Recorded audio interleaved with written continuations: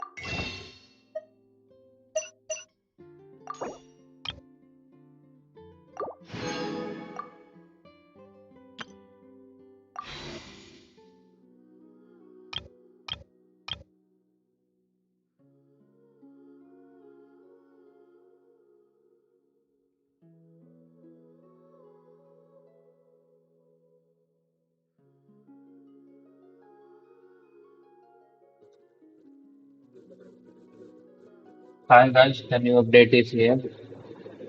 So let's begin with Neuvillette pools. I hope we can get in.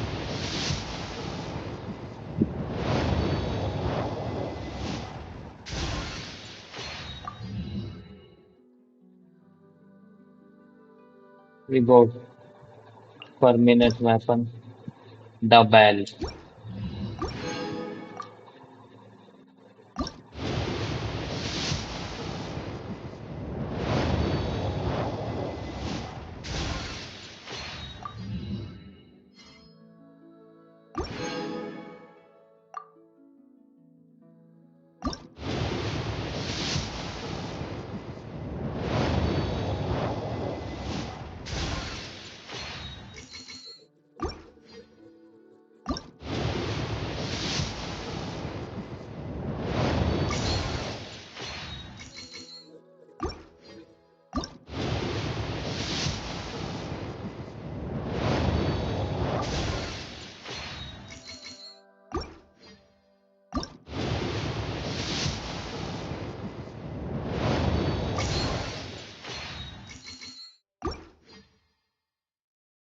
Last wish. I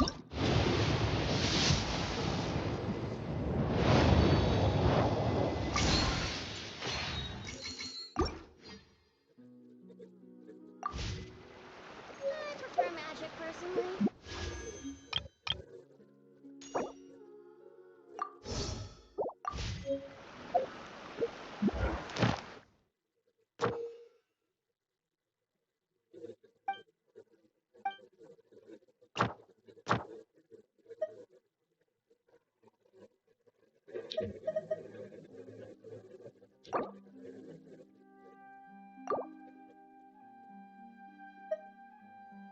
The new commission style is here. We can either do the daily commissions or we can do adventure encounters.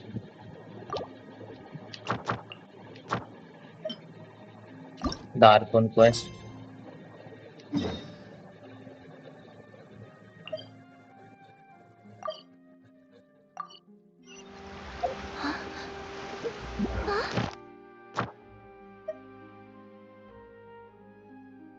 And we have these new things.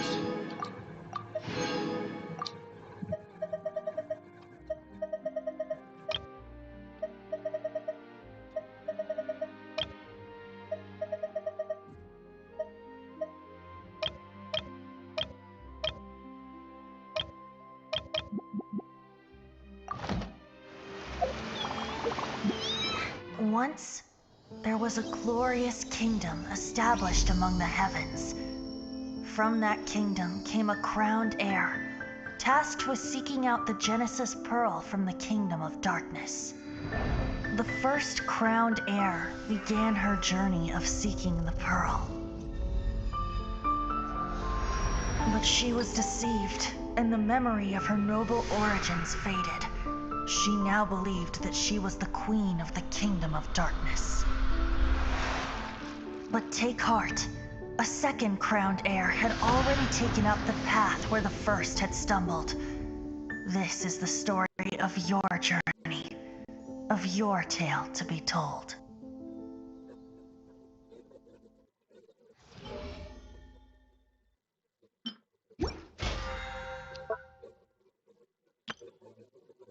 The new battle pass is here.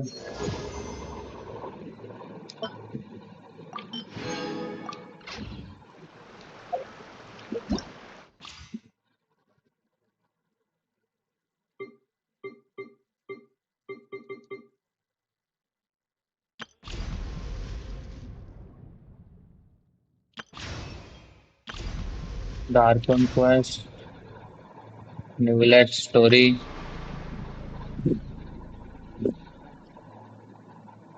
new area, and we have the new boss.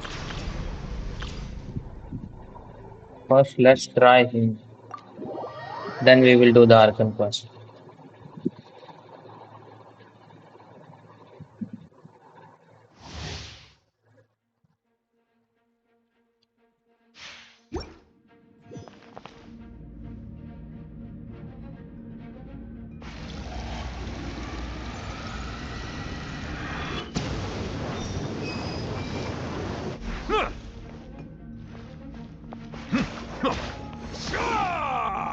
So this is his normal attack, and this is his charge attack or something. It fills the whole circle and shoo. Silence! And this is his skill.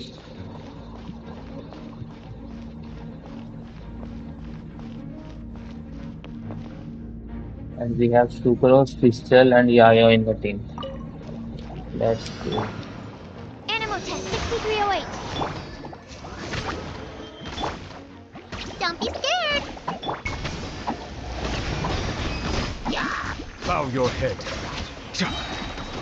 The tides beckon.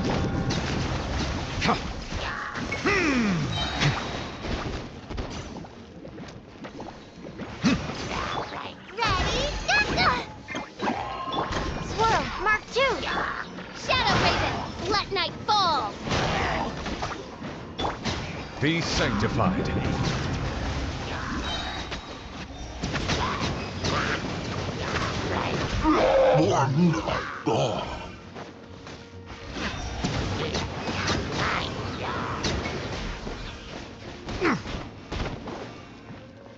Animal hypostasis emulation. Go get him, Uruguay.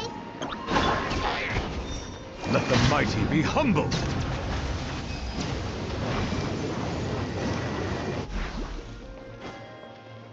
Settle down. Shah! Ha!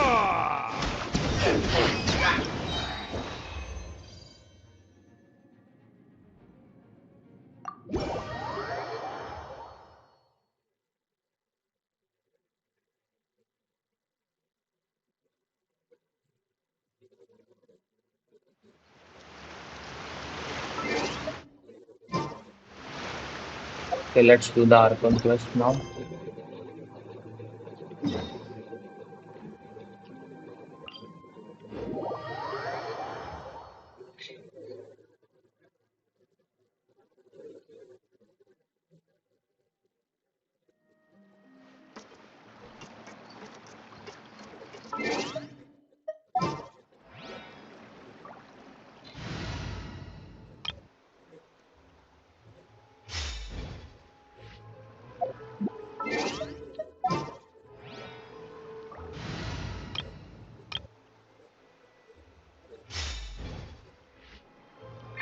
Squall Fury.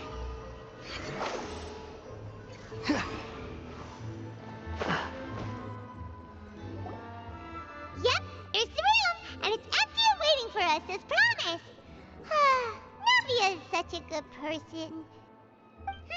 Now that the serial disappearances case has been solved, no one's going to come after us for anything. Even without Silver standing guard, we can just completely relax. Why don't we stay and rest up here for a while? Even machines in Fontaine need to stop and recharge now and then. If we wanted to rest, Oh, come on! This place isn't that bad. Besides, how often do we get to stay in an actual base? that would fine. Oh, fine. Remember that detective story Paimon read before? Well, the author is about to release a new book, so Paimon wanted to buy it as soon as it came out and have a quiet place to read it. Fair enough. Just don't spoil the ending for me this time. Then it's agreed. Come on, let's get some sleep. We'll need to be up first thing in the morning to get in line and buy a copy. And who's paying?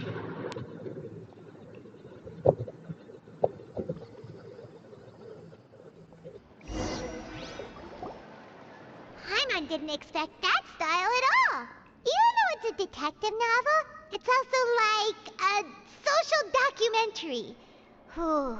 It's actually pretty good. You just finished it? No! Paimon just spends a bit more time sleeping than you, that's all.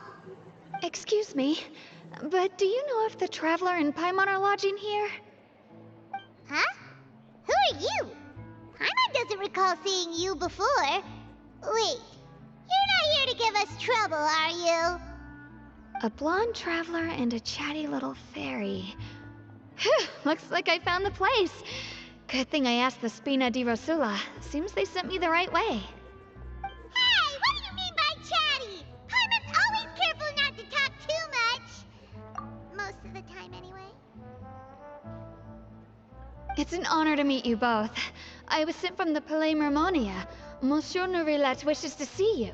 It seems he has something important to discuss in person. Neuvillette? He wants to see us again already? Huh. We talked so much the last time we met. Has something happened since then? I am not privy to the details. It would be best if you came to the Palais Mermonia and asked Monsieur Neuvillette in person. If you say so, but Paimon has a bad feeling about this. Now that I've delivered the message, I'll take my leave. Thanks! We haven't left the room for a few days, so we'll head over once we've freshened up a bit.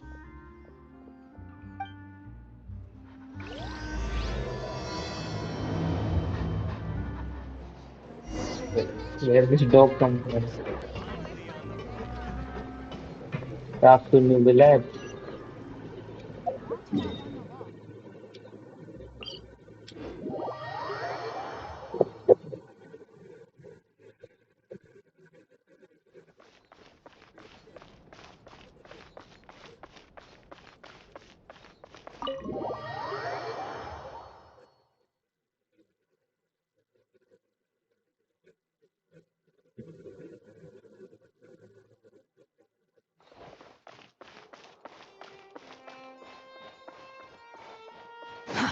Too slow.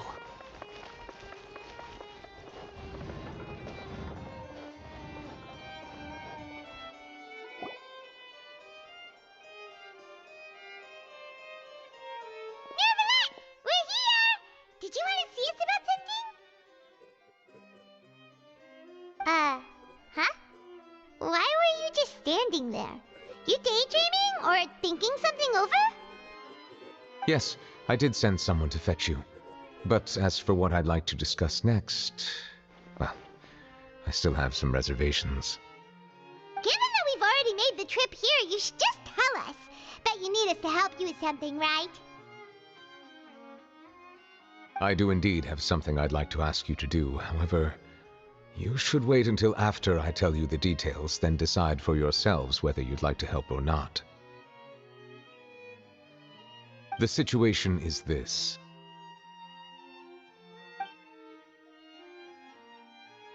It has come to my attention that the Snezhnayan harbinger known as the Knave wants a diplomatic meeting with you, correct? I heard that she was originally from Fontaine, but for her to suddenly arrive here and abruptly request such a meeting like this, I sincerely advise you to refuse her invitation outright. I'm sure you're aware that her purpose is most likely related to Child's recent predicament. We convicted one of the Snezhnayan harbingers in a court of law, but we have yet to provide any form of detailed report on the matter. This does indeed provide an opportunity for Snezhnaya to put pressure on us. I believe we should adopt an evasive stance until we can provide a proper explanation and have a preliminary plan on how to deal with the matter. No, we shouldn't. I think we should agree to the meeting. Oh? Well, you see, we are the ones that owe an explanation. If we keep putting off the meeting, it could easily result in the problem escalating, right? It's like a fight between two friends. If they don't agree to see each other and talk in person, isn't it possible that the friendship could end entirely? Though diplomatic relations between Fontaine and Snezhnaya could be considered as friendly, it is only superficially so. You wouldn't go so far as to say that our nations are friends, as you did in your example. It was just an analogy. An analogy, okay? Moreover, even if we were to talk in person, if we don't have sufficient information prepared, it is quite possible the result wouldn't be restored relations, but a complete falling out. I don't think we should overthink those possibilities yet. Even if the logic of the divine is not immediately apparent, its wisdom will only be revealed with time. Besides, you'll be at the meeting. If any problems do pop up, you'll have no problem navigating them. I must clarify that interacting and communicating with people outside of court is not my cup of tea. It seems you think too much of me. But more importantly, when did I agree to join the meeting with you? You mean you won't come? No, that won't do. I can't go to the meeting alone. You have to accompany me. I must take you with me. Lady Farina, could there be something else regarding this matter that is being kept from me? No, not at all. Look, I am the Hydro Archon of Fontaine, Focalor, the god of justice who is loved and adored by many. So I only hope that justice will be served in this matter. Don't overthink it. I'll go find someone to arrange the meeting.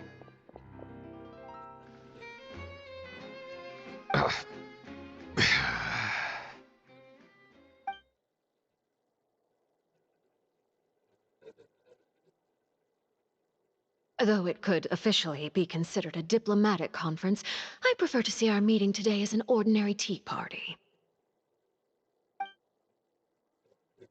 I assume you see it the same way, Miss Farina? Arlecchino, the fourth of the 11 Fatui Harbinger, is here. Lady Farina? Oh, yes, that's right. Just like you said, a tea party. I should thank you for providing the pastries. They look delectable.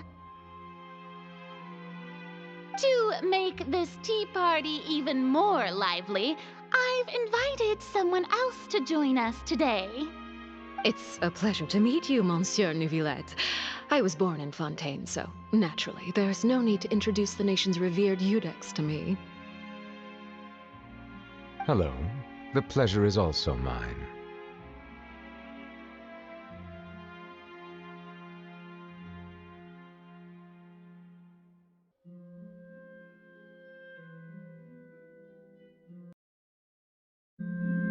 First, I would like to thank the two of you.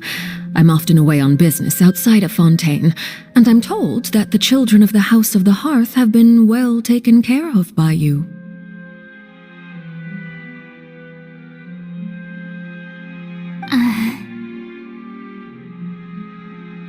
Oh, I'm not referring to when my children, Linny and Lynette, were falsely accused by you. Please don't misunderstand. The children of the House of the Hearth are often misunderstood, perhaps due to the reputation of the Fatui. There's no getting around that. All I meant to say is that Fontaine has been stable in recent years. The people are well off and the children lead happy, fulfilled lives. That is something truly worth cherishing, and no one wishes to disrupt such peace. Now then, you have come regarding the matter of child, correct? Well, yes. It appears the ever-busy Iudex Neuvillette doesn't wish to waste time with diplomatic pleasantries, and hopes that we can get straight to the point of our talk. Yes, as you surmised, understanding child's situation is indeed one of the goals of this trip. As we are both diplomats from Snezhnaya as well as Fatui harbingers, Child and I have always been colleagues. Were anything to happen in Fontaine, each of us would serve as the other's attorney to resolve the issue. So now, in my capacity as his attorney, I request that Child be turned over to Snezhnaya. We have a responsibility to cooperate with Fontaine and resolve what has happened to him together. The rules governing attorneys only apply before a trial has concluded. Since a verdict has already been rendered, we see the case as settled. I apologize for being unable to grant your request. An outright refusal. Very well.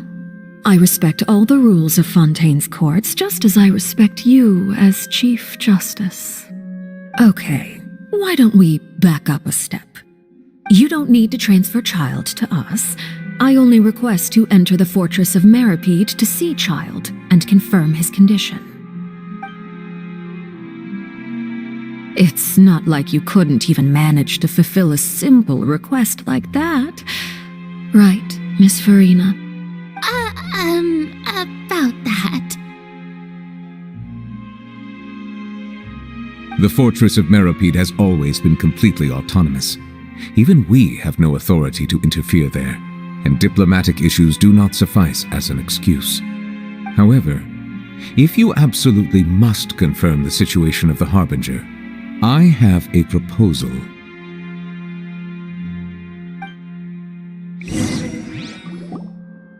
The knave showed up already? Well, Linny did say that Father will be returning soon. We didn't even know that Linny was from the House of the Hearth at the time, so we kinda overlooked that information. Yes, thank you for your kind advice.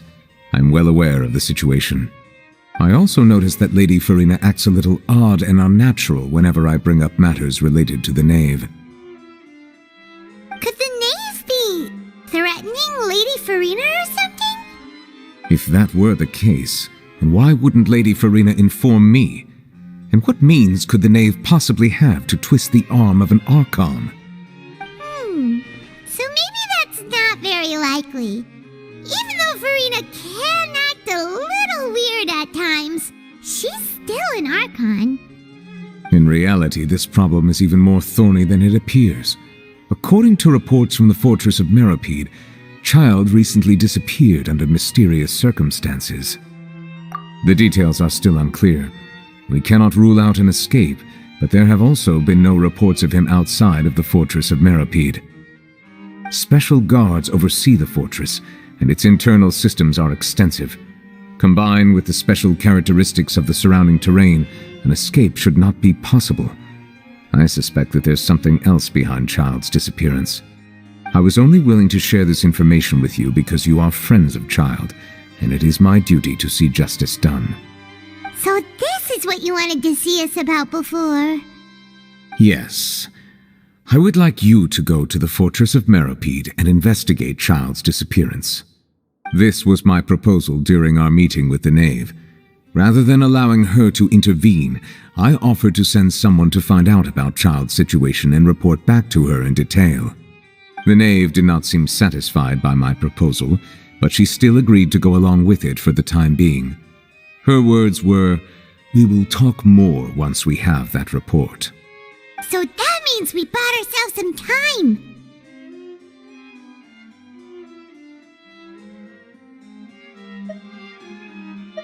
Firstly, you're already acquainted with Child. Your eyes may discern relevant details there that others would miss.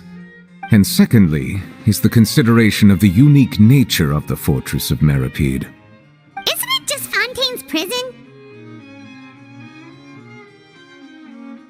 I would not define it so crudely. The Fortress of Meripede is not affiliated with the court system of Fontaine on paper. It has always existed as an autonomous entity. Early in Fontaine's history, criminals were punished with exile, not imprisonment. Even today, sentences against convicted criminals still include exile, just as before. The Fortress of Meripede may seem like a prison, but it should in fact be regarded as a gathering place for exiles. All we do is dispatch guards to keep watch and help maintain security, but we have no right to get involved with any other matters. Although I do have a personal relationship with the administrator there, neither myself nor the courts have the right to be directly involved with the investigation, no matter how serious the grounds. Oh, Paimon gets it now. That's why you need us to conduct our own investigation as a third party, right?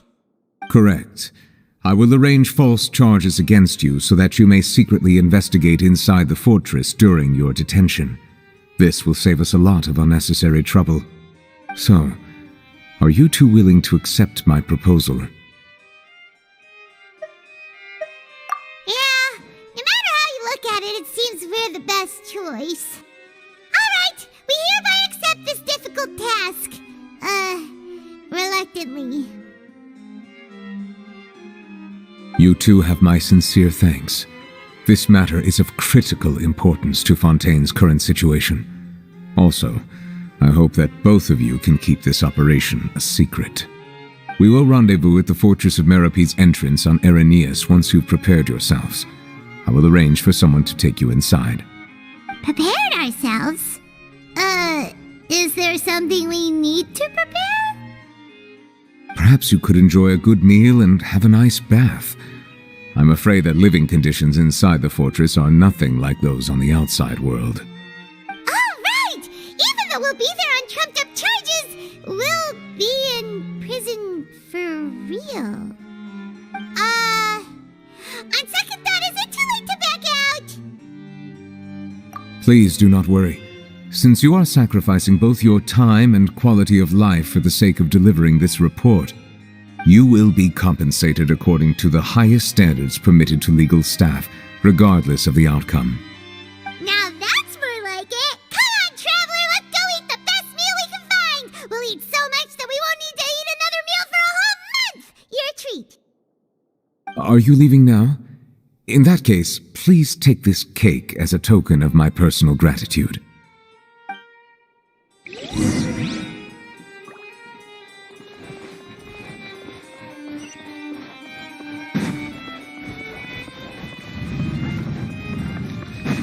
You have to think before you act. Newcomers are full of enthusiasm.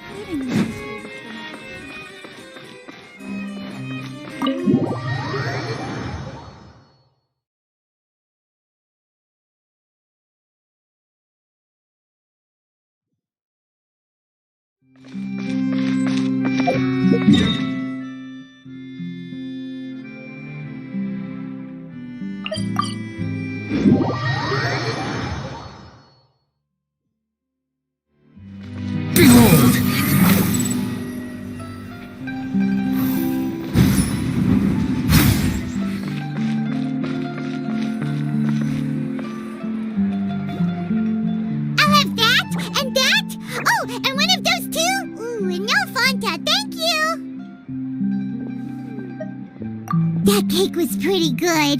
But as soon as Paimon remembered that we were about to go to prison, Paimon's stomach suddenly became completely empty.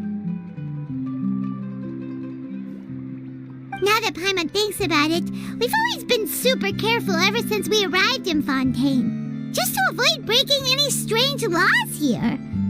But here we are, about to willingly send ourselves off to the Fortress of Meropide.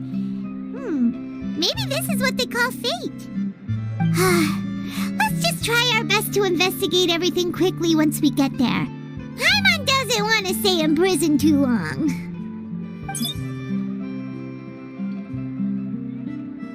Oh, what is that I hear? Is it the taste of a breaking story? Hey! You can't hear a taste! And what are you doing here, Charlotte? Oh, don't remind me. I invited an eyewitness to a case to eat here, and I was planning to get some great material out of him. But he didn't even show up. Calm down, calm down. This is nothing new. As a journalist, you should be used to this by now. As long as you can score some juicy tidbits from the traveler, you might still be able to recover the cost of the meal. You know we can still hear you, Charlotte. Never mind. It's nothing. I just heard you mention the Fortress of Meropide. You didn't commit a crime, did you? Please tell me all about it. No way! We would never! We're just going there to...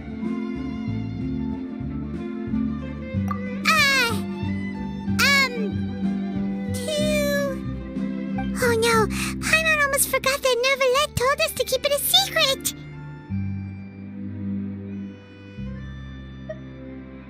Huh? You're being arrested for that?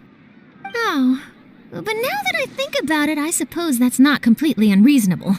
That's pretty despicable, almost as offensive as committing theft. You mean Paimon really did something that serious? Sorry, Paimon really messed up. Well, in that case, it's nothing particularly newsworthy after all. Oh, how disappointing. All right, there's still a chance. Since you're going to be at the Fortress of Meropide, would you be willing to help me gather some material for a story? About that, Paimon doesn't think we'll have any time.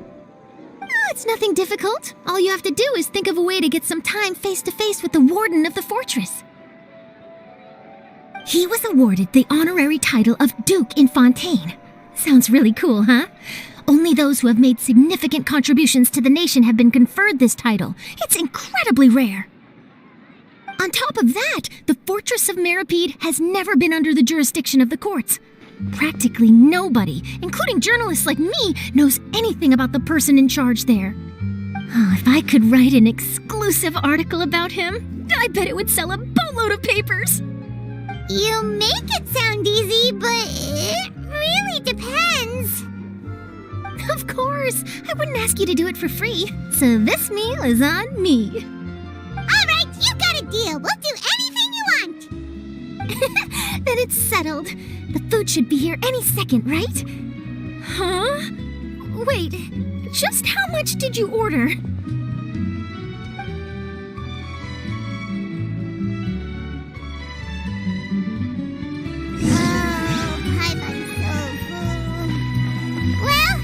We have nothing to regret now, so let's get going! Wait.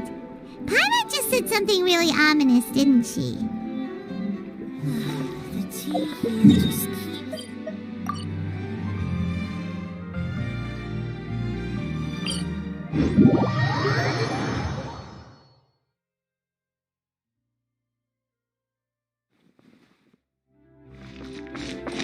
Swan Fury!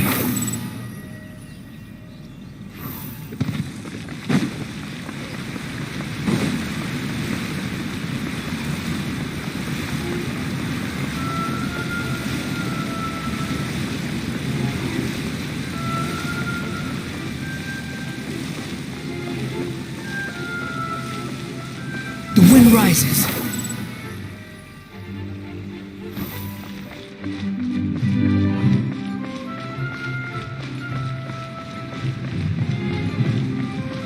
Behold!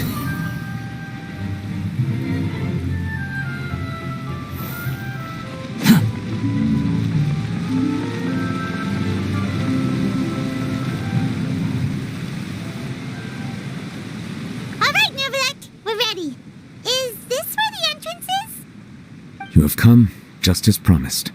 Yes, this is the one and only entrance to the fortress of Meripede from Irenaeus. Careful. You may want to step back a bit. Whoa! So you have to go down from here? Is the prison underwater? Utilizing both the barrier of the water as well as the fear humans have of the depths, the fortress of Meripede is naturally the perfect place to confine and guard criminals. But do not worry. It is not nearly as frightening inside as you may think. You will see for yourselves once you are down there. Paimon hopes you're right. Don't know about you, but just thinking about being at the bottom of the sea like that gives Paimon the heebie-jeebies. Oh, and there's one more thing. I mentioned that I have had personal dealings with the administrator of the fortress, Writhsley. He's a very shrewd fellow. Yeah, we heard about him too. He's that Duke, right? Correct. He is the highest-ranking manager of the underwater prison. Even though you are going there to investigate at my behest, it would behoove you to avoid any confrontation with him or any of his subordinates. The Duke rarely ever leaves the fortress of Meripede, but that does not mean he is not privy to all that is happening inside and outside the fortress. He is quiet, but not unaware, so please bear that in mind. All right, it's about all the time that we have to talk privately. I'm counting on you two. Don't worry, we won't let you down. Good. Madeline! I'm here, Monsieur Neuvillette. These two are the newest convicts, I presume? Don't worry, they won't escape on my watch. Like we would try. Please follow me, you two. I'll process your paperwork for entering the fortress of Meripede.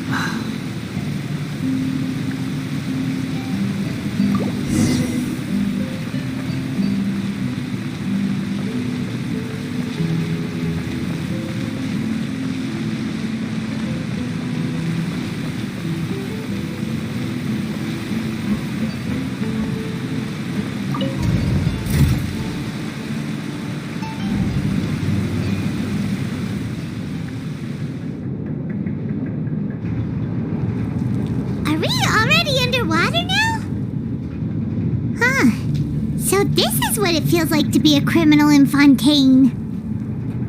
You two seem to be taking this pretty well. It's rare to see convicts in such a good mood.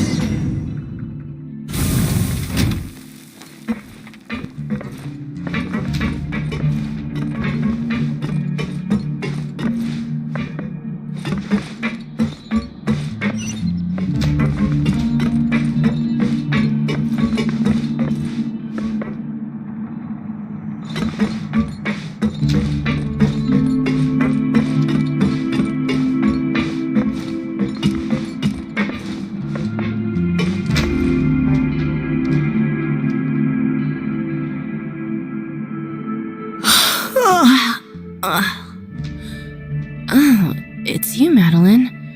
Why'd they make you make the trip down here today? Monsieur Neuvillette personally requested I escort these two convicts. I suppose he was concerned others might not be up to the task. Well now, aren't you the lucky one? Must be nice to be on good terms with the big shots like the Chief Justice. The only people I get to see every day are the new inmates. Well, have you tried service with a smile? Who knows, it might help your professional reputation. Yeah, right. As if. Every criminal comes through here looking miserable. How can I smile with such a toxic work environment? And even if I did smile at them, the convicts would probably just think that I'm some freak getting some kind of twisted enjoyment from their pain. Oh, she's got a point. Well, I've finished transferring you. You two will register here, and Mirette will guide you through the remaining procedures. Yep, I'll take it from here. You head on back to that bright and sunny world above. Okay, let me see. You are the Traveler and Paimon, correct? That would be us! Let me confirm your charges and sentence. Let's see. You two are charged with eating a cake specially prepared for the Archon by a Snezhnayan envoy without the Archon's permission, thereby incapacitating the political center of Fontaine for a brief period. Sentence: 45 days? Huh? Wait! You mean the cake that Neuvillette gave us was... Just looking at the charges, it seems you two are capable of causing some serious trouble. And considering how fond Lady Furina is of sweets, this crime is tantamount to trying to assassinate the Hydro Archon herself. Now I've seen everything. Anyway, we still need to finish processing you before you can enter the Fortress of Meripede. Please stand in front of the board over there. I'll take your mugshots with my camera. Oh, all right. But be sure to catch Paimon's good side.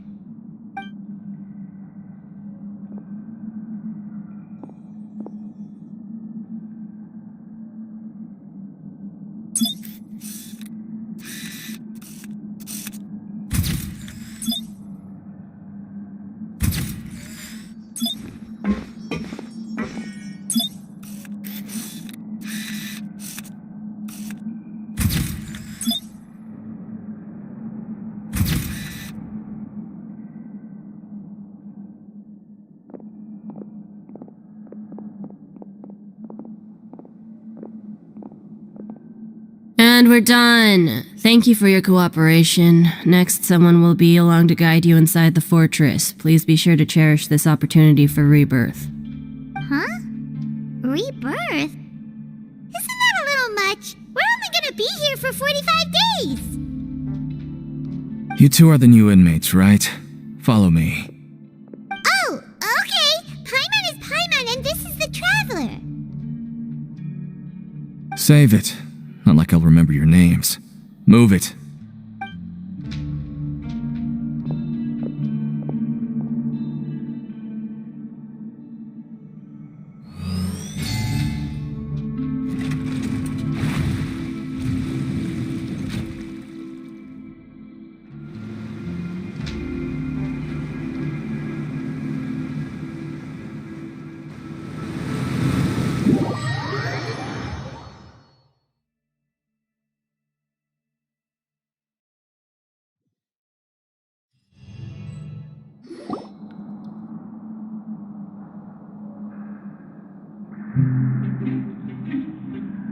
So, are you one of the guards here? Is there anything we should be careful of while we're here?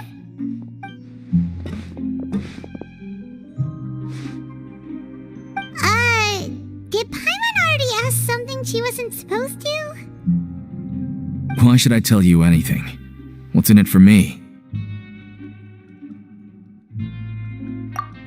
This is exactly why I can't stand new fish. I wouldn't even be doing this if it weren't for the credit coupons. Credit coupons?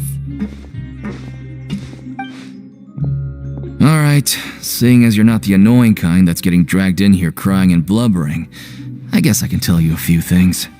But next time, it'll cost you some coupons. Mora means nothing here. Here, we use credit coupons. Coupons can get you almost anything in the Fortress of Meripede. Desires? Fulfilled. You want power? No problem. Coupons can even change fate itself. So, credit coupons are a currency that can only be used here? It's not as simple as that. Like Moret said, everyone gets a chance at rebirth. No matter how much money or power you had before, it means nothing once you set foot inside the Fortress of Meripede. You have to start over and earn your coupons. Everyone starts from the same place, and you have a chance at a new, less terrible life. I guess that's the real purpose of the coupons. They symbolize true fairness and true justice. And this is also exactly why so many criminals choose not to return to the outside world, even after they've served their sentence. Oh, so that's what the Fortress of Meripede is like. Huh. Paimon was under the impression that it'd be more like a prison. It certainly ain't all sunshine and roses here, but it's also not the worst place to be. You'd better take a good look at the scenery now. It'll be the last chance you get for a while. After being away from the sunlight for so long, even the terrifying depths of the sea start to feel like home. It just stops feeling oppressive, you know? Oh, I'm actually an inmate like you two. Welcoming newcomers is a job I've picked up to earn some extra coupons.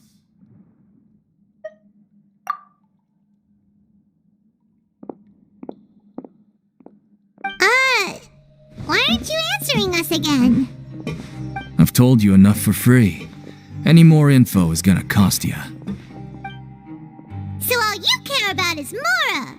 Wait, no. Coupons? Almost there. It's down through here. Your turn to give it a try.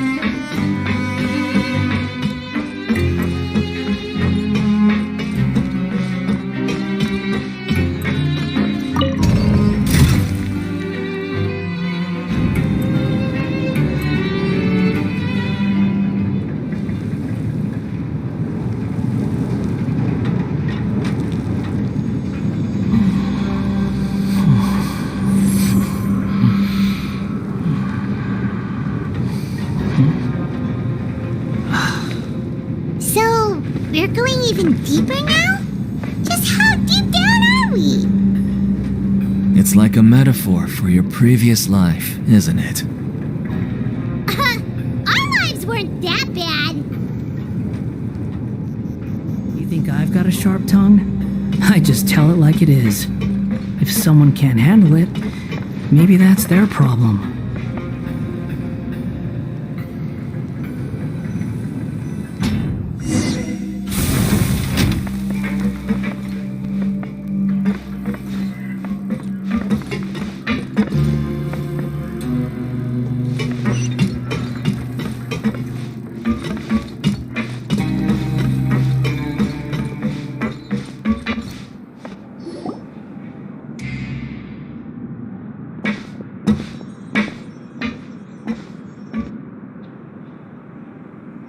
So this is the actual entrance to the Fortress of Meripede? Huh. It looks like there are other new arrivals, too. Oh, they sure don't look happy. Maybe we look too relaxed for fresh convicts. Oh, right. We're on someone else's territory now.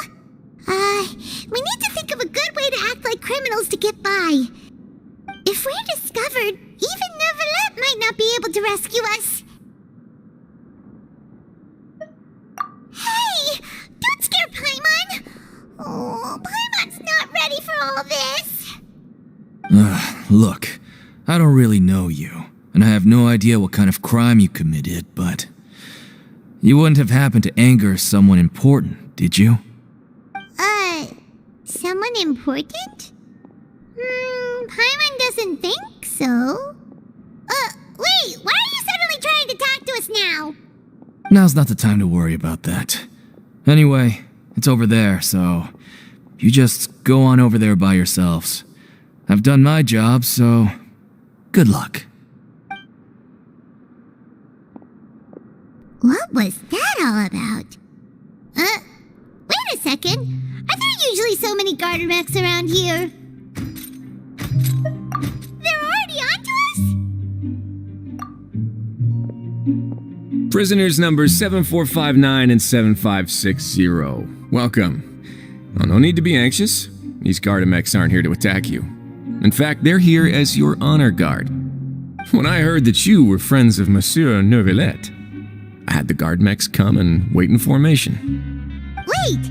You know about our connection with Neuvillette? The seafloor isn't as cut off from the world as you might imagine. However, I'm afraid that I know nothing more than that you are friends of the Udex. And as you can see, committing a crime means being sentenced here, even if you're friends with the Chief Justice. Quite fair. The Duke! Greetings, Your Grace! Lovely weather today, isn't it? Oh, greetings, my good fellow. Well, I'm willing to imagine that the weather is as good outside the sea as you say it is. How great it would have been if only the Fortress of Meripede had been built on the coast, huh? It would have been so convenient to enjoy a nice chat in the sunshine. My profuse apologies. I just got so nervous when I saw you, So this is the Duke. He sure looks a lot younger than Paimon imagined. The Traveler and Paimon, correct? Mr. Deacon here was responsible for your welcome. I trust you were satisfied with his guidance?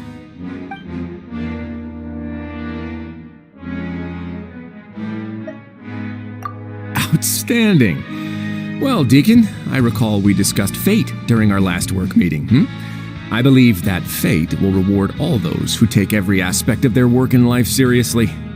When you return to your bunk, you'll find the guards have issued some extra credit coupons to you. Oh, thank you. Thank you, Your Grace. Oh, and you too. I can't believe you gave me such praise. If you need anything in the future, anything, please, come find me anytime. No credit coupons necessary. Well, I believe that concludes the introductions. We've already taken enough time here. Deacon, if you would. Yes, Your Grace. I'll take my leave now.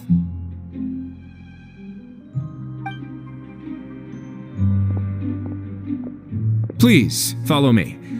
To make you feel more welcome, I'll show you around the various facilities of the Fortress of Meripede. I hope it'll help you adjust to life here. He's going to personally give us a cure? Huh. Paimon can't figure out what this guy's thinking at all. No wonder Charlotte's so interested in him. He's one of those mysterious types. Alright, let's keep up with him.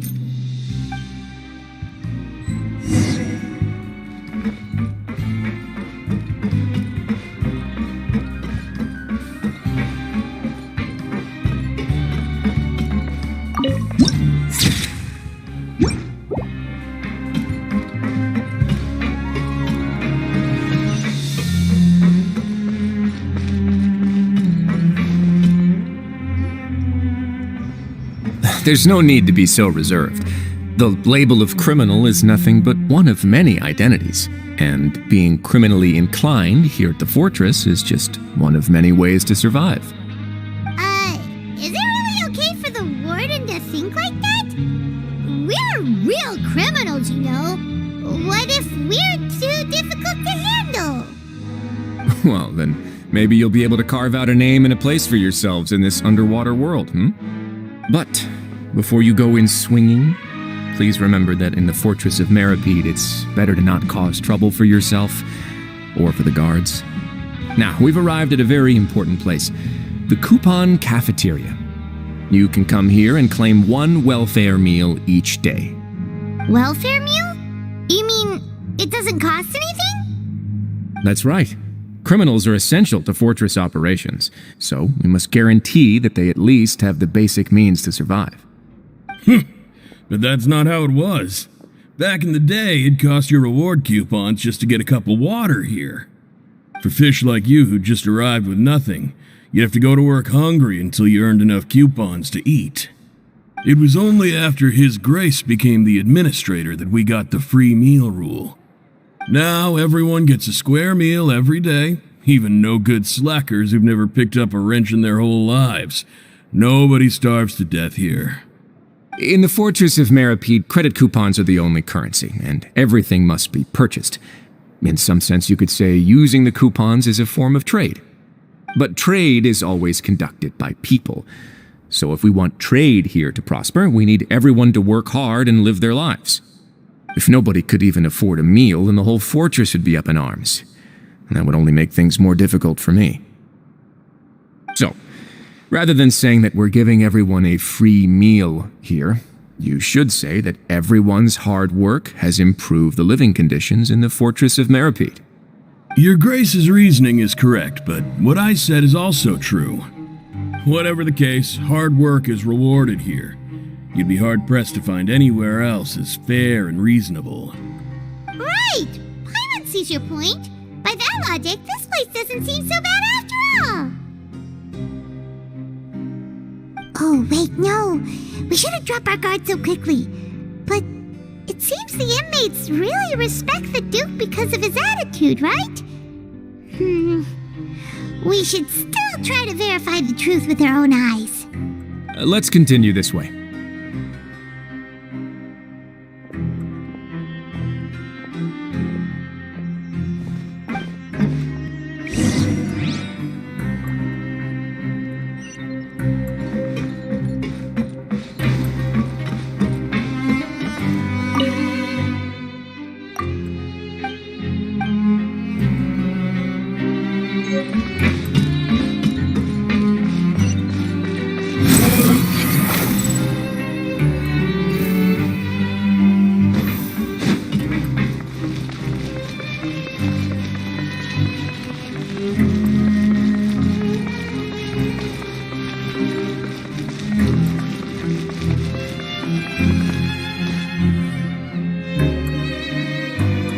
This place is known as the Pancration Ring. Sometimes we have criminals who have more energy than they know what to do with. Their daily work alone isn't enough of an outlet for them. So, instead of leaving them to their own devices, we've provided them with this dedicated venue. This way, nobody will get involved unless they want to be. Pancration matches? And you can earn extra coupons? Oh, what do you think, Traveler? Interested? But I must warn you that your sentence will be extended if you fail to restrain yourself and end up seriously injuring or killing your opponent. So, did you set this place up too? No, actually. I just granted approval for the organizer to use this area to build the ring, and I collect a portion of the proceeds in return. Of course, the fees are also quite useful. Oh. Do you mind if we ask what they're used for? Sure. Ensuring personal safety, maintaining the arena, and resolving any conflicts that arise. Why? Are you interested in how to manage a pancration ring? Oh, no. Paimon was just wondering if that's how you paid for everyone's welfare meals. A reasonable guess. I see you have a talent for entrepreneurship. Oh, you hear that? Paimon has a talent! So we can start a business here? That is something you can discuss between yourselves later. Let's move on for now.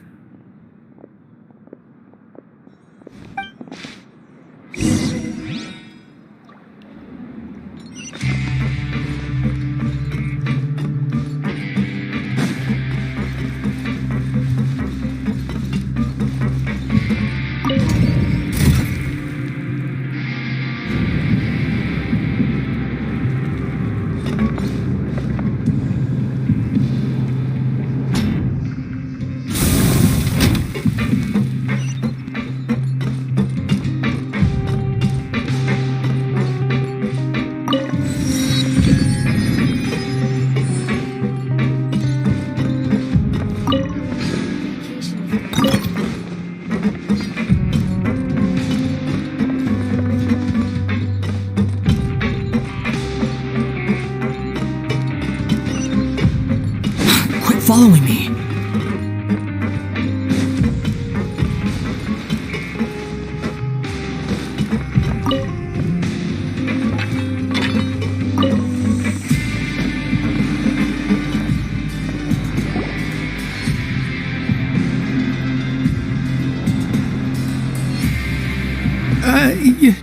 Your Grace. Good morning. I mean, good afternoon. No, wait, what time is it again? What time indeed? Time waits for no one, so it's best to keep an eye on it. My apologies, Your Grace. Jeez, that guy's so nervous he almost forgot to breathe. Sorry, forgive my manners. These are the dormitories, which is where inmates sleep.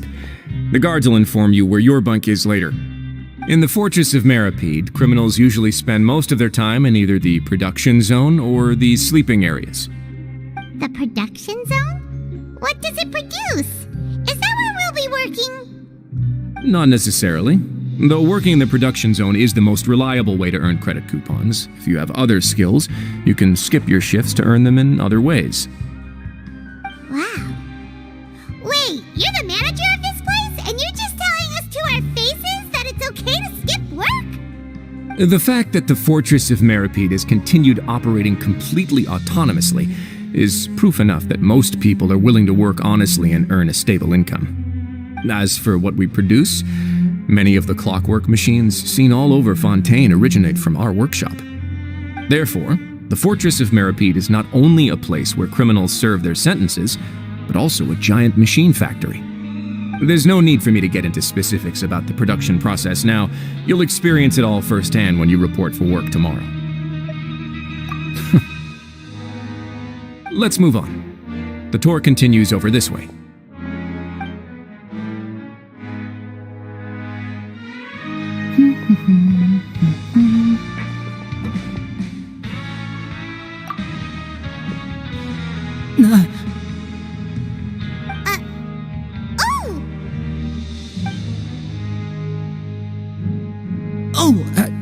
You really scared me there. I didn't expect to see you here, Your Grace. I thought maybe I was so tired from work that I was starting to see things. The only thing you should be seeing is the work in front of you. Stay focused and keep up the pace. Oh? Is something the matter? It's nothing. Paimon's just worried about how hard we'll have to work tomorrow.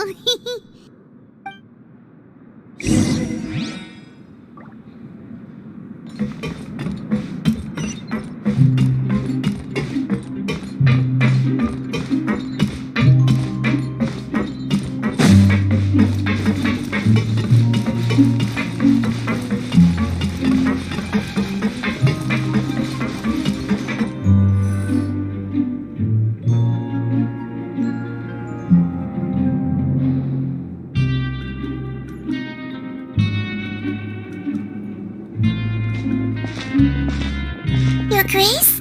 What are you doing in the infirmary at a time like this? Oh no, you didn't injure yourself, did you? Not yet, unfortunately for you. But thank you for your concern, Sigewin. Then you must be here for those two. Allow me to introduce you. This is the infirmary, and Sigewin here is the Fortress of Meripede's head nurse. Hello, new faces. They call me the head nurse, but I actually handle all the nurse-related work all by myself down here. Since you seem to have some rare downtime with no patients, perhaps you could find the time to join us for dinner? Oh, then these two must be some important convicts. Sure, I'll join the welcome party. Thank you. Your presence will be the pièce de résistance for today's tour. Oh, so the tour part is over now? I believe I've already covered the primary aspects of life here in the fortress. As for your work, there'll be someone else to guide you through the details. Is there anything else? I seldom conduct tours, so why don't you just ask if you have any questions? Well, this is our first time here. Paimon's not sure what to ask. Then let's head back to the coupon cafeteria. Maybe a meal will help you think up some questions. You should at least try to be excited. Our free meals are actually pretty good here.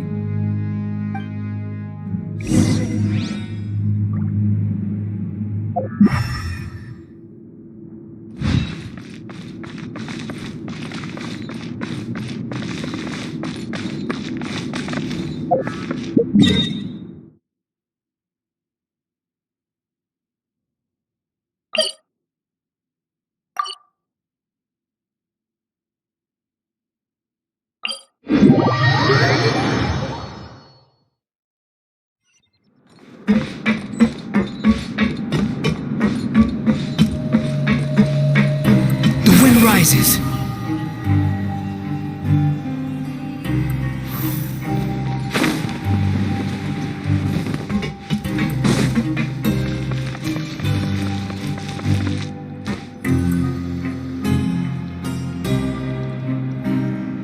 What do you think of the food? Does it meet your expectations?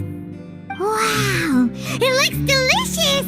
Neuvillette made it sound like living conditions in the Fortress of Meripede wasn't very good. Who would have guessed that criminals get to eat tasty food like this every day? Oh, isn't that the meal box that only super lucky people manage to draw? Seems like you two are quite fortunate. It actually has nothing to do with luck in this case. I had a word with Wolsey, so you didn't have to draw lots like everyone else. Oh, you mean the meals are random? Yes, what you get to eat depends completely on your luck. You could say that it's a distasteful little game that Chef Wolsey likes to play here in the cafeteria. I knew it! If criminals got to eat tasty food like this every meal, the crime rate in Fontaine would skyrocket for sure! Excuse me, did I hear you mention Neuvillette just now? I've been wondering how he's doing. Is he busy with work? Has he been taking care of his health? He seems healthy no matter how you look at him, but he works so hard all the time, so it must be really tiring. It sounds like he hasn't changed a bit. Looks like you can stop worrying so much, Sigewinne. Oh, that's good. But I still feel like it's been too long since I've heard any news about him.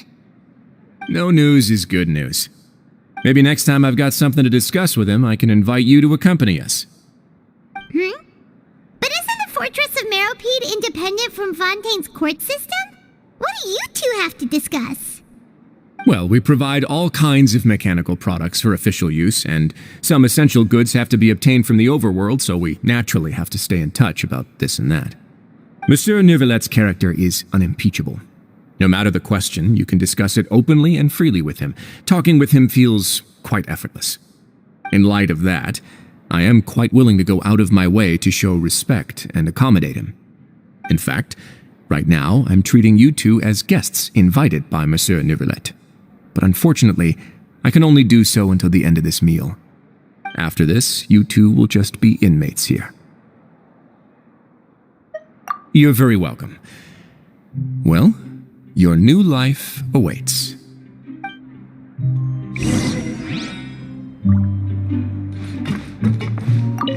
Are you finished eating? Then I recommend that you return to the dormitories and rest. You have work to do tomorrow. Perhaps you were hoping to ask for some special privileges? Sorry, you'll have to use credit coupons like everyone else. It's not as comfy here as you might imagine.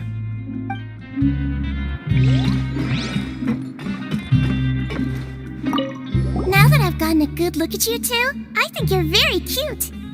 After all, heavy is the head that wears the cutesy crown. I guess I just want to say, just take care of yourself and don't get hurt.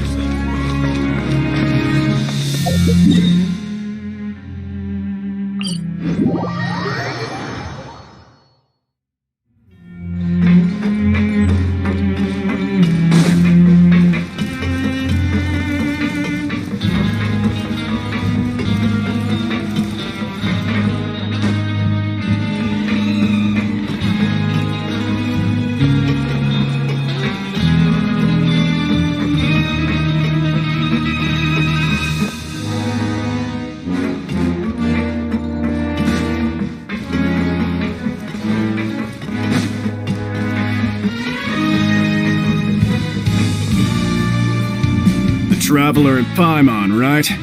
Listen up. As new inmates, the only thing you need to worry about is what to do and when to do it. Don't make any extra trouble for yourself. Your bunks are right over there. Follow me.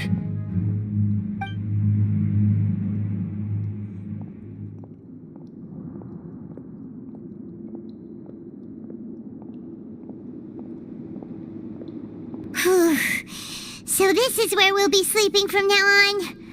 Oh, Paimon can't believe this! The days of staying home and reading detective stories are like a dream now.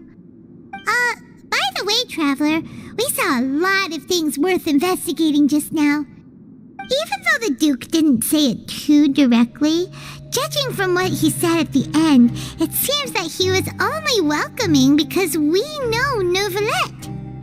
We are criminals, and Paimon did eat that cake, but we're actually here to help Neuvillette.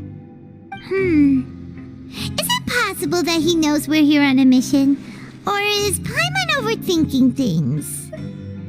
Yeah, Paimon thinks so too. He probably knew why we came here from the very beginning and intentionally wanted to send us a message. Maybe something like, "Hey, I have my eyes on you, so don't try anything funny." Yeah, you're right. It's not like we can go back to Neuvillette empty-handed and say, "The dude looks scary, so we gave up." And besides, the Duke said that he was willing to go out of his way to show respect for Neuvillette, right?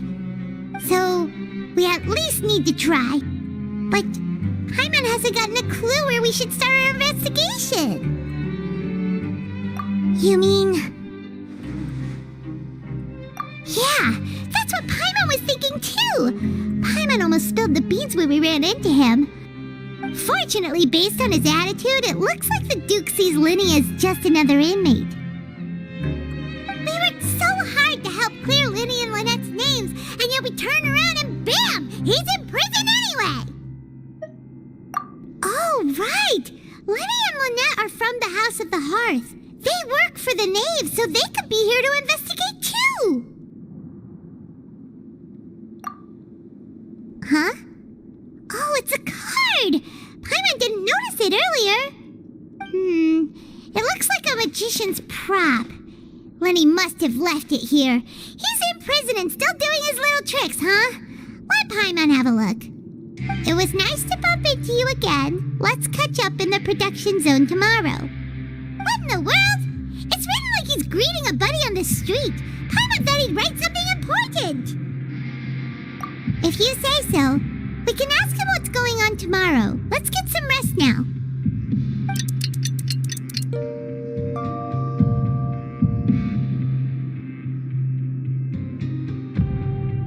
Hey, you're finally awake! Well, it's Paimon's first day as a prisoner. Last night, Paimon dreamed about getting interrogated by the guards until Paimon told them everything, and then Paimon woke up. Hey, come on! It's just a dream, okay? Paimon wouldn't really squeal. Maybe. Hey, lazy bones! What are you still doing here? If you don't want to starve, then get yourselves over to the production zone. Sorry! We're going right away!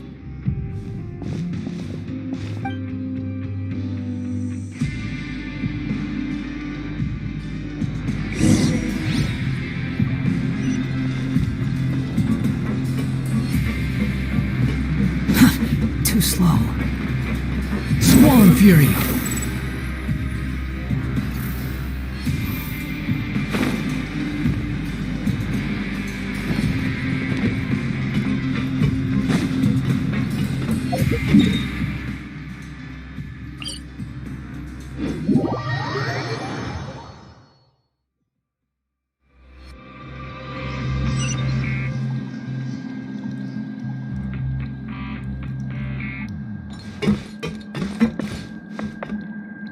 Behold!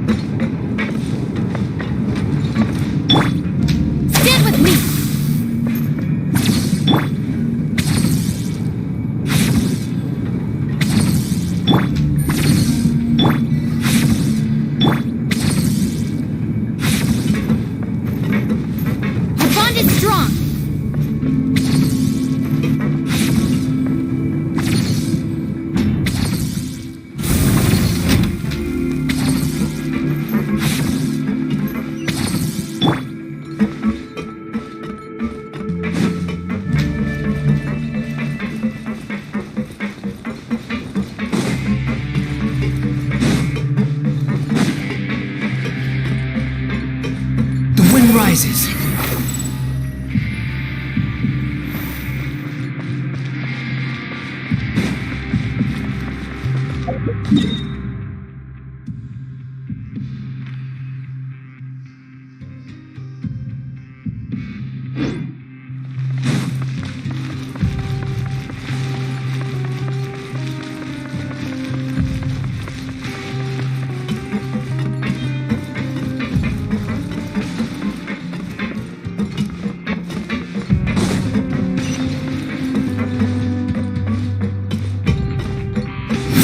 Upon the gale.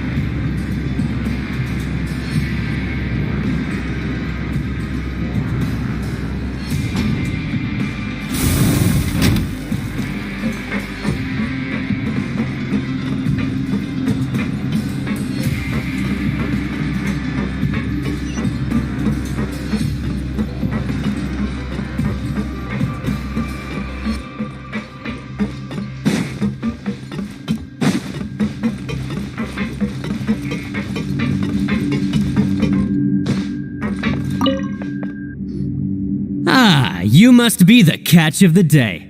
Looks like you've got some luck getting assigned this space. Yep, we just arrived yesterday and... Don't interrupt me when I'm speaking. Yes, sir. Listen carefully to my instructions. I don't want any mishaps. Every machine here is worth more than the both of you. If the machine gets jammed, then give it a little maintenance with your fist. Here, take this. Bring me the process widgets, and I'll give you some credit coupons in exchange.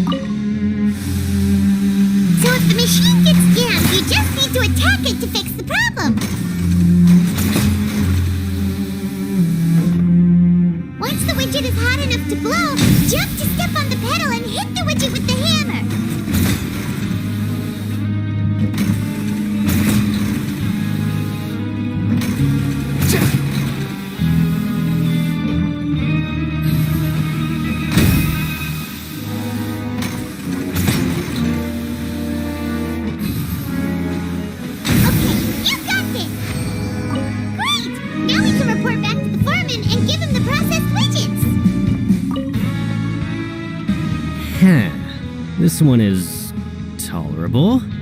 Though since the processing is done by machine, the product is all pretty much the same anyway. Alright, I'll pass you for now. And we'll count up how many credit coupons you've earned.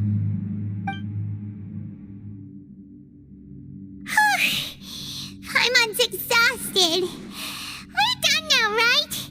Oh, that foreman. He's so scary that Paimon couldn't even speak. Ugh. Even though Paimon's starving and wants to head straight to the coupon cafeteria, we still need to meet Lenny first, right? He probably just finished up his work, too. He should be around here somewhere.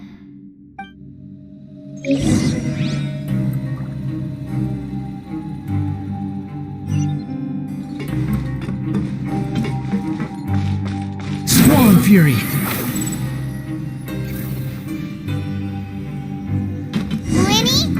Mr. Magician? Where are you? Oh, this had better not be some disappearing act. He doesn't seem to be around here. Let's try looking somewhere else.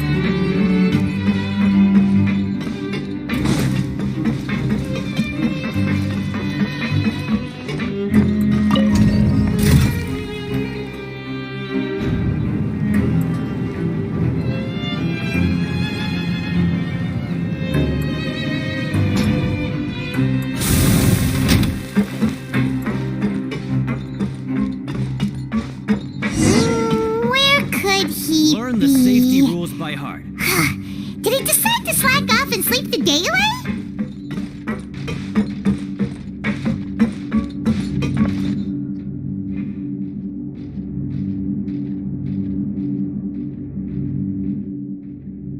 Hey, over here! Oh, you scared Paimon! How did you appear out of nowhere like that? Oh, you scare so easily now? Is there something worrying you these days? Oh, you little... The only thing we're worried about was trying to find you. Sorry. Come over here and keep it down.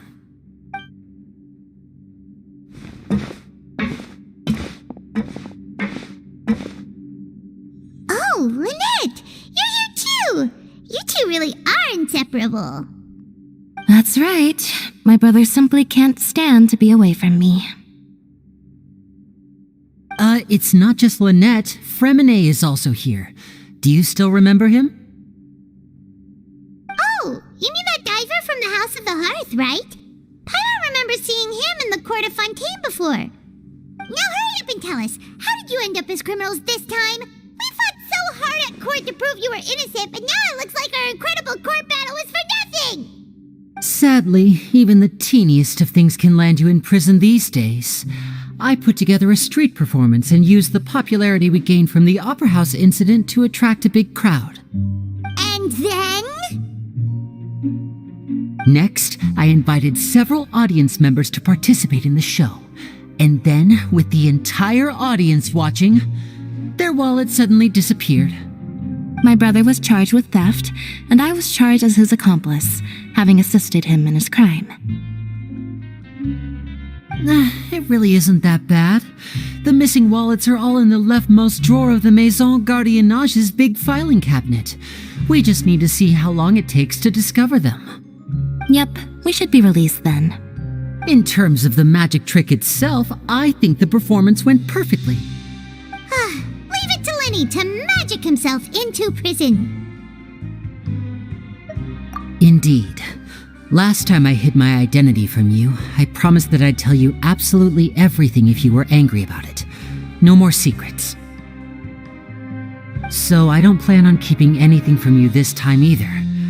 At the moment, the House of the Hearth's interests don't conflict with yours at all. We were instructed by the father of our house, the Knave, to come here and conduct an investigation. Told you so! See? Paimon guessed right. As for what we're investigating, perhaps you haven't heard, but the fortress of Meropide hides a secret. Some even say that the entire fortress exists just to protect it. The House of the Hearth has been investigating this for a very long time, trying to uncover its mysteries. But recently, all of our informants, including the ones that had infiltrated the guards, suddenly vanished and have not been heard from since. We believe that this is a direct provocation, and it's the reason why we came here.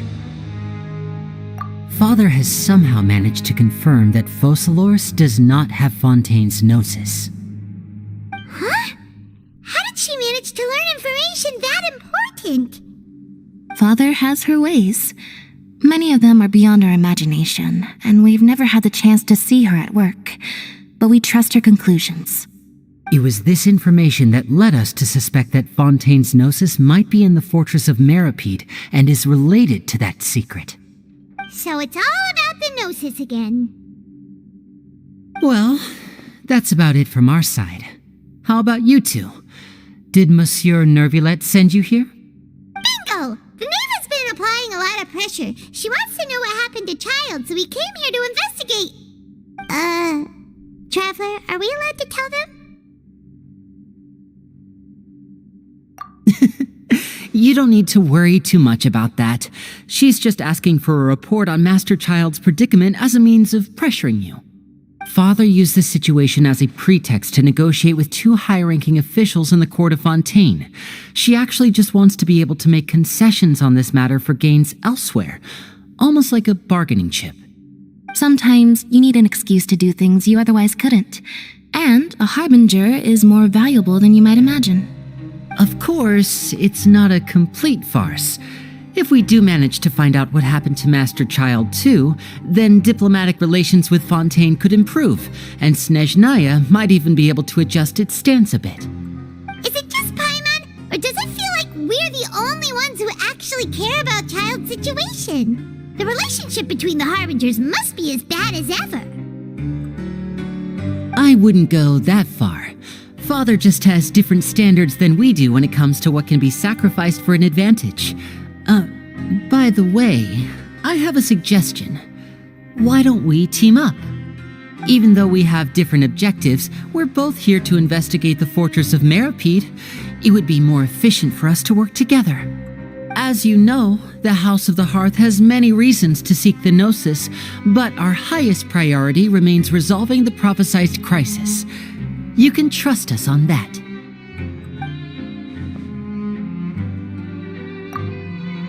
See, I told you. Is that so? Sure enough, it won't be easy to convince them to cooperate with us. Lenny seems to be thinking pretty hard about something. Of course he is. Lenny has been looking forward to a chance to reach an understanding with you ever since last we met. Or, I should say, we were really looking forward to teaming up with you this time. Lynette, just tell them everything, why don't you? It's okay to open up a little.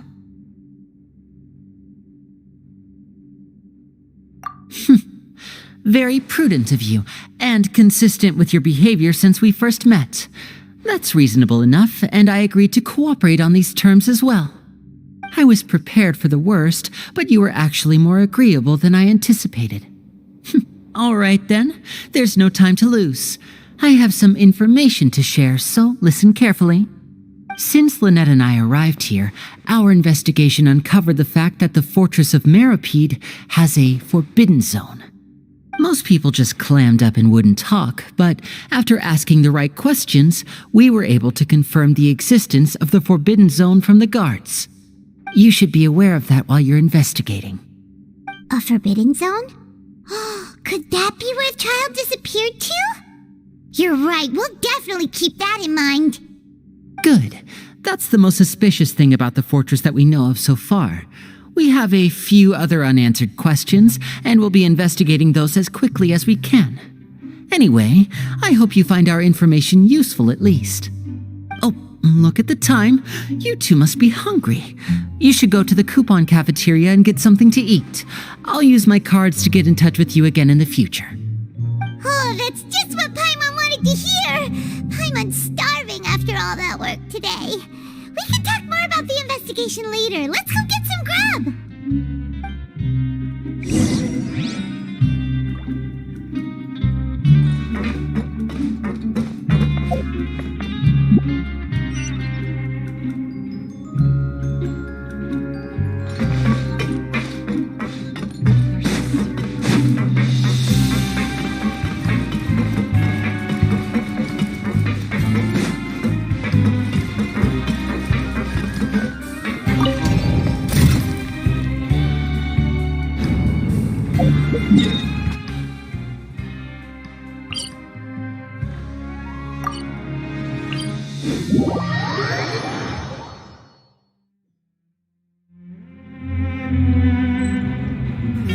The wind rises.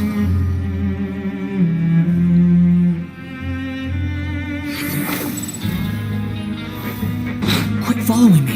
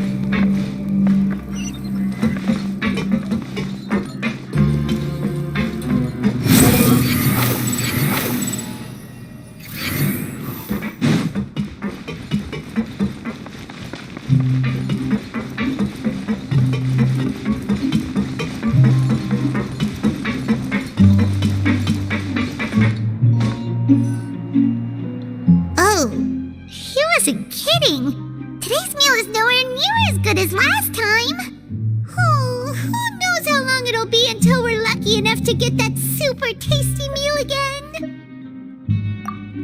Forget about it then. We'll just deal with the regular food for the time being. Let's just get out of here as soon as possible. But life here doesn't seem all that bad.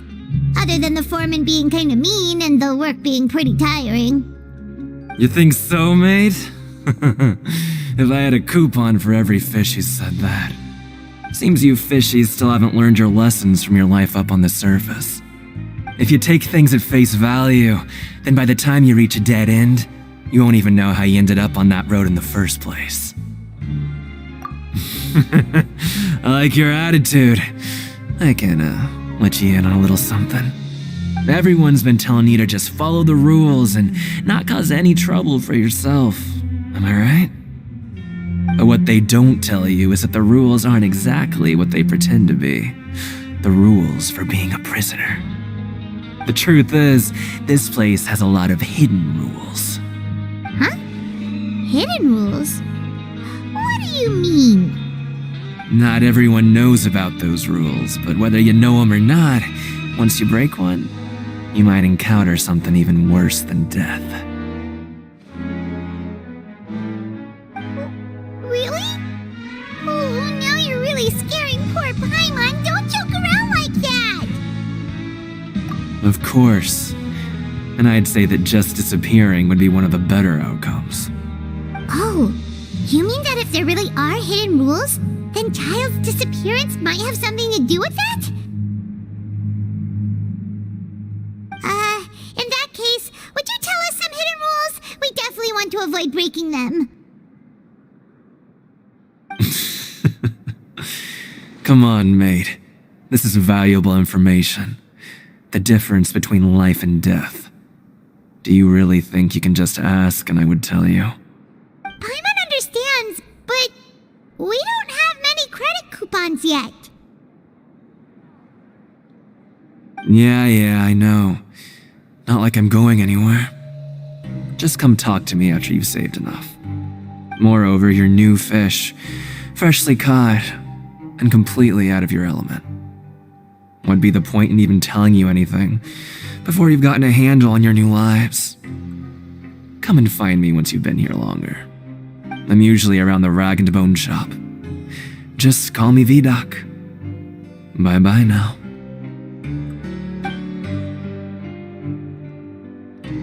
He left. Just like that. Huh. Do you think he's just trying to scare us into buying fake information from him? Yeah. It might be a good place to start in our investigation. Hidden rules, huh? But, like he said, we don't have any coupons and we're still not familiar with this place. Oh, there's nothing we can do about it now. We were so busy talking, we almost forgot to eat. Even if it's not the best, it's probably better while it's warm. Come on, dig in before it gets cold.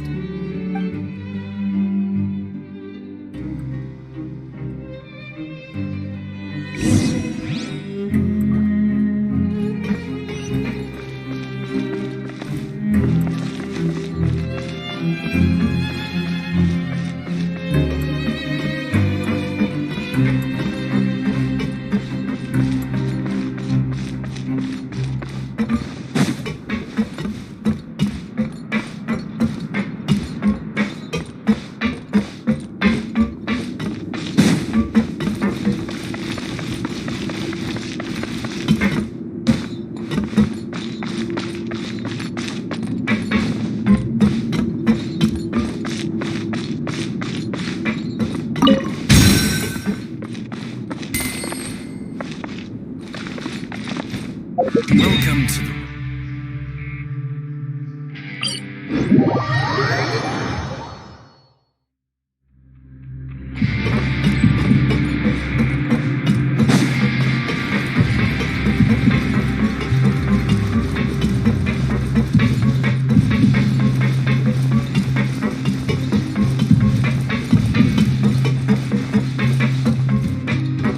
Swan Fury!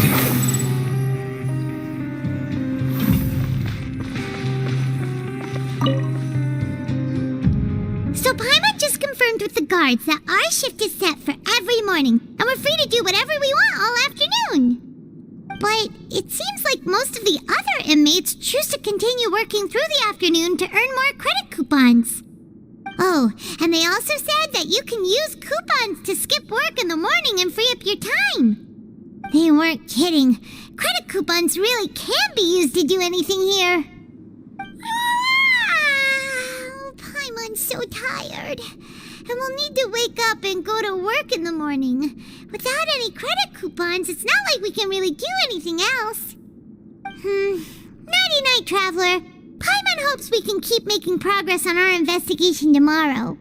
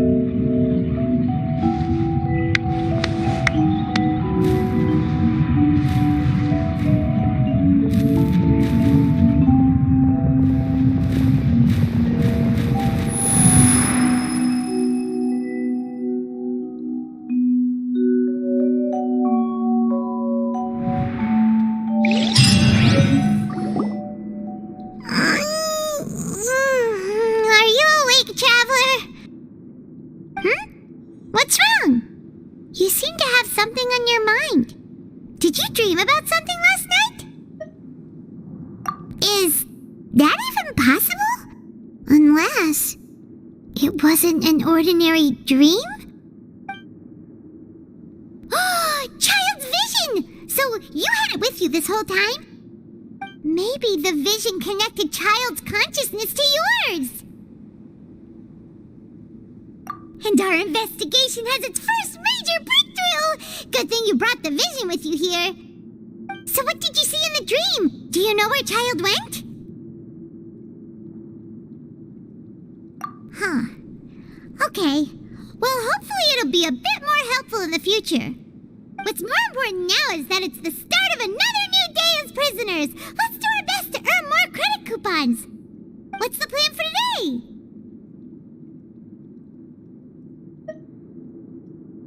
Huh? You want to spend our coupons on slacking off already? We'd better go to work and earn some more coupons first. We'll have more room to relax once we've got some spare coupons to fall back on. Let's go! It's time to start working. If that guard Fielding catches us skulking about, he's sure to give us an earful.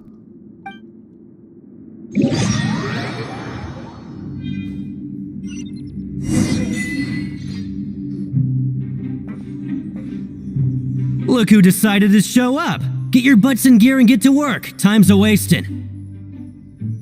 Good, here you go. Remember to give me the widget once you've finished processing it.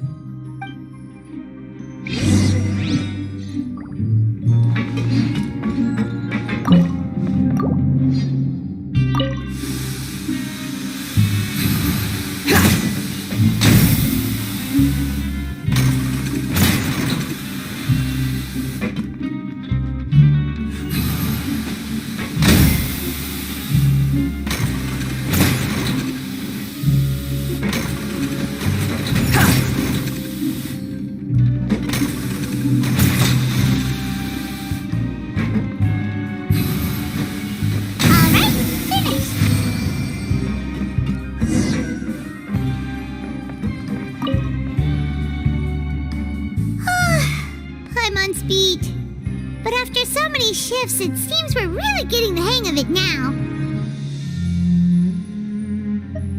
Hey there, fellow shiftmates. I saw you finished your work, so I thought I'd come over and say hi. Oh, hey there! We've seen you before. Your assigned workspace is really close, isn't it? That's right. The name's Rowan. This past few days, I couldn't help but notice the new faces working nearby. I guess we were destined to meet. I've been working here for almost 15 years. Even the foreman, Grainville, always calls me Chief. Whoa, you've been working here a long time, Chief. Hey, not so loud. If there's anything you'd like to know, just ask me. I know the work here in the production zone better than the back of my hand. All right, Chief. We'll be sure to come to you first.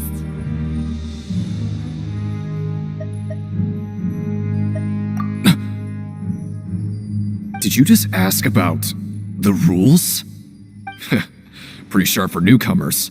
You've already heard about the rules, huh? Who'd you hear it from? Alright. Seeing as I'm the one who came over here, you're already calling me Chief. I guess I can tell you a little. Truth is, you two keep working like this, you might be putting yourselves in danger. Huh? Wait, there's even a rule about that? What would have happened if you never told us about this? Well, it's usually not that easy to break one on accident. The conditions of the hidden rules are usually pretty specific, but once you do break one, bad things happen. If you work continuously in the production zone for 3 days, and if all you do besides eating and sleeping is just work, then something bad will happen during lunch on the 3rd day. Huh? Like what? Oh, don't scare Paimon! If I knew that, then I wouldn't be standing here talking to you, now would I? You mean, even you have never tried working 3 days like that before? There's actually a legend about this rule. They say that there was a worker who worked way harder than me. He was both efficient and eager on the job, and most other workers couldn't hold a candle to him. One time, he tried to test his limits and worked as long as he could. Then during lunch on the 3rd day, he disappeared into thin air, as if he'd evaporated. Later, some people went and asked some of his past friends about him, but they said, never heard of the guy. What the? How could that happen?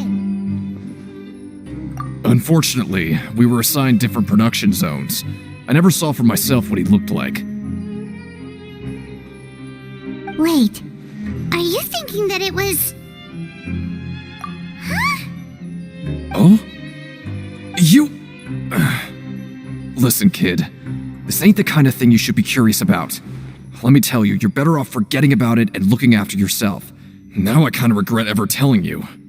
Yeah, I agree with Chief here. Do you really want to try? Alright, if you insist.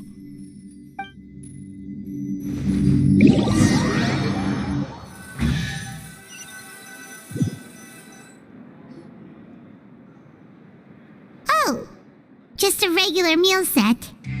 Guess Paimon shouldn't get her hopes up. What would you like to do this afternoon?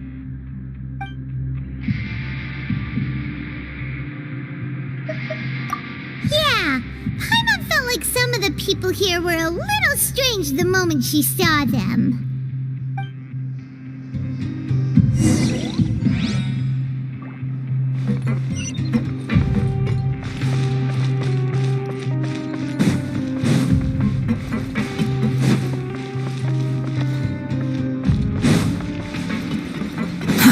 Too slow.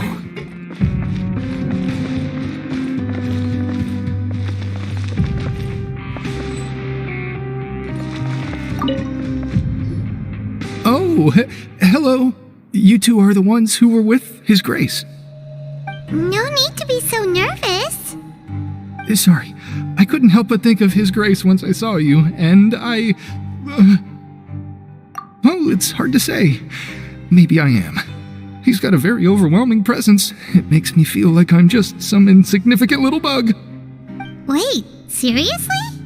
Well, I'm always indecisive, and I tend to make a mess of things. It's like a reflex. I just instantly start to tense up the moment I see a smart and capable person like His Grace. What? Please, don't say anything like that out loud. How could you possibly think something like that?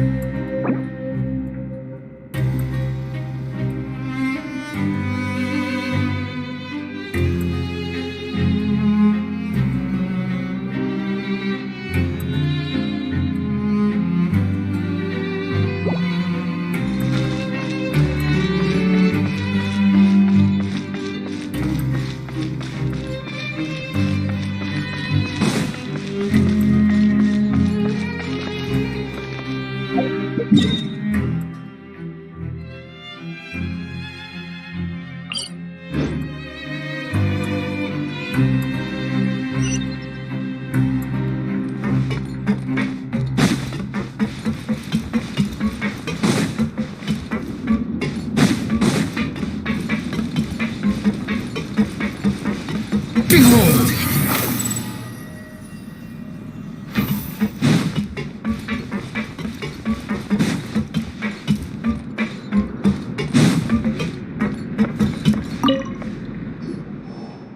Oh, wonderful.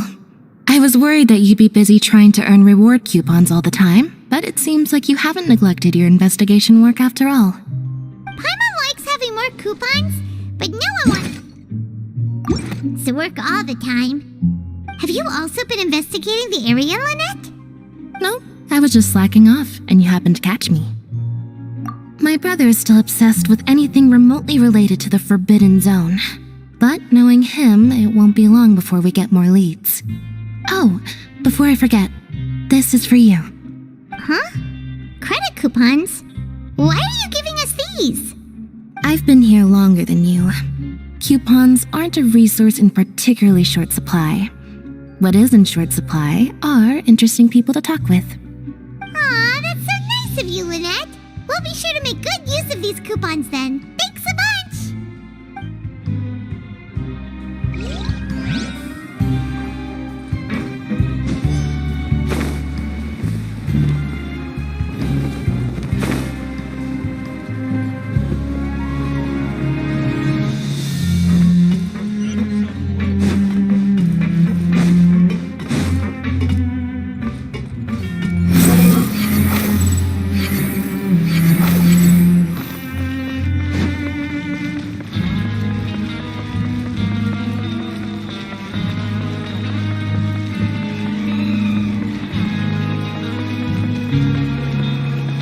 Swan Fury!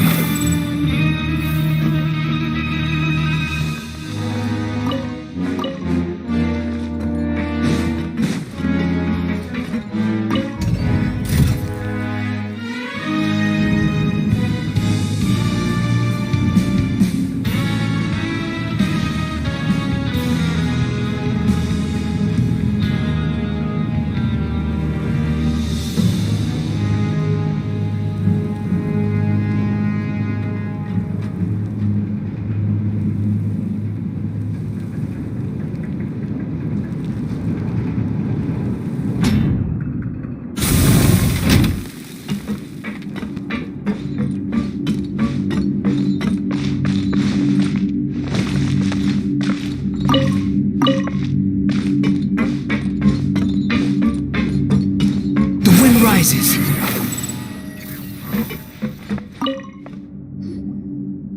Hey, it's the Traveler and Paimon. No need to tease me, okay? I won't trip on the same step twice. Listen, I feel ashamed about last time. Thank you for praising me in front of His Grace. Here are the extra credit coupons he gave me. I'd like you to have them. Huh? No, we couldn't take them. They're your reward after all. But when I was welcoming you, I didn't do anything but give you the stink eye. Come on, I insist. These coupons are nothing compared to getting the attention of His Grace. I won't take no for an answer.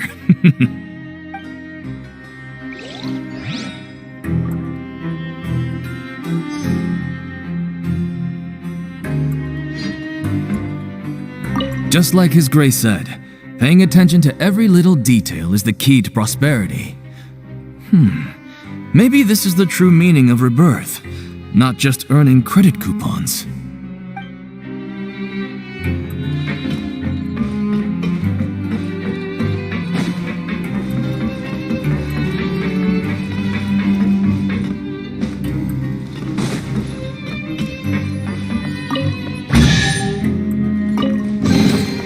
Take it and have fun.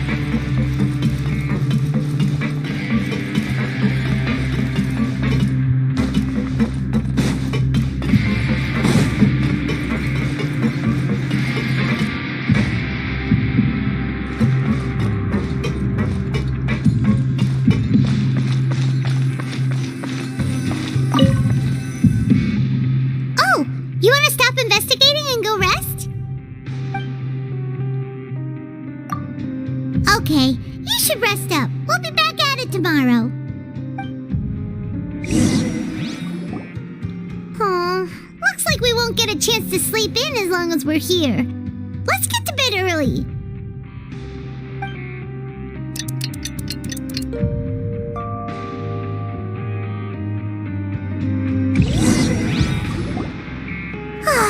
The dawn of a new day. Paimon feels like we're getting used to life as convicts. Is that a good thing or a bad thing? What do you have planned for us?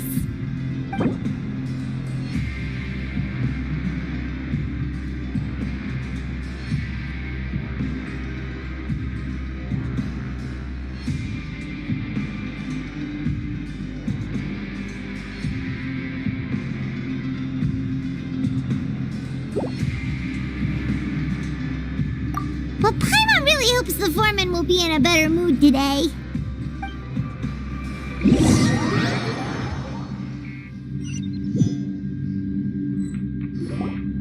Look who decided to show up. Get your butts in gear and get to work. Time's a-wasting. Oh? What's with suddenly wanting to work so hard? You need coupons that badly? Sure. Let's just say we really want to test our limits.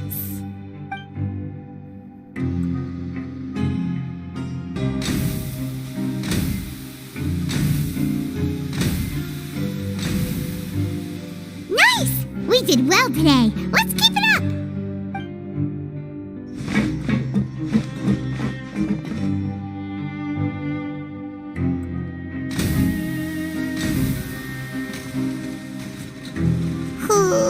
Paimon's had it. Who knew that processing these widgets would be so tiring?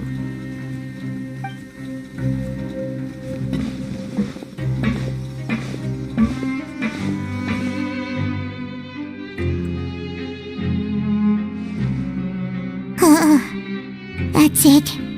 Paimon doesn't even have the energy to talk anymore. Is it time to eat yet?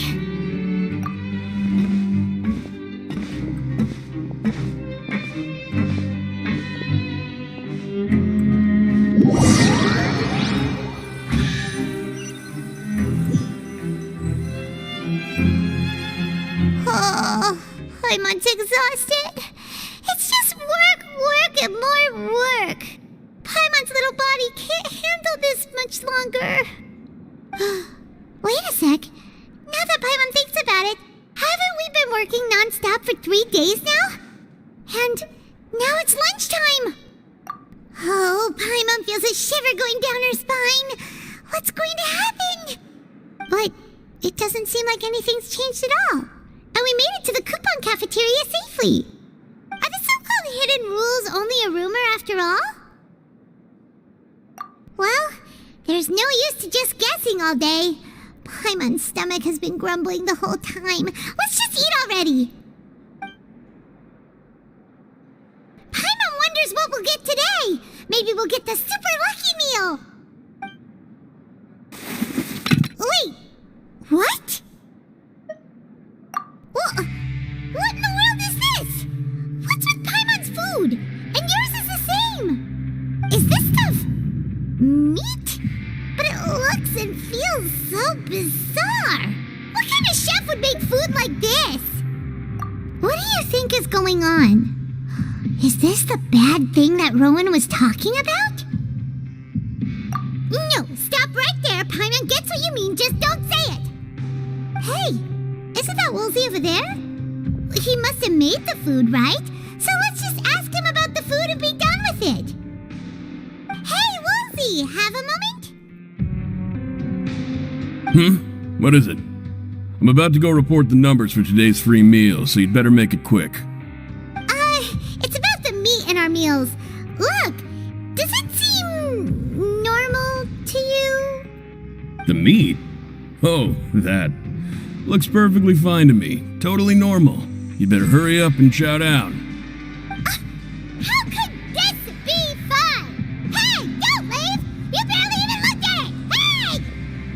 Hey! What should we do now? Woolsey wouldn't even give us the time of day. Is he trying to hide something? Yeah, looks like we have no other choice. Paimon was positively famished a minute ago, but now she's lost her appetite.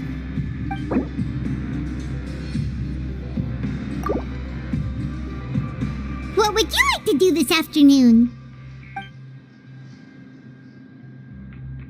Okay, let's see if we can find any new leads.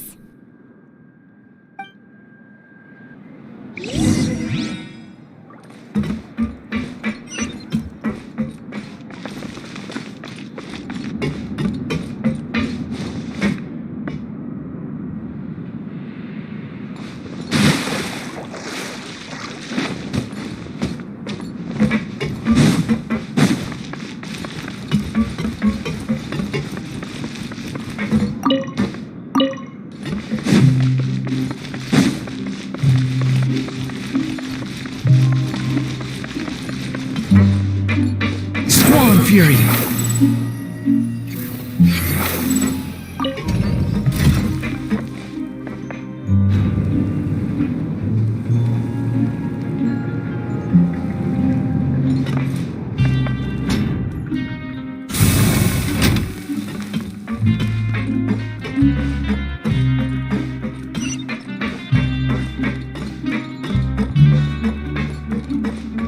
Behold!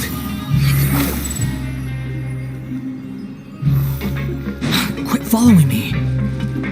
Huh.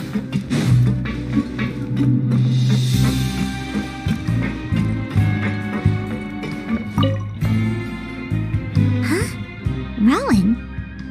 What are you doing here, Chief? I was injured a bit just now. Nothing major, I think I just pulled something. Little mishaps like this are unavoidable at work, you know? Huh. Paimon wouldn't have thought someone as experienced as the Chief would still get hurt on the job. I just knew you would say that. This is pretty embarrassing. Where's Sigewinne when you need her anyway? The one time I need to make a quick trip to the infirmary. Oh, you mean she wasn't in the infirmary? Yeah. The rumors say that there's never anybody in the infirmary in the half hour before lunch, and nobody knows where Sigewinne gets off to.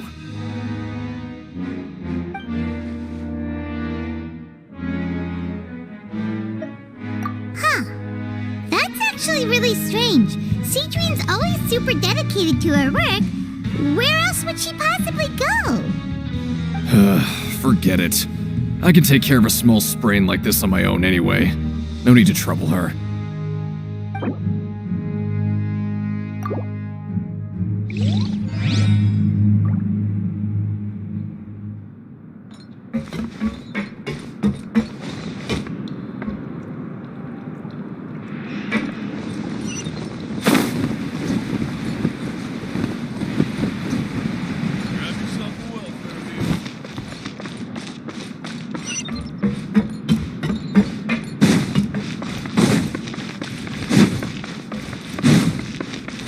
Following me.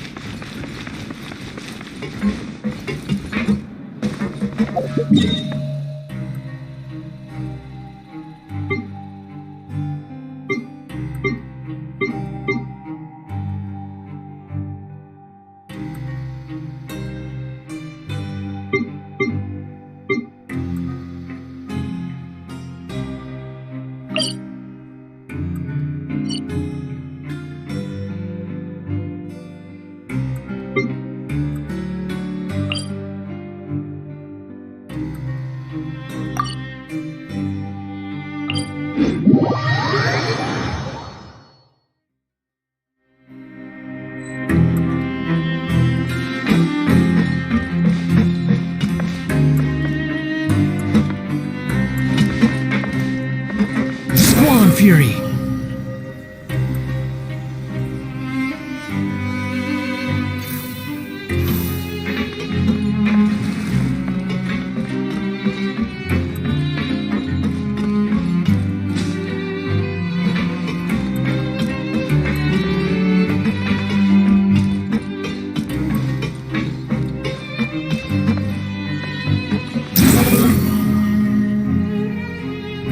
Upon the gale.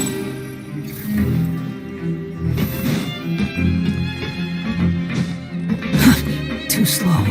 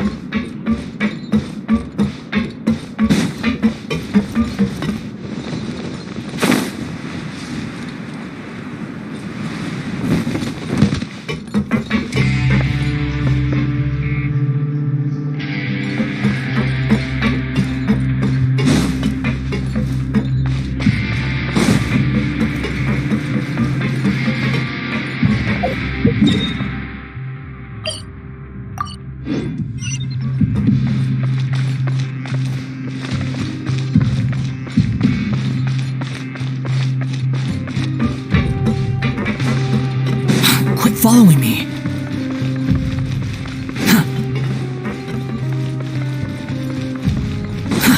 Too slow.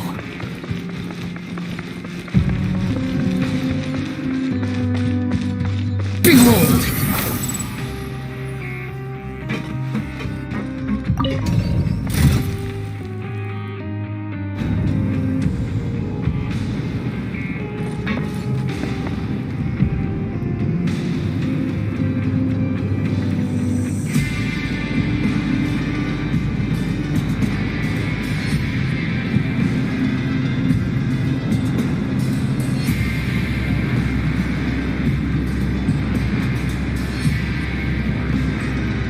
There's no need to exchange pleasantries. It's rather pathetic to squall in fury upon the gale.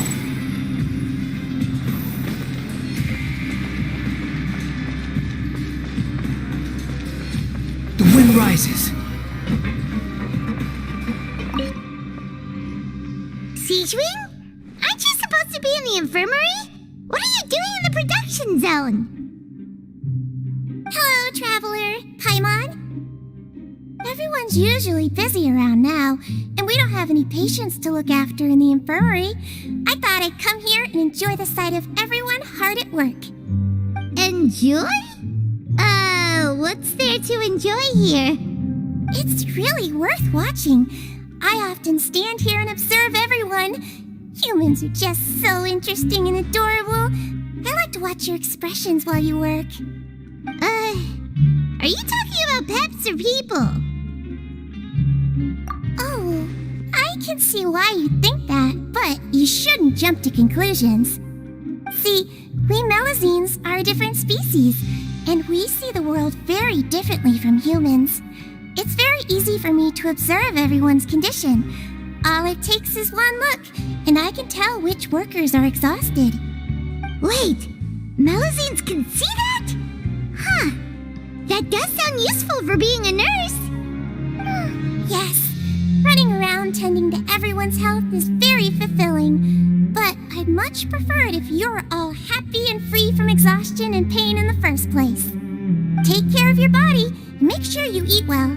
Always rest when you're tired from work and don't push yourself too hard. We'll definitely take care of ourselves. Thanks for the reminder.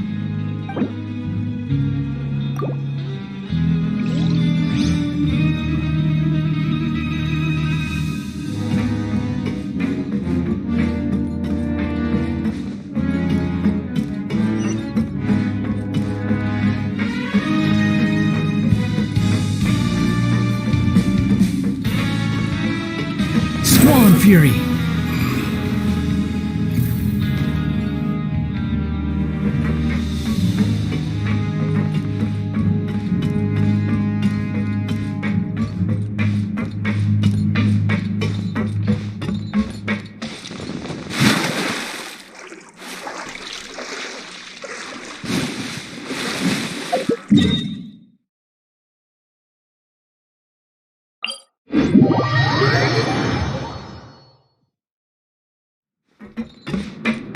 The wind rises.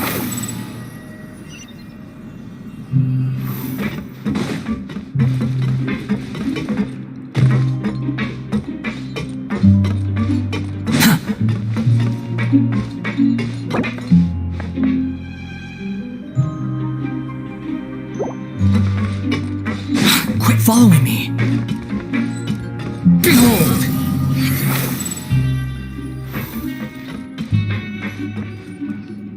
Hey, look! There's something here! Looks like a research notebook. That suspicious guy peeking into the infirmary just now. Are they a fan of Siegewing? He must have dropped this. Let Paimon read it real quick. The Melazine perceive the world very differently from humans. There are significant deviations. As a result, their sense of aesthetics and beauty is also very different from that of humans. This must be taken into consideration when giving gifts. Ooh, this all sounds pretty serious. He sure did his homework.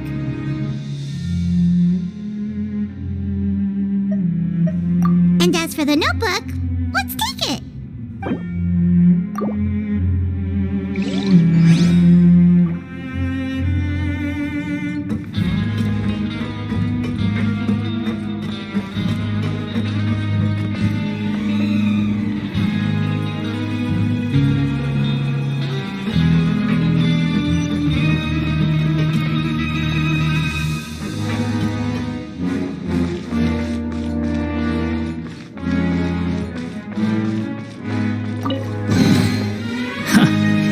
You even want this?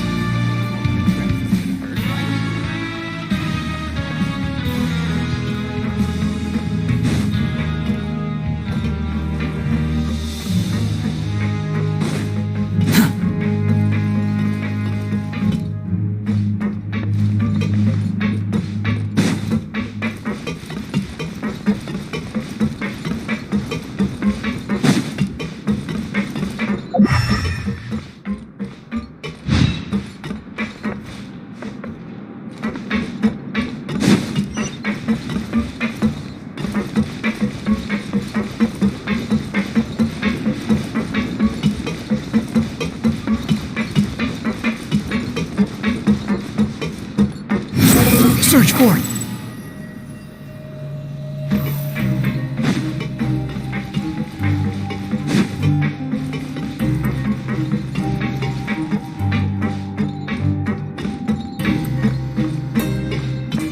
If I were you, I'd make the most of my time here. You might not believe me, but I can promise you that you'll miss this place once you're out.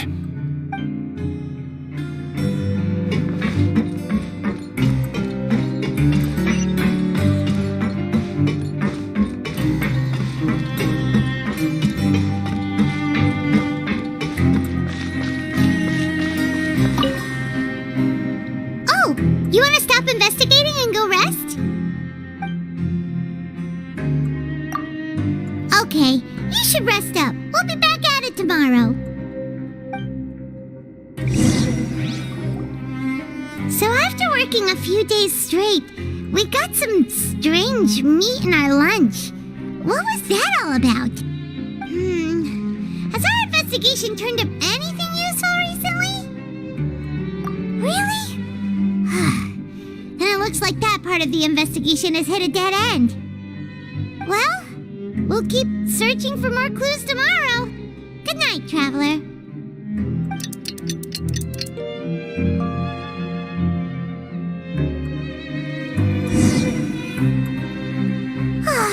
The dawn of a new day. Paimon feels like we're getting used to life as convicts. Is that a good thing or a bad thing? What do you have planned for us?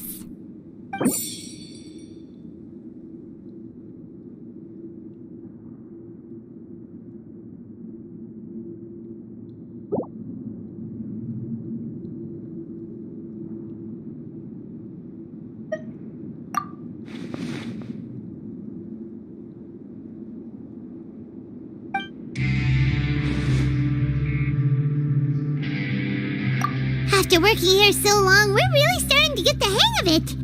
But doing the same thing all the time can get old pretty quickly. How are you holding up? Yeah, it's good to kick back and relax once in a while.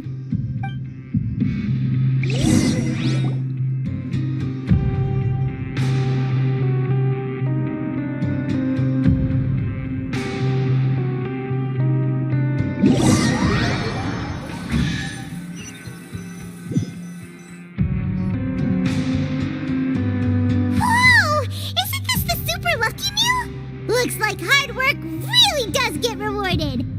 Paimon's gonna take her time and savor every bite. What would you like to do this afternoon?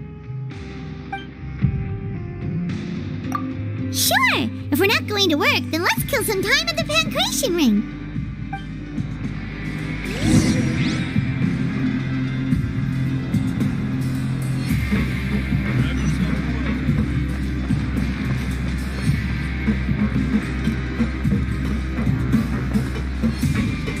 Swan Fury!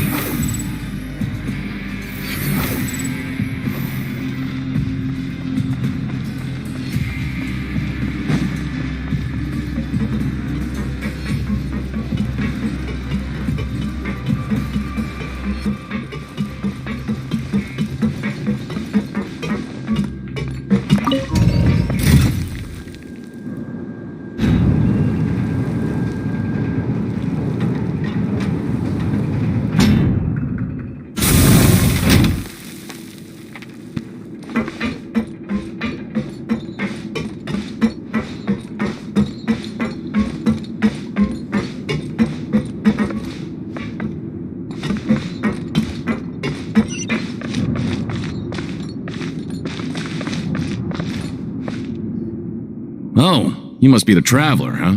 Sorry, mate, but competitors as strong as you are prohibited from participating. I don't make the rules, mind you, but I was given very specific instructions. Even convicts value their lives, don't they? I hope you can understand. But we have a game here that'll let you show off your strength, and you'll even earn some credit coupons in the process. What do you think? Interested? And if we lose the game, will it cost us credit coupons? Of course. That's the cruel reality facing every competitor in a place like the Pancration Ring.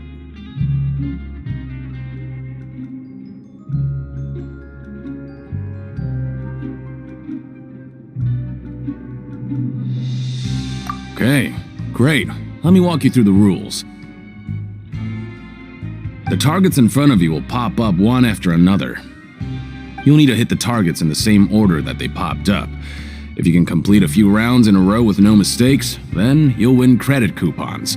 But the second you mess up the order, you'll lose. Game over. The game costs 300 credit coupons to have a go. So, you up for it? Thanks for your patronage, mate. Now, let the game begin.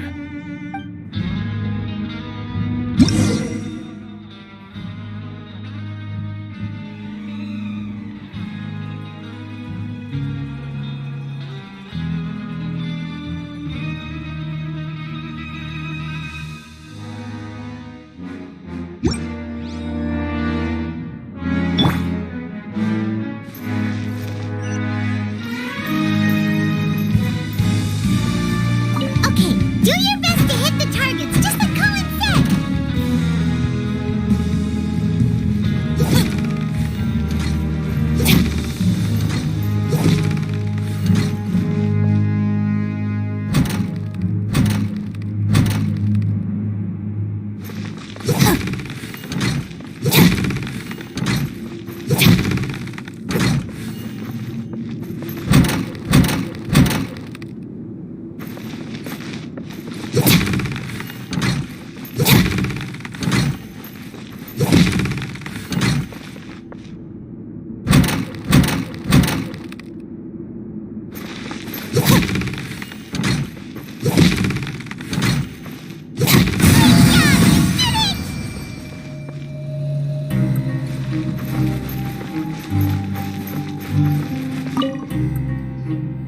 Your strength really shouldn't be underestimated. Now I get why you're prohibited from participating in any official fights. Nobody who values their life would be willing to get in the ring with you.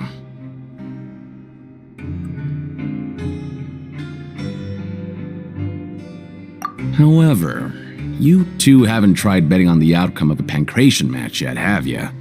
Just go talk to Rusimov. Buy a ticket for whichever fighter you think will win. There's a big payout if the fighter you support comes out on top. But we don't know anything about the fighters. How can we possibly know who to support?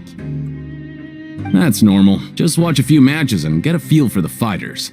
It won't be long before you can pick winners in your sleep. He's got a point.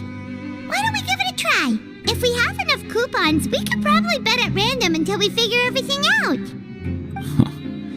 Bet at random, huh? Well, how should I put it? It's not like you can't do that, but I'd advise you to give it some more thought first. Huh? We shouldn't get too carried away. What's the problem? What? I never even picked a boxer before, and you already know about the rules? You're not just strong fighters. Seems you're pretty perceptive, too. Might as well tell you about it, since you already know that much. Plus, I think you've got the potential to be one of my greatest customers. I think I can let you in a bit. Besides, I don't want to risk ever losing a customer like you. Is it that serious? Okay. The hidden rule here is, if you buy both boxers' tickets and support them both, something bad will happen the next morning. So the rule is that we shouldn't pick both boxers in the same fight, but if anyone actually did that, wouldn't they be guaranteed to lose coupons? Who would do that anyway? And what do you mean by something bad will happen? How would I know? Not like I'm stupid enough to do that. But I've heard a story about the rule.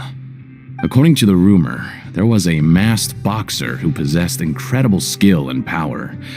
None of his opponents even stood a chance against him. However, in the final match, the organizers told him to take off his mask. He refused and never showed up to the fight. And after that, he was never seen again. Some say he died, or that he was taken care of by the event's organizers. But everyone remembers that he was someone who cherished honor above all else. In his eyes, supporting both boxers in a match would dishonor the competition itself. So you mean it's like a curse? He'll take vengeance on anyone who does that? No, he was always wearing a mask, like he was intentionally trying to hide his identity. I don't even know anything about his past. Traveler, do you think that boxer was... Huh? We will? You're not serious, are you?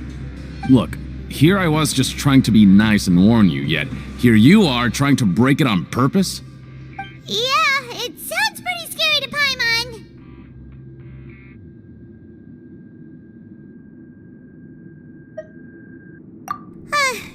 Seems you've made up your mind. Just be sure to protect Paimon, okay? Betting on both fighters will set you back about 3,000 credit coupons. If you have enough, then go ahead and give it a try. Just don't come running back to me if something happens.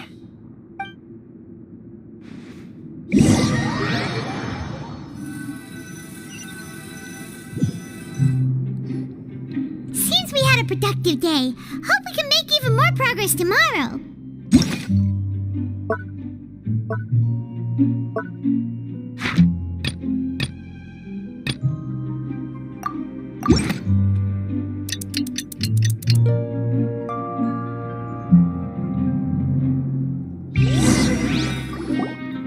Oh, Paimon doesn't want to get up.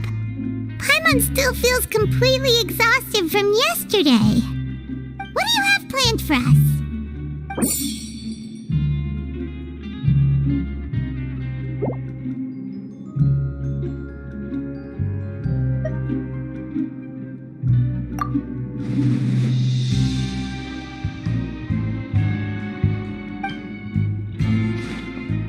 After working here so long, we're really starting to get the hang of it.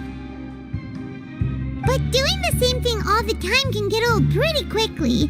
How are you holding up?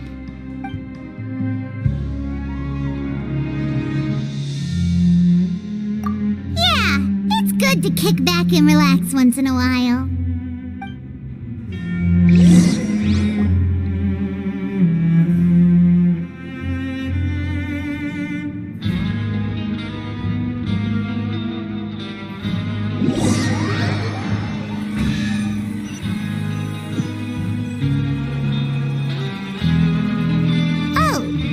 Just a regular meal set. Guess Paimon shouldn't get her hopes up. What would you like to do this afternoon? Knowing child, he must have been there all the time.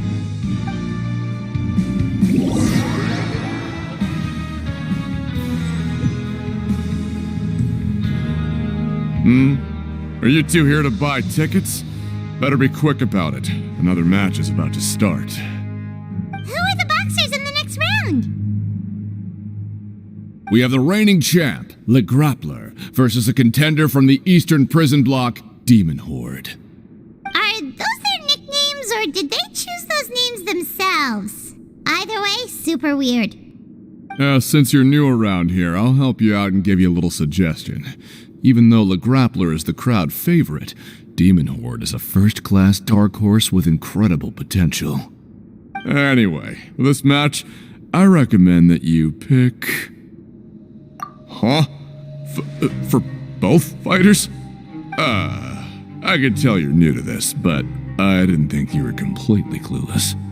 Maybe you don't quite understand the rules, no? Let me try to explain again for you more clearly. You see... Oh, no need. We're aware that we're going to lose coupons. Alright then, if you're absolutely sure. Remember, no refunds once you buy the tickets. Yeah, we got it! Just shut up and take our coupons!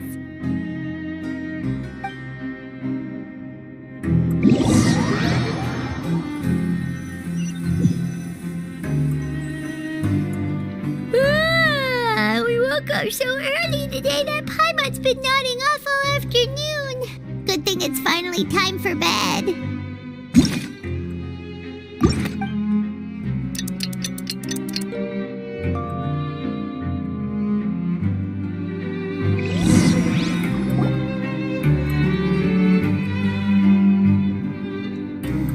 Hey, Traveler! Paimon! Package here for you. The next time you buy something, go pick it up yourself. I'm not a delivery man, you know. Huh? A package? For us? Did you buy something, Traveler? Paimon's not quite awake yet, so why don't you go take a look? Right! Yesterday we broke the hidden rule and bought tickets for both boxers. Oh, maybe this package is the bad thing that Colin said would happen. Paimon suddenly feels wide awake. Wait, maybe let Paimon go hide somewhere first. Just call Paimon after you opened it. Hey, wait! Paimon's still here! Don't open it!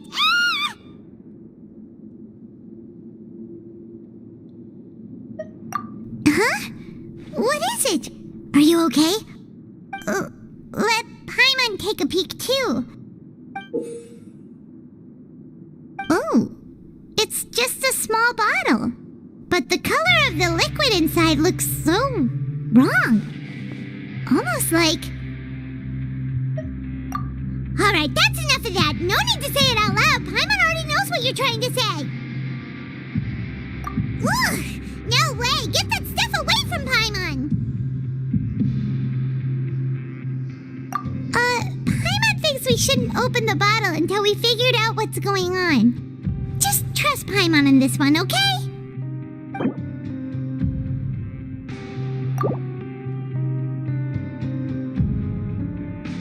What do you have planned for us?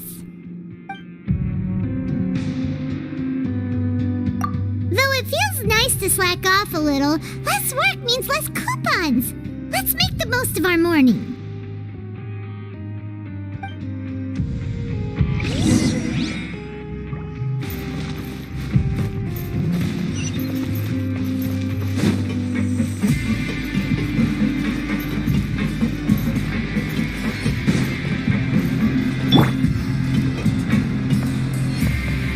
The wind rises.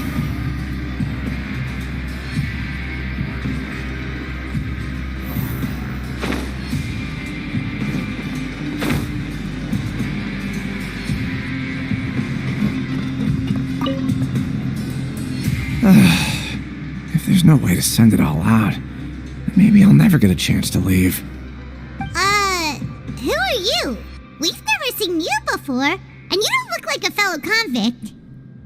I'm not! Of course I'm not. Please, don't mistake me for a criminal. I'm a good, law-abiding citizen.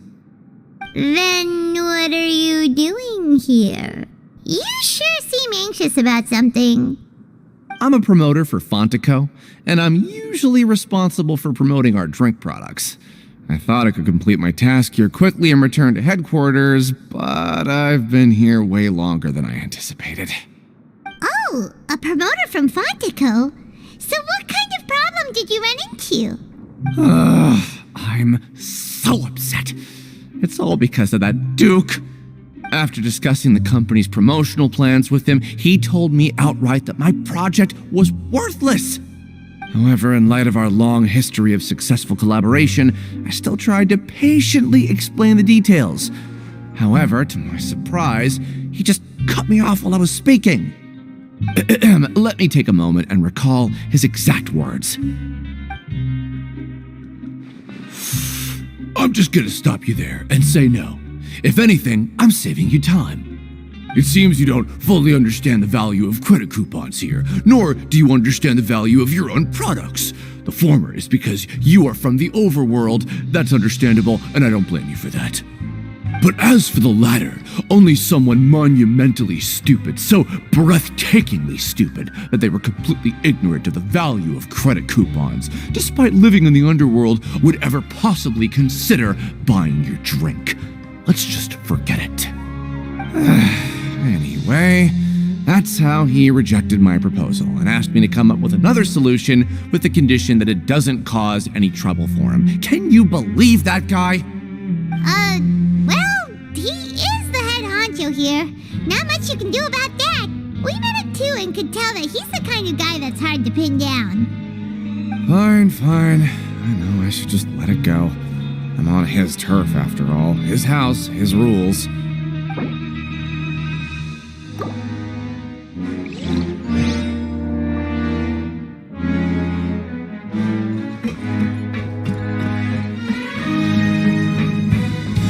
Swan Fury!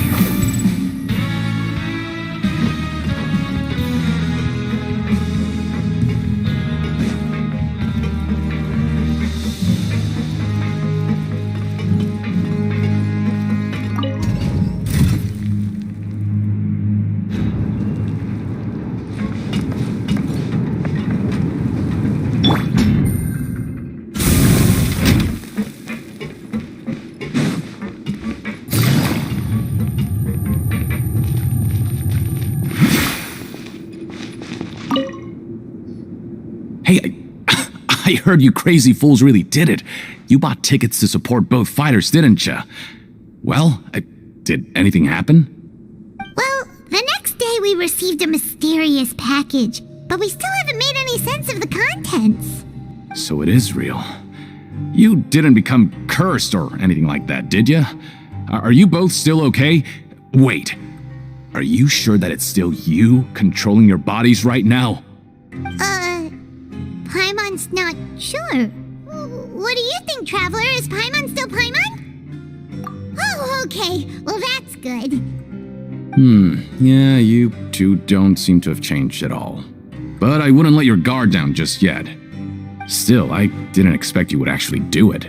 You'd actually throw away coupons like that just to satisfy your curiosity? Even if we bought tickets like everybody else, it's not like we could hope to earn any coupons. When it comes to things like this, it's always the organizer who makes the real profits. Hey, just what are you trying to imply? The Pancration Ring is an honest business, and we really don't make much from selling tickets.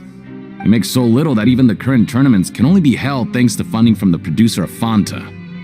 Oh, so it's the company that manufactures Fanta sponsoring the events? Paimon thought all of this was thanks to the Duke's support. Let's just say it's a mutually beneficial arrangement. They reached out to us first, hoping to promote Fanta products in the Fortress of Meropide. Anyway, you try and take extra good care of yourselves these next few days, you hear?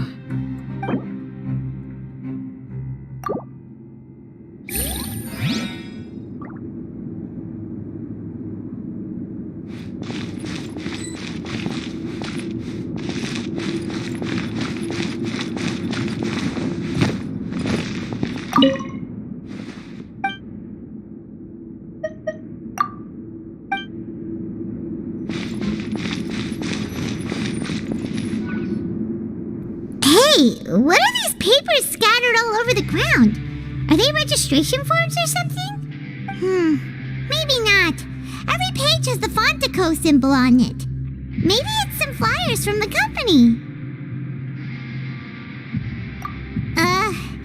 Okay, but if someone catches us, they could accuse us of trying to steal the company's secrets, couldn't they?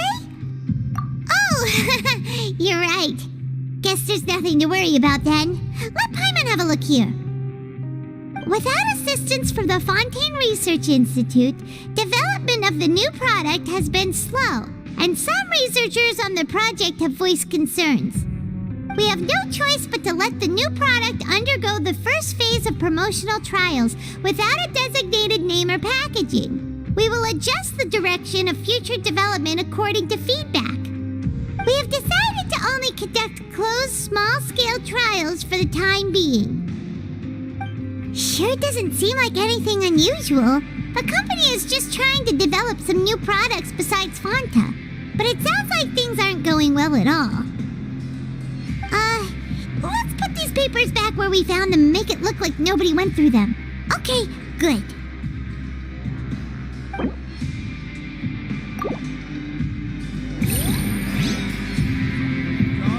Show me what you got.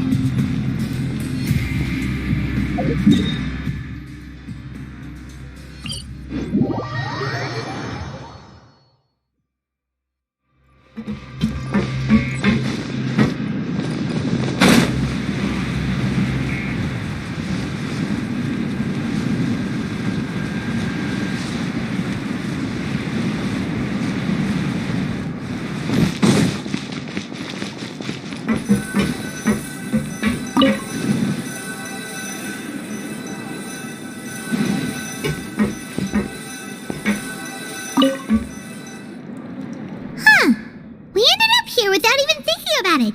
Want to grab something to eat? Alright, but remember that we bought this time with coupons, so let's make better use of it next time.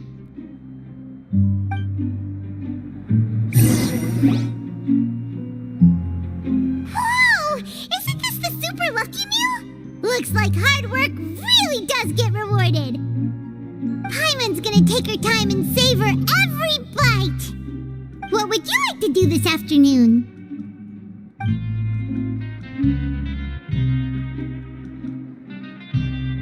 After working here so long, we're really starting to get the hang of it. But doing the same thing all the time can get old pretty quickly. How are you holding up? Yeah, it's good to kick back and relax once in a while.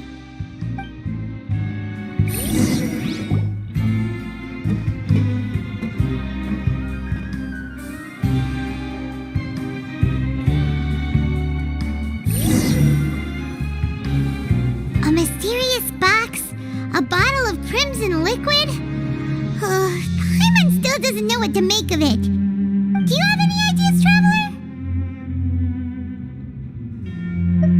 Really? Then it looks like that part of the investigation led us nowhere.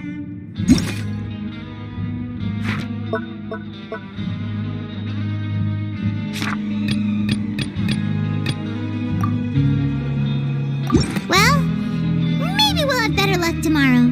Good night, Traveler.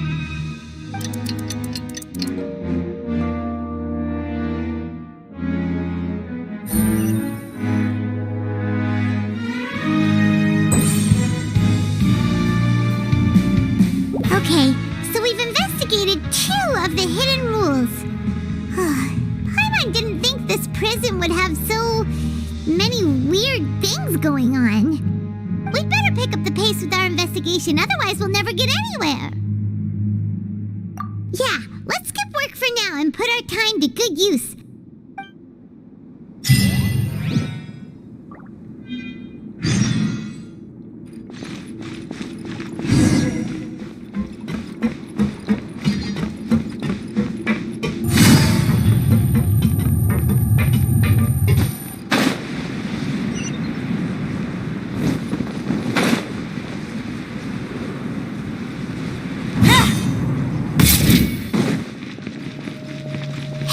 Isn't that Vidoc over there? Is it just Paimon, or are there fewer people than usual here today?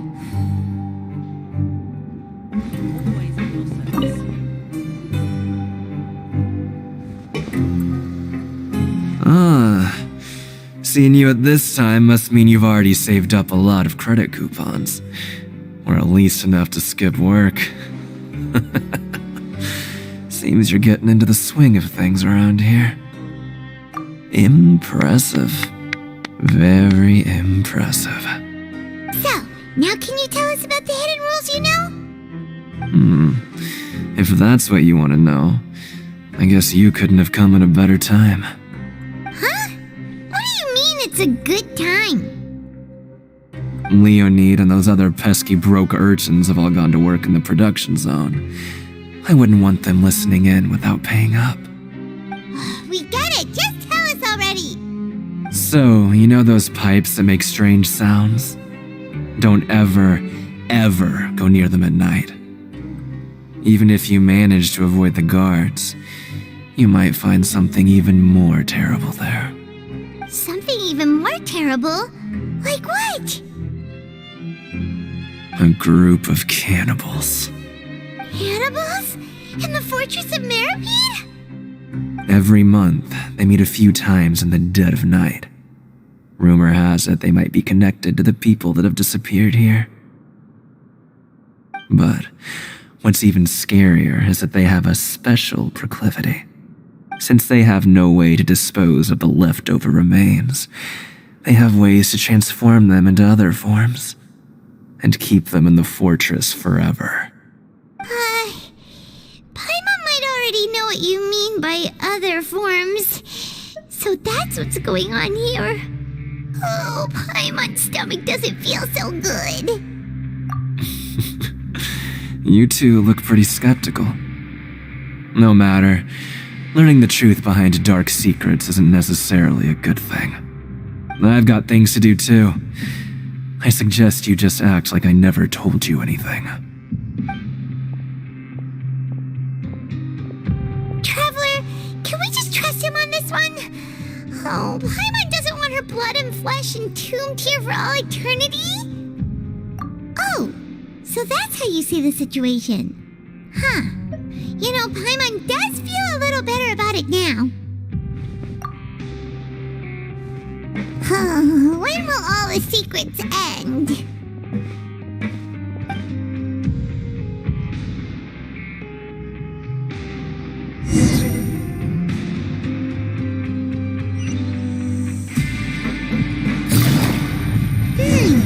Vidocq isn't here. But the guys who went to work in the morning are back. Let's go ask them! What? What are you saying? You shouldn't go around saying stuff like that.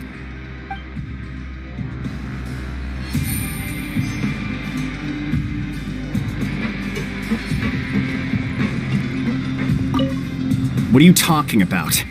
Listen, you should keep your nose out of other people's business.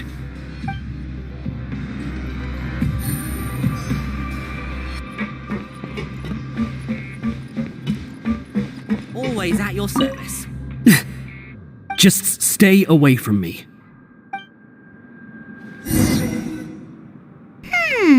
Their attitude sure is suspicious. Like they're trying to avoid us. But if they're being so obvious about acting weirdly, do you think they might just be trying to lure us in? Oh, this is all getting way too creepy for Paimon.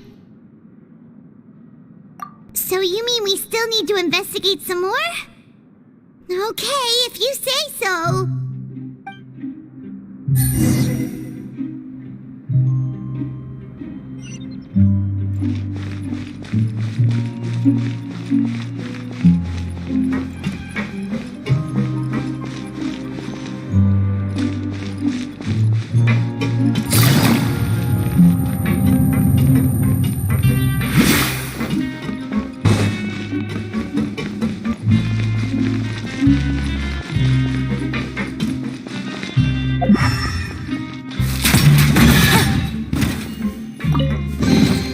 Treasure. One way to draw your target out of hiding.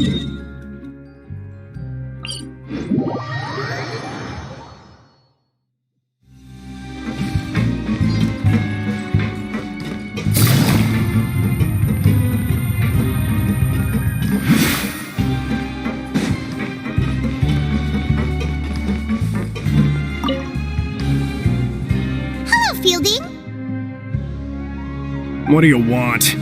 Criminals like you ought to be working right now. Catch my drift. We just want to ask you a simple question. Have you ever discovered anything odd during your nighttime patrols?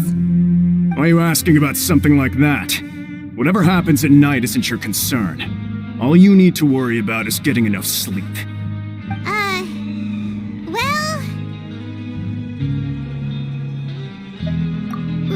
Right! We've heard it happens a few times every month. Paimon has sensitive ears, so it makes it hard to sleep. Really? I see. But it's not like I'm on duty every night. And now that you mention it, I recall my colleagues talking about something like that before. They say that strange things tend to happen at night on pipe cleaning days. Lots of us don't willingly take those shifts. So, what happens at night on pipe cleaning days? And they just conduct regular cleaning of the fortress's drainage facilities. There are 3 pipe cleaning days per month, and it just so happens that today is one of the scheduled days. You can try to confirm the sounds tonight if you want, and if they're real, then I can report the issue to my superiors for you. Oh, okay. Then we'll keep both ears out tonight. If that's all, then I'll be leaving now. I advise you not to try anything funny, though. Even if I'm not on duty tonight, someone will still be watching you. Don't worry, we don't want any time added to our sentences.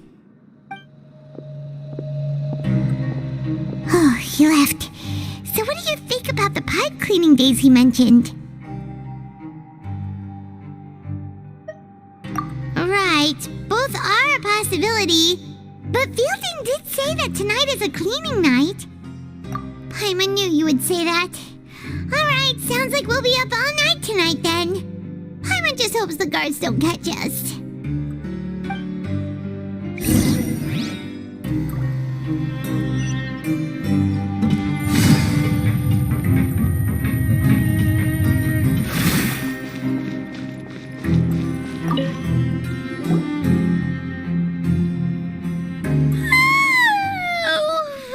So tired. But we can't sleep yet. They'll be cleaning the pipes tonight, so it's the perfect chance for us to investigate. Whatever. Just be sure to wake Paimon if she dozes off. Paimon's worried something might happen if you go alone. Huh? Traveler? Did you fall asleep already?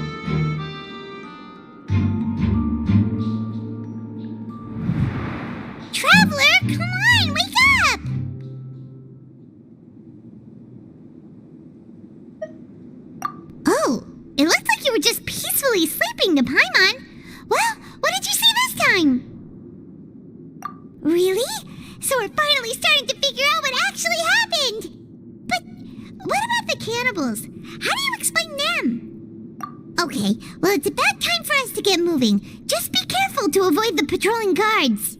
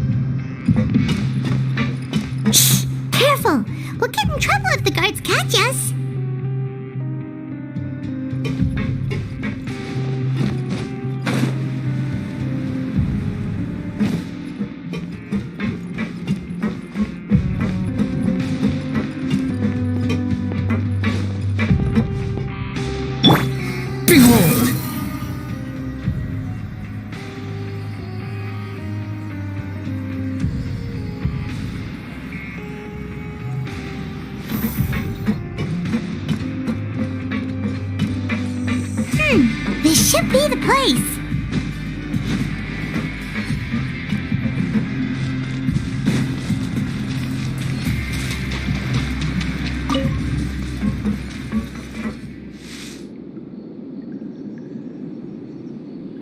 I know you. You were the ones we saw. Huh. You've got guts showing up here. You know who we are, right? You'd better leave now. Ain't nobody coming here to save you. What'd you say?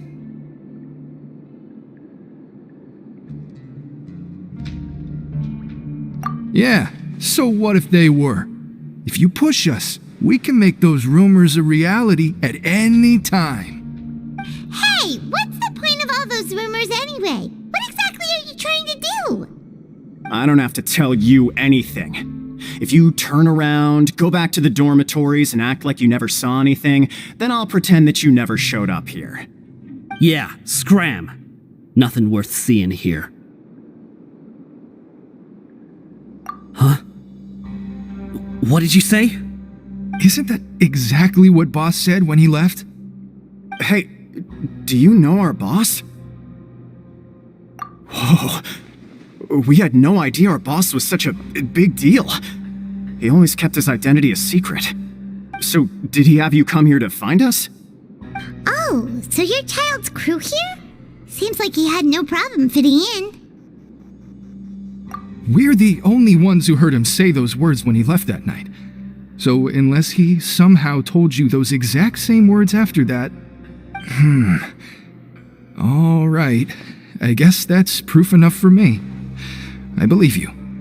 Wow, those dreams of yours sure come in handy. We gave him the business for a while and would always give him a hard time when he first came to the Fortress of Meripede. But here in the fortress, the strong will always earn respect. He was working the longest hours and racking up wins in the Pancration Ring. You could always see how amazing he was, even when he was teaching us a lesson. So eventually, we all decided to follow him. But one day, he suddenly told us that he had to find a way to escape this place, no matter the cost. He said it was because he heard that call again. And as his crew, if the boss wants something, then it's our job to get it done. So, we got to work, and used the hidden rules that were here to make up and spread the rumor about the cannibal rule. We just wanted to give him a better chance of escaping on a night after the pipes had been cleaned. Oh, thanks to your rumor, nobody would want to come anywhere near here, prisoner or guard. Wow, it sure is easy to exploit people's fear of the unknown. But hasn't Child already escaped? Why are you all still coming here after pipe cleaning day? Because as far as we know, the pipe he went into isn't actually an exit. It should be a dead end. It leads to an abandoned factory area, and even if there were a way to escape from there into the sea, we're still way too deep. No one could ever reach the surface alive. But Boss still insisted on going in. It's like he was obsessed about it. So we told him that we'd pretend as if he never existed while he was gone. And that if he wanted to come back, he should wait for nighttime on a pipe cleaning day. That way, we could meet him here and help cover the whole thing up. So you come and wait here through the night a few times a month just because of that promise? Yeah, but it's been so long now. We already know in our hearts that he must have managed to escape somehow. Is it also possible that something unfortunate happened to him? Nothing could ever defeat Boss or slow him down. It's one thing we know for sure. Okay. Paimon was just brainstorming possibilities. All right. Keep quiet and follow us.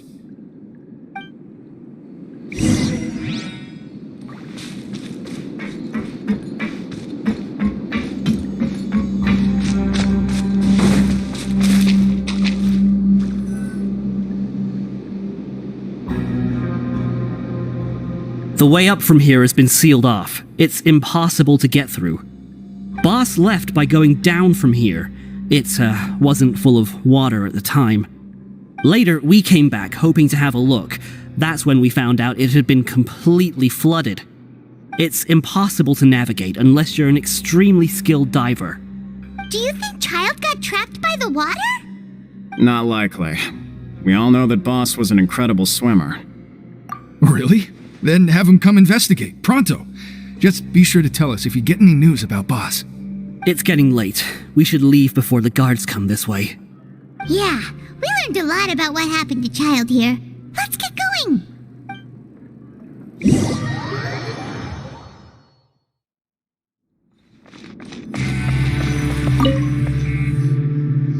Whew. We finally learned some key information. Seems all of our investigative work has finally started to pay off.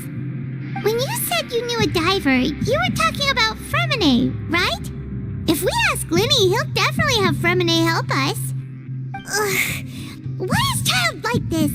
What was he doing going into the pipes? Not making our jobs easier, that's for sure. Fortunately, though, it seems like it's only a matter of time now before we find out what really happened. Now that we can finally relax, I'm starting to feel super sleepy.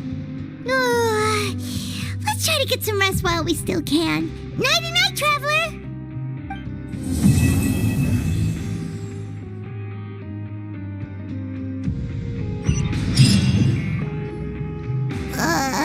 It's morning already? Oh, Paimon still needs more sleep. Huh? Wait, look over there! Isn't that... It's one of Linny's cards! Let Paimon see what's written on it! Maybe you haven't heard, but today is the monthly free day.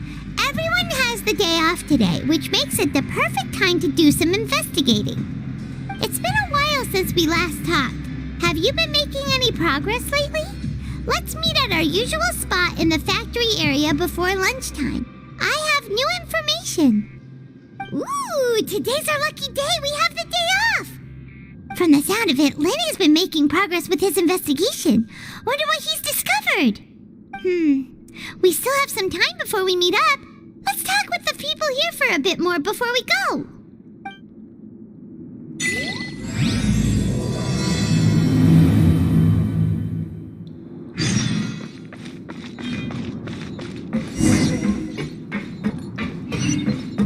The wind rises.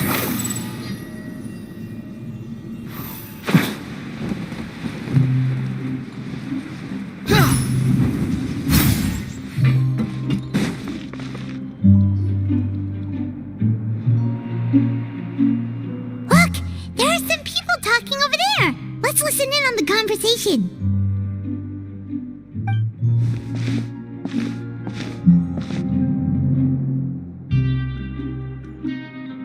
If you ask me, those pompous parasites on the surface act like they're all a bunch of aristocrats.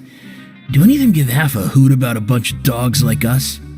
Hey, speak for yourself, mate. I'm no dog. Oh, you think you're special or something? If you're here, then you're just a convict like the rest of us. I've heard that even if you're released after serving your sentence, going back to life on the surface ain't any better. Once a criminal, always a criminal. We're marked for life. I don't buy that. Hey, how cool would it be if the whole world was destroyed by a giant flood and everyone had to start over from nothing? What kind of filthy bilgewater are you spewing? I have family up there. You best shut your sewer hole with talk like that. Listen, things ain't so great on the surface, but who says that you have to leave? I've heard that you can still stay here and work even after you've served your sentence. Not bad if you ask me. Who wants to live in the ruddy overworld anyway? And what makes you think they'd want to hire someone like you? That's one of the great mysteries of the universe, how someone as useless as you is so confident. Whoa. Sounds like they're really unhappy about the overworld. Speaking of which, Paimon never heard anyone use the words overworld or underworld when we were living up there. Is it only something the inmates down here say? That's true.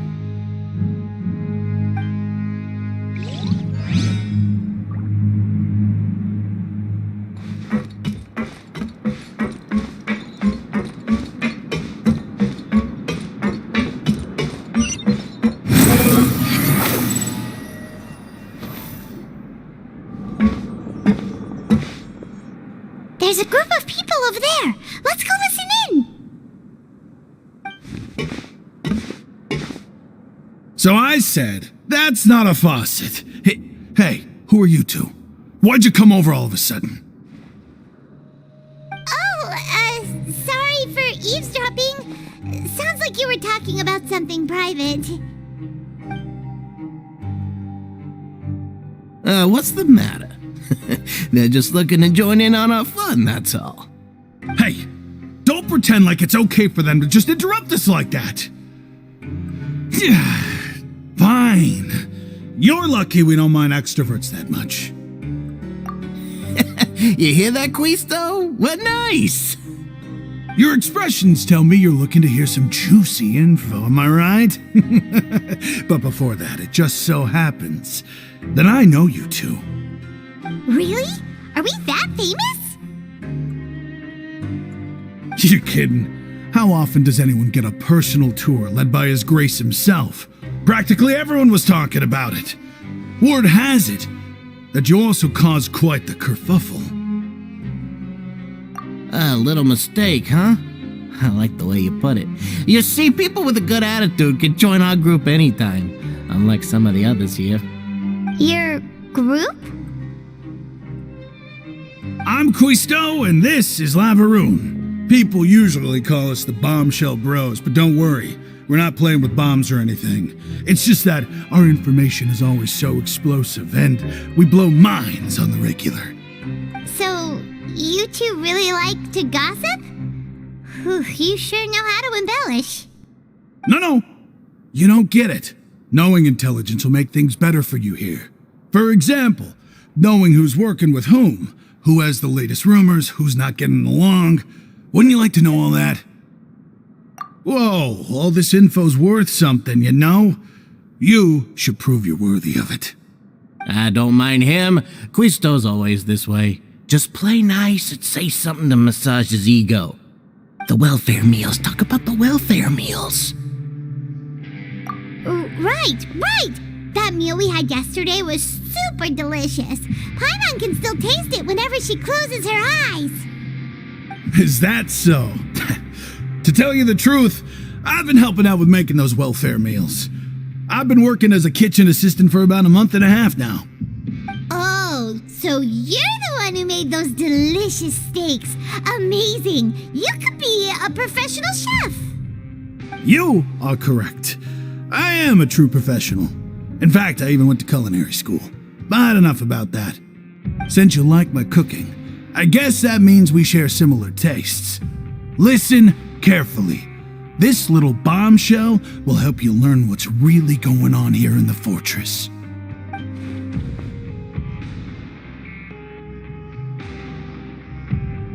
Listen, kids. The power structure within the fortress is quite complicated. The overworlders couldn't care less about us down here. We're basically dogs to them. You've already met the one person here you should never cross, the Duke, Risley. He knows more than you think. And if he doesn't care about something, then he often doesn't bother dealing with it. Those who have the Duke's attention get all kinds of special perks, even better treatment in the infirmary. I know who you mean. It's that Jurier character, right? I don't think there's anything useful about him at all. Why does he visit the infirmary practically every day? Is it normal for anyone to be going in and out of there so often? If you ask me, he's just faking it to get out of work. But did you know that Jurier was a talented researcher from the Fontaine Research Institute before he came here? There's no denying that.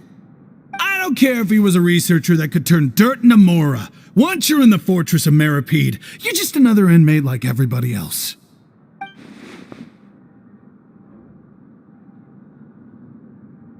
Speaking of which, the last time I saw him, he was passing by in the corridor with Lorvine. I also heard they started arguing in the library and got into a fight, right? Guess that's just how terrible of a guy he is. You mean he hit a woman? Wow, I never imagined he was that bad.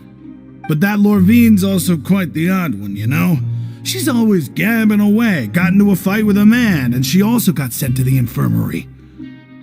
Come to think of it, I always see her going to the sick bay every couple of days, too. Wait a second. You don't think? Do you think could it be that they're secretly meeting there to go on dates? But it's really hard to imagine. After all, I do remember seeing Lorvine beat Juria to a pulp that one time. And we might be overthinking things.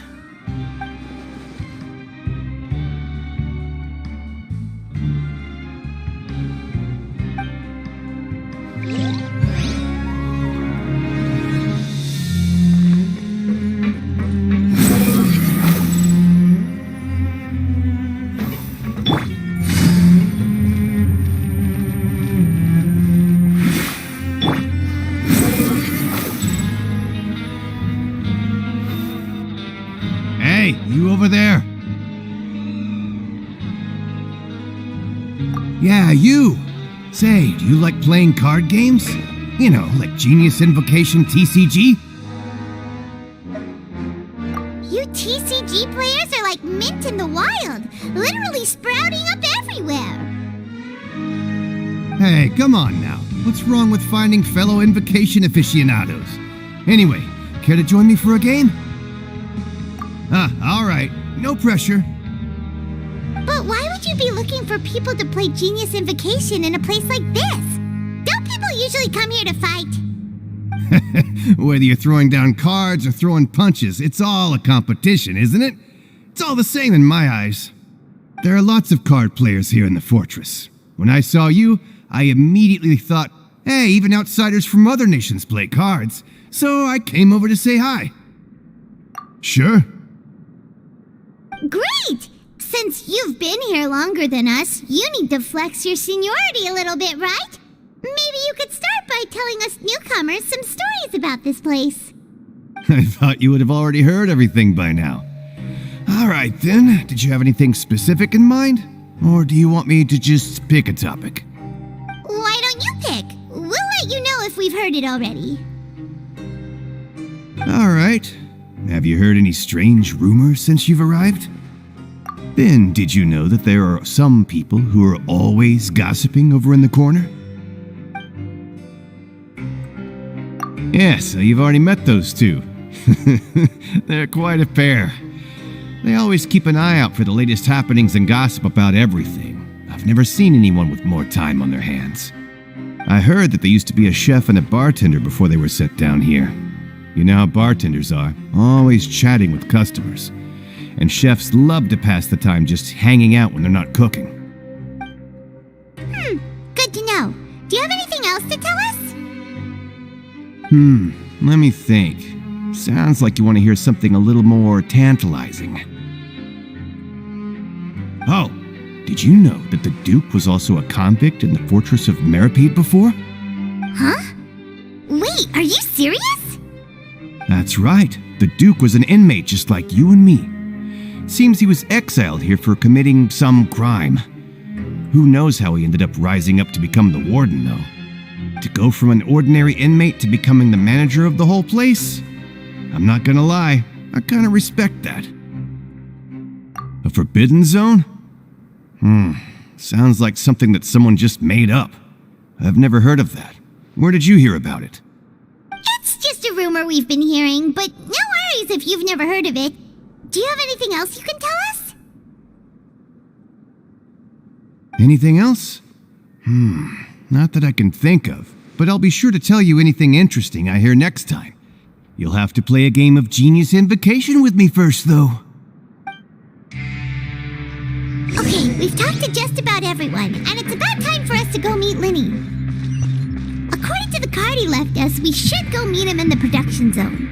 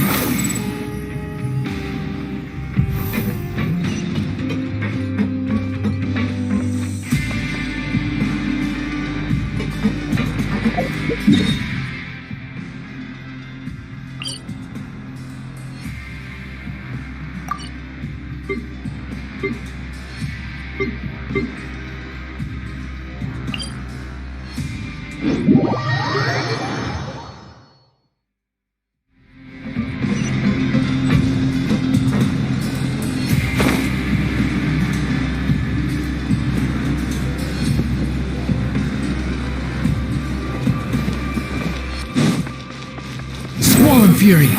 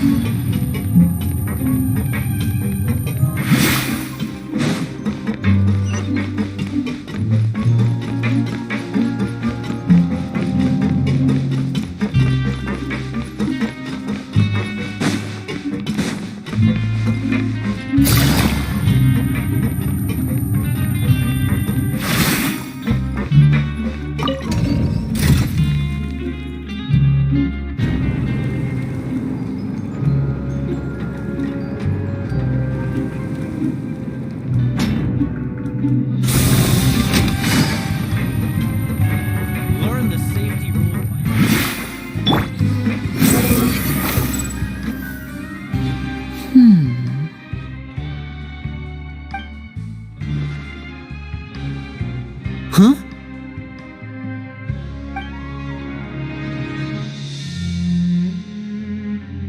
That look in your eyes.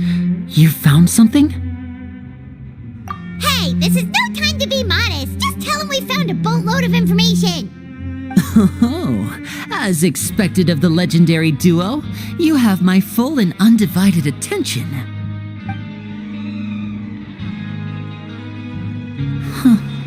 I'd have never guessed that myself. The rumors swirling about this place are unreliable after all, and Master Child probably went missing because he found a way out. He is a harbinger after all. I suppose he's much more resourceful than I initially gave him credit for. Unfortunately, this isn't enough for our final report to Father. We need to find out Master Child's exact whereabouts.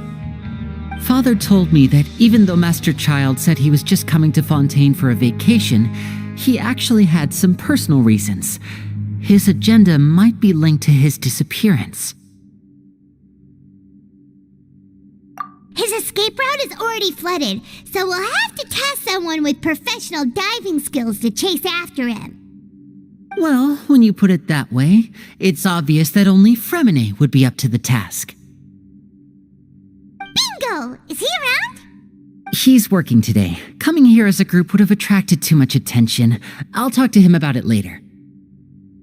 It's the least I can do. We're all in this together, so it's only fair for us to fulfill our end of the bargain. Honestly, I'm far more impressed by you guys managing to collect all this information right under Risley's watchful eyes.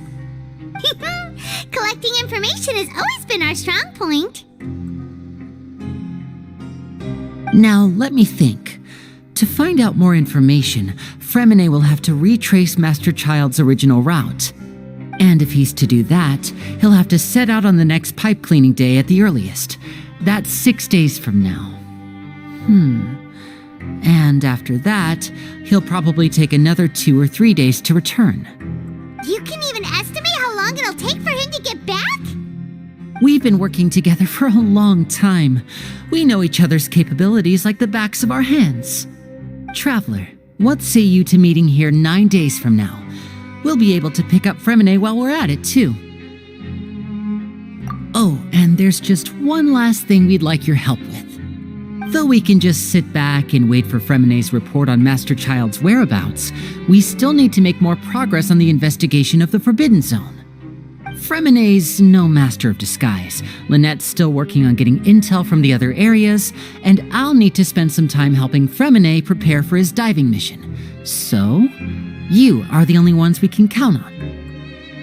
What do you want us to do? Will it be hard? Well, I won't call it easy per se, but I think you'll be able to pull it off. Listen carefully. You'll need to find an excuse to get into the infirmary and investigate the room and environs. You've mentioned several sketchy-looking people always meeting at the infirmary earlier, so it probably has something to do with the secret we're hoping to uncover. You've already met the head nurse, so she'll be less suspicious of you. Investigate the internal structure of the infirmary and any active dealings within, and pass those on to me alongside anything else you're able to discover. But also, there's no need to take risks. Don't forget, safety always comes first. My apologies. I just started rambling out of habit. It was almost as if I was talking to my younger sister. But that's not a bad thing, right? All right, then we'll head out as soon as we finish our prep. Let's go our separate ways for now, then. Don't forget, we meet here again in 9 days. Stay safe.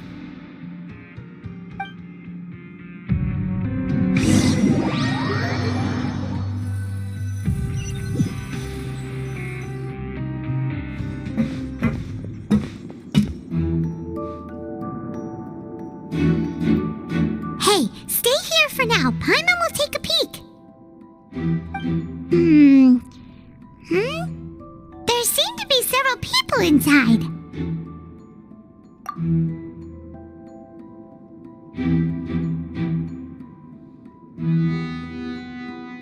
Right. I feel like this. It's not impossible. Oh.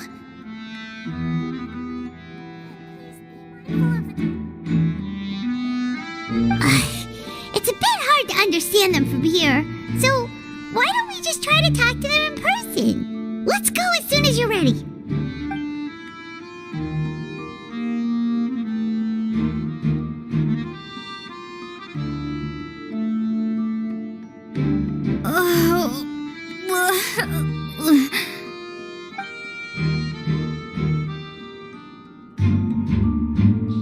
Someone, please help! She's sick!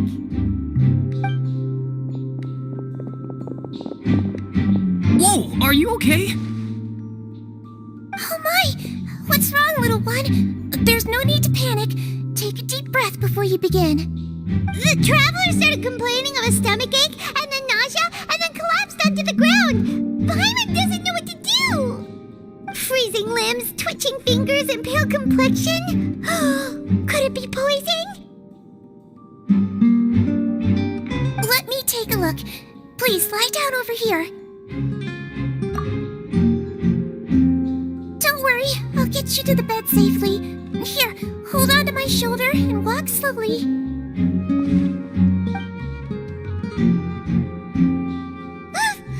You can do it, traveler! Don't apologize. You're sick after all. Now, please relax. I'm just going to do a preliminary checkup on you.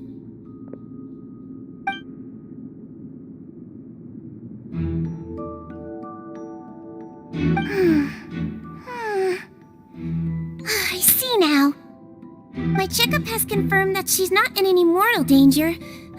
That's our worst fear out of the way. Oh, that's good. But I'll continue my diagnosis of the patient now. Please relax and take a deep breath.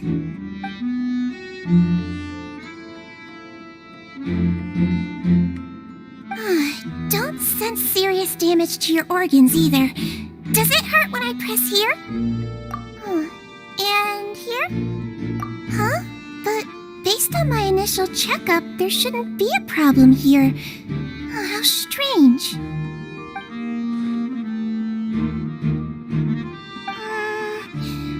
What about here? Does this hurt? Oh, I understand. So that's what it is. I think you just ate something that disagreed with you. That's all. Nothing too serious. Outside of a pretty bad stomachache when it decides to act up. So that's what it is. Thank goodness it's not anything more serious. And there have been other inmates complaining about the food recently. I'll inform our head chef, Mr. Wolsey, of this problem as soon as possible. Congratulations! The health risk is incredibly low, so you should recover within a couple days. Why don't you take a rest here while I go get some medicine for you? Miss Lorvine, I'll have to trouble you to help me look after this new patient while I'm gone. Very well. And she hopped away just like that.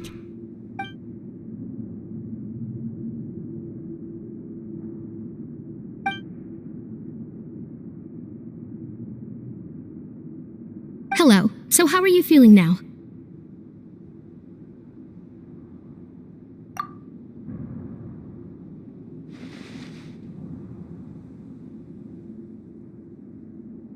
Her stomach aches really bad. She was stumbling about the whole way here, so Paimon's really worried. If Miss Sijuin says it's not a serious problem, then there's no need to worry. She's the best medic we've got down here. But it also looks like she's the only medic you've got down here. Well, that's true. What do you mean, that's true? That's really misrepresenting the situation. Of course I can't speak for the whole fortress, but it's not like everyone imprisoned here is useless, you know? Though they may have committed crimes and gotten locked up here as a result, they still know a thing or two about medicine, and they help Miss Sijuin take care of the sick and injured. Yeah, you're right. But did you have to lecture me about it in front of another patient? Aren't you a patient too? Where did all your energy come from? That's correct.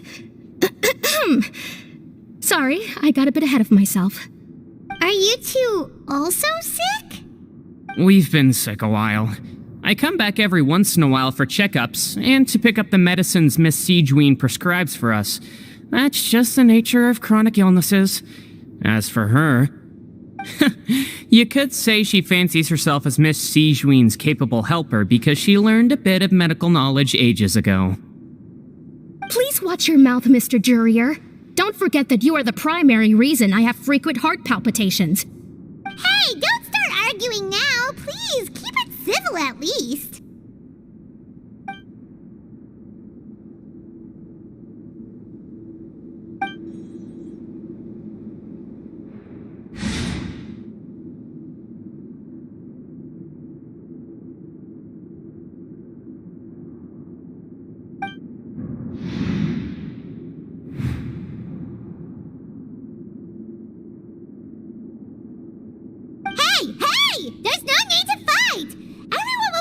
Someday, so there's no need to argue over silly things like this. But... Release. It's way too early for us to even think about that. And who the heck knows if we'd even be able to continue our previous lives?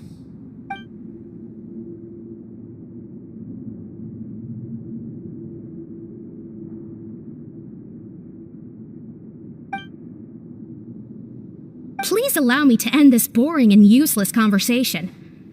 Oh, and Mr. Jurier, I don't want to see your face here again anytime soon. And same to you, Miss Lorvine. Anyway, that was more than enough rest for me, so I'm going to get out of this excessively noisy place. See you later, everyone.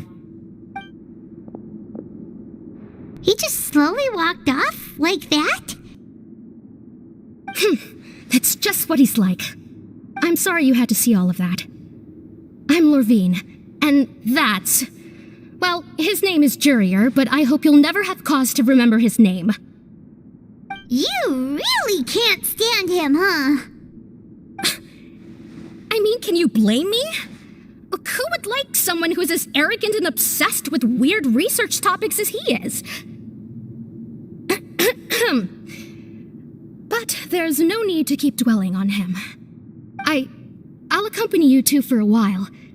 Miss Seishween should be back soon, and I'm sure you'll feel better as soon as you've had some of her medicine. No, it's nothing. I'm back! Did you rest like you promised? Thank you for getting our medicine, Miss Seishween. Did you all cooperate with your bed rest? I trust that nobody got up to walk around. Good. Here, this should be 2 days' worth of medicine for you. Take 1 pill now, and then continue your bed rest.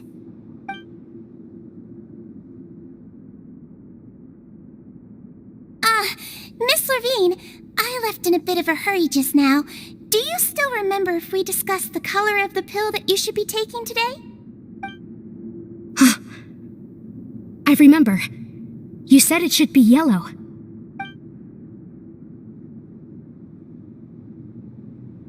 Yellow, huh? I understand. These are yours. Please, make sure to go to bed early after taking them tonight. You'll benefit from a good night's sleep. All right, then I'll also be on my way now. I hope you feel better soon, too. See ya! I'm going to fill out your medical record now. You're widely known as the Traveler, right? I just want to double-check a few details, if that's all right with you.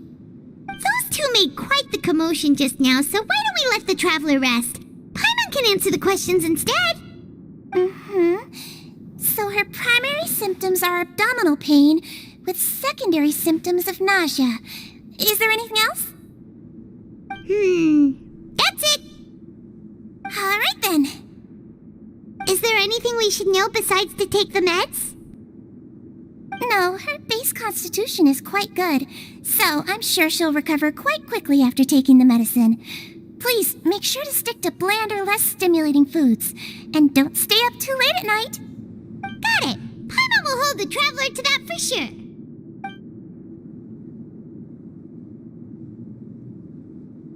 Oh, you're going to take a nap already? Okay then, you get some rest.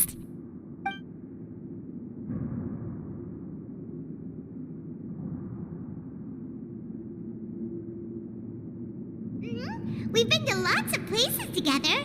She may look a bit under the weather now, but she's actually super strong. Oh, so you're the best of companions. Well, don't worry, she'll recover soon.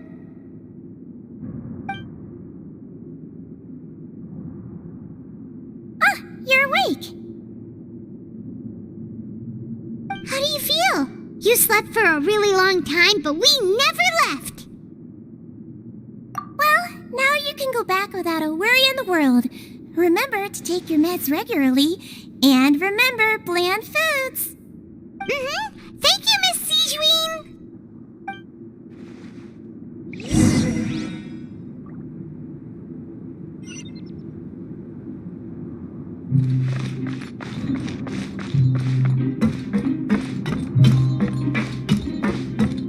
The wind rises.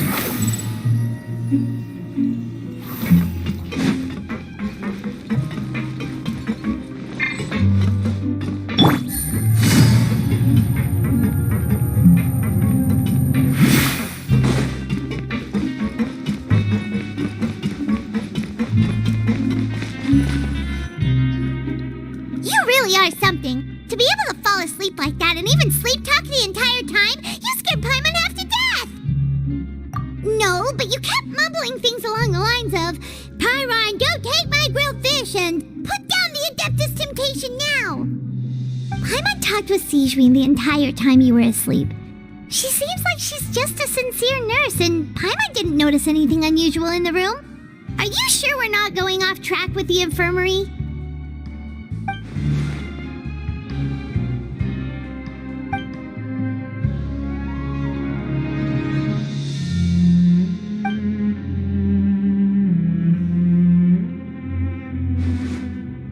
Whoa! You really are super thorough! All those tiny little suspicious things that Paimon didn't even pick up on! We've gotta give the info to Linny!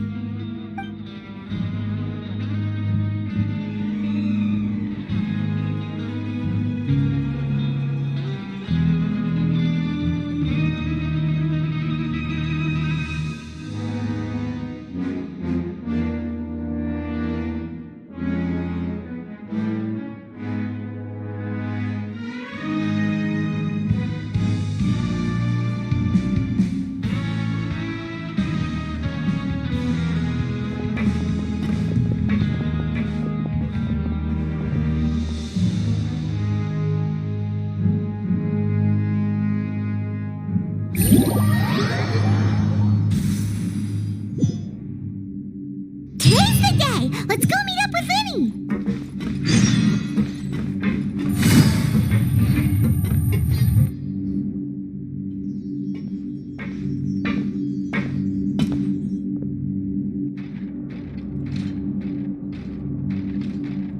Oh! Hmm?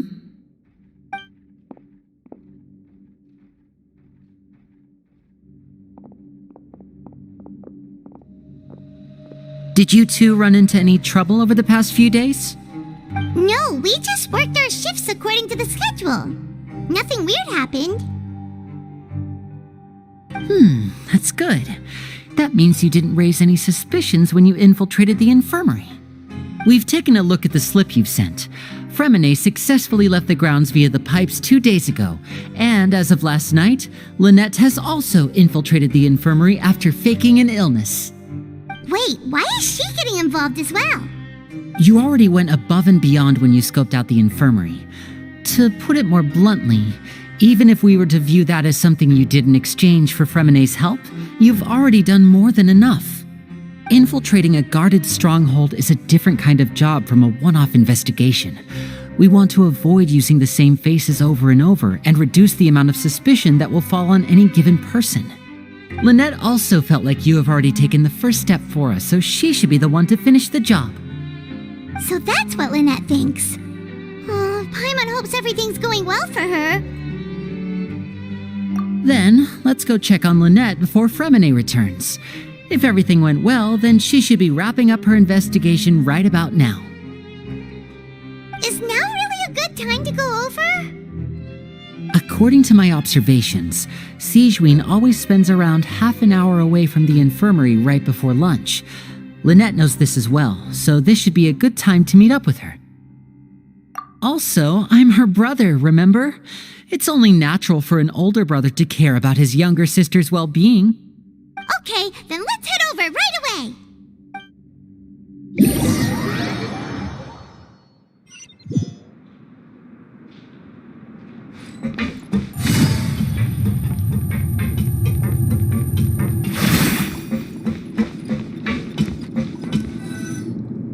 Lynette should be here right now. Huh. Strange. Lynette? As expected, Sijuin isn't here, but why isn't Lynette here? No, Lynette rarely deviates from the plan. We agreed that if she were to make changes on the fly, she'd find a way to let me know. Unless... Let's see if there are any clues around here. We can look while we wait for her. Who knows? Maybe she'll be back soon. Okay.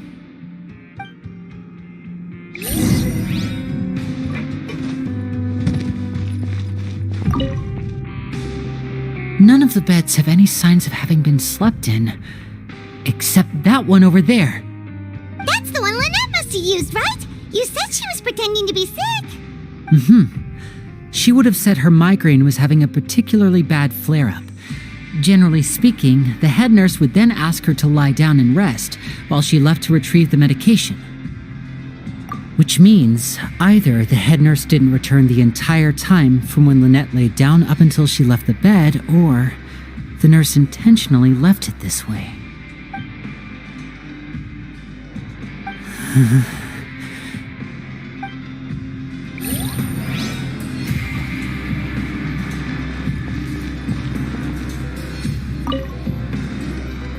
There are some books here and a few files.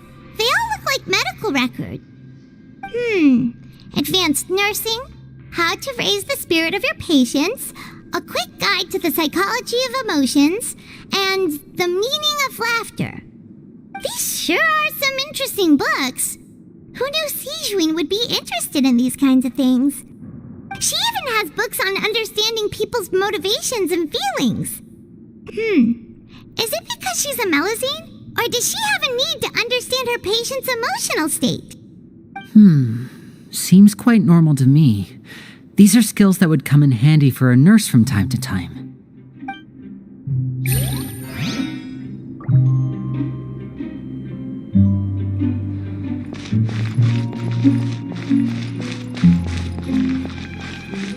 This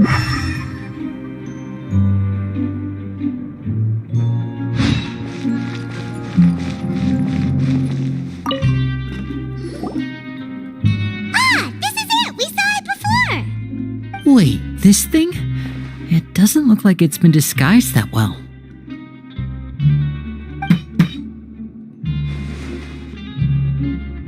The space behind it is empty. From its size, I don't think it's an entrance that is meant to be taken apart. There's probably a mechanism around here somewhere.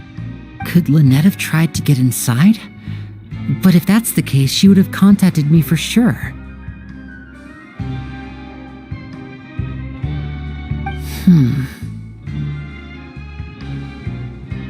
Let's look around here for some more clues. Don't panic, just take another look.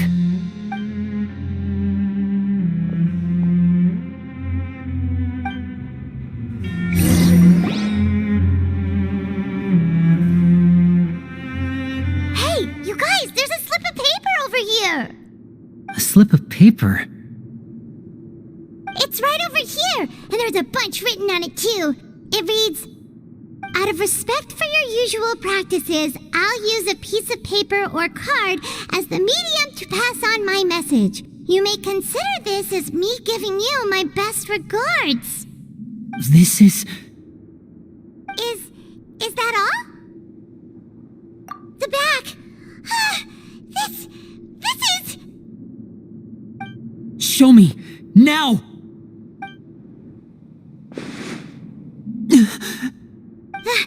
That look on your face. Paimon's reading it now. Would you care to guess where Miss Lynette of the Fatui could be right now? No. Could she have... Is she already... Wriothesley. Did he deliberately leave the infirmary unguarded to use it as bait? Wait, you mean he was aware of our goals from the very beginning? But why? We didn't run into any trouble last time, and he also never reached out to us since.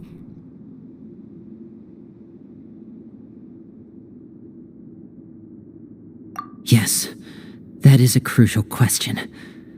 Wriothesley, he doesn't do anything without a clear goal or reason. So this means he had no concerns about your activities from the very beginning. You're not from the same camp as us. You were sent down here by Neuvillette, so you have no conflict of interest with Wriothesley. We're a completely different story, though. I'd like to know that, too. Why did he only go after her? Don't panic, just think everything over. I have to stay calm. This is not like what happened last time. The situation's different now.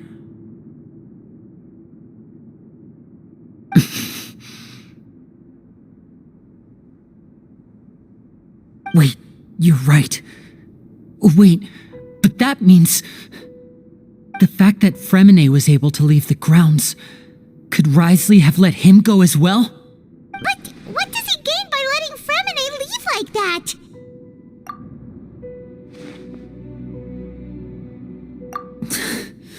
So he's challenging me and trying to provoke me, I'm sure of it. We never should have sent out Fremine. We had to go through all that trouble to find an opening to sneak him around the guards and into the pipe, and we even thought luck was on our side. If Wriothesley let him leave on purpose, then he's probably in a terrible spot now as well.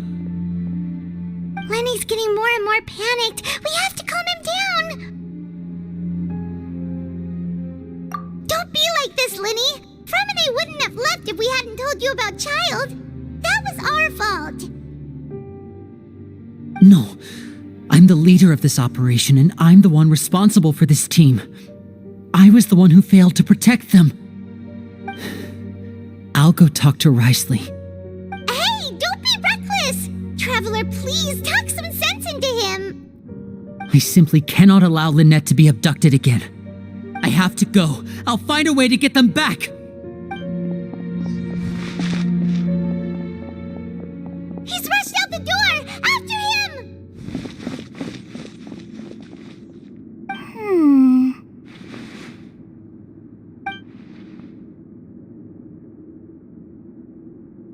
Right. I feel feel like we still have some room to make changes on these details. It's not impossible, but it'll require extensive testing. Is that so? Very well. Then please be mindful of the time.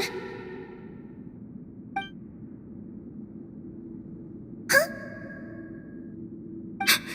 Is someone? Pack everything up. Whoever's outside is eavesdropping. They'll probably come in once we stop talking. Someone! Please help! She's sick! Whoa! Are you okay? These two. As expected, they've already found this place. Oh, they are quite sharp. What a delightful turn of events. I like smart people, but I also like playing dumb. I like the feeling of being trusted. Oh my! What's wrong, little one? There's no need to panic. Take a deep breath before you begin. Being able to read human expressions is quite the useful skill. Wait! It's no use, we have to catch up to him! He's already out of sight! How is he so fast? Let's go head him off at Risley's office!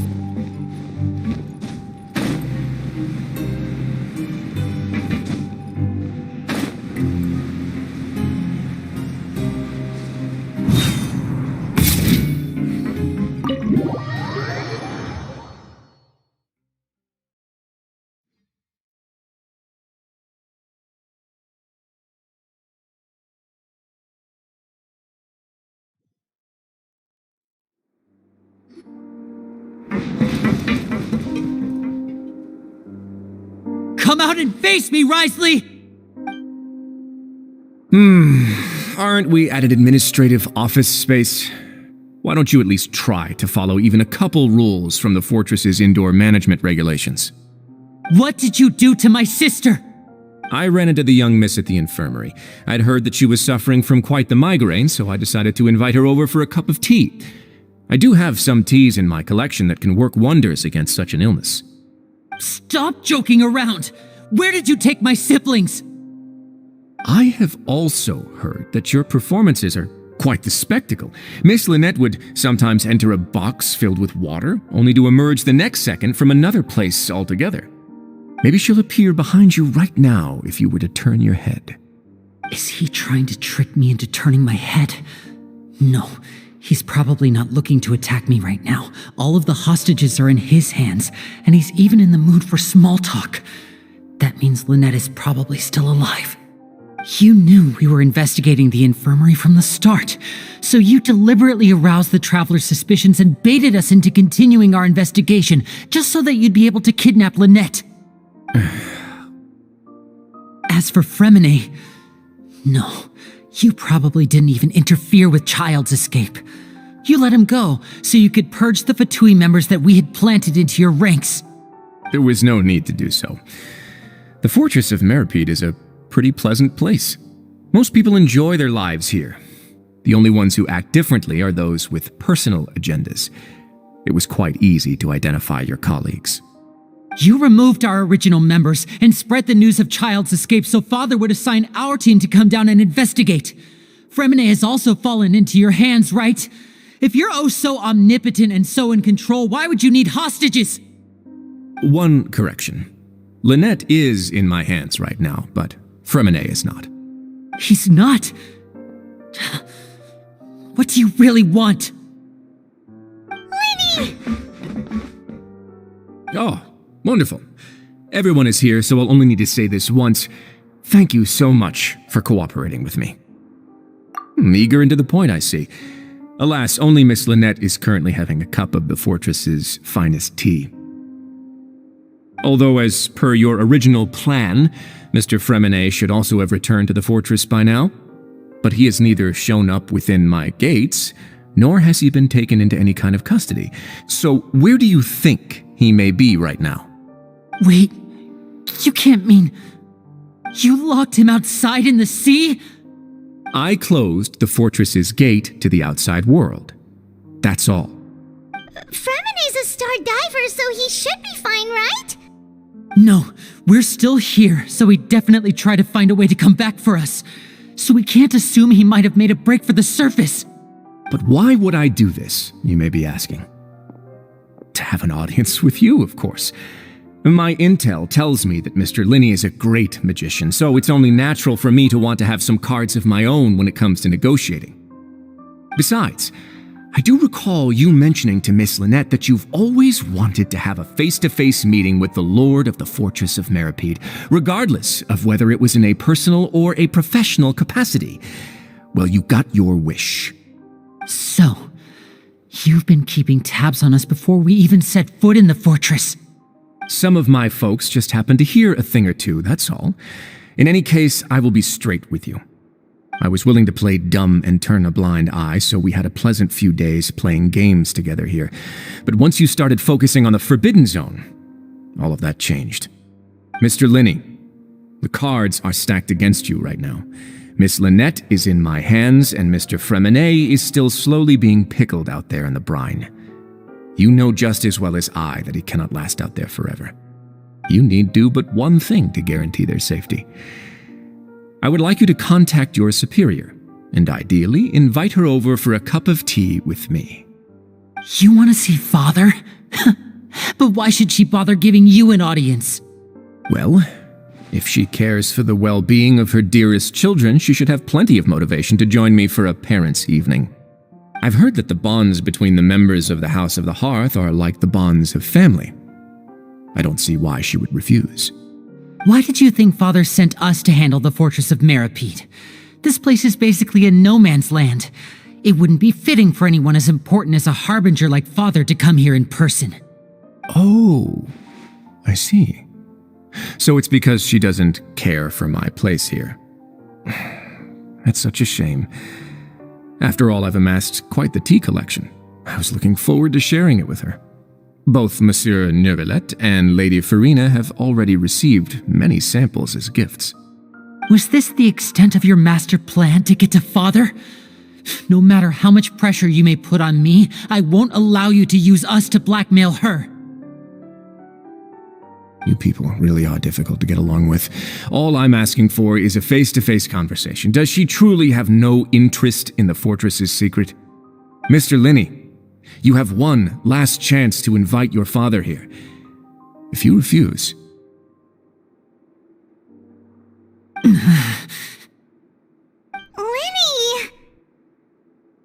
Instead of asking why I'm doing this, why don't you try to see things from my perspective for a second? From the very beginning, the Fatui has been actively infiltrating my fortress. I gave you a warning by cutting off the first few operatives I found, but that only caused you to double down. Had you given up on the fortress then and there, I'd have no reason to want to talk. Mr. Fremene left the fortress on his own, and Miss Lynette tried to pry out my secrets right in front of me. No matter how you look at it, the responsibility for this falls on you. I shouldn't ask Father to do anything because of us. 6, 5... Wait, 2, 1. Time's up. It really is a shame, Mr. Linney. Risley! Negotiations have broken down. Please leave, ladies and gentlemen. It's time for my afternoon tea. Yeah, listen to the Traveler. If you can't talk to Linney, can you at least talk to us? You do realize that I'm only letting you go because of Neuvillette, yes? You're here helping him out, and I've already done my best to stay out of your way. But that doesn't mean you can just do whatever you want. The fortress may be small and remote, but it still has its own set of laws.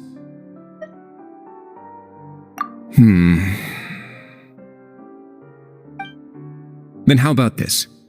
Those who are capable deserve respect. You've spent quite some time investigating my home turf by now, so why don't you tell me a thing or two about what you found, I'll ask you 3 questions. Answer all of them correctly, and I'll agree to your request. Question 1. Regarding the hidden rules of the production zone, what is the truth behind the one about not being allowed to work for 3 days in a row?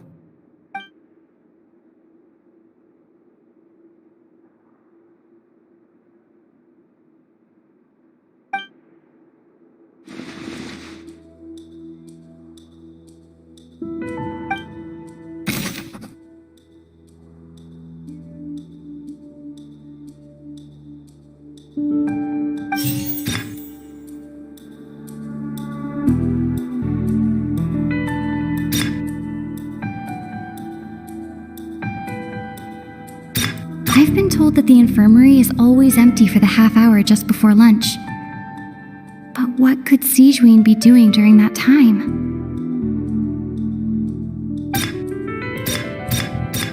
Fonta's internal reports suggest that they're starting a new trial of an unnamed and unpackaged product. But the product has to undergo a trial because even Fonta's own employees have a lot of reservations about it. The research note said that the Melusine race perceives the world very differently from humans. Because of that, the Melusines have also developed a sense of aesthetics that appear rather strange and alien to humans. According to Collins, the Pancration tournament only took place because the Fonta company sponsored it. The research note said that the Melusine race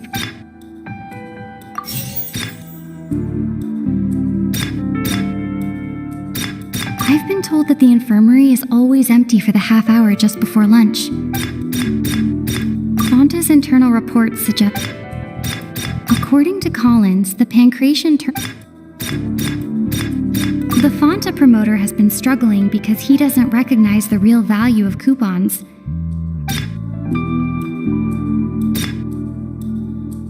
I've been told that the infirmary is always empty for the half hour just before lunch. We often see Miss Sigewinne observing the prisoners at work near the production zone. It seems like she can perceive the general state of a person's health just by looking.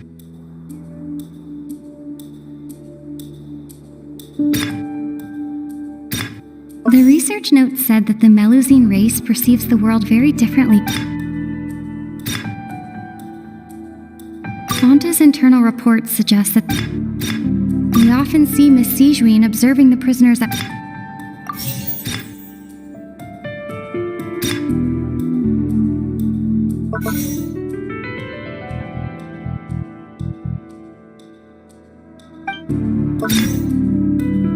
We often see Miss Sigewinne observing the prisoners at work near the production zone. It seems like she can perceive the general state of a person's... We often see Miss Sigewinne observing the...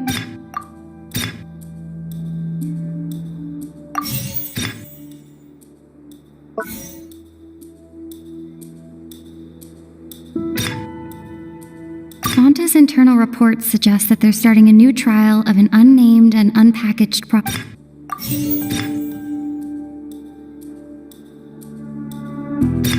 The research note said that the Melusine race perceived... According to Collins, the Pancration tournament only took place because the Fonta company sponsored it.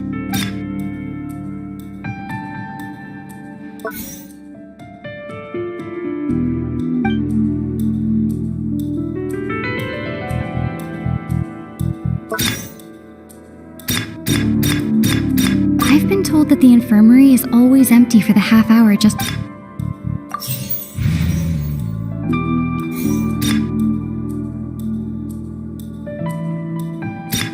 The research note said that the Melusine race perceives the... According to Collins, the Pancration tournament only took place because... The Fonta promoter has been struggling because he doesn't...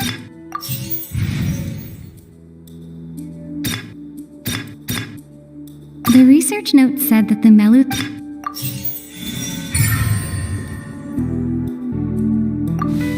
So that's what's going on! Paimon understands it now! Who would have guessed?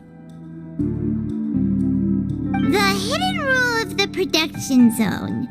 People are not supposed to work 3 days in a row, and if they do, they'll get strange meat in their welfare meal. thought this strange meat must have something to do with the people who disappeared. But in reality, they were all prepared by Sijuin, the head nurse. She often visits the production zone to observe the workers' health and makes a note of anyone who has worn themselves out after 3 full days of work.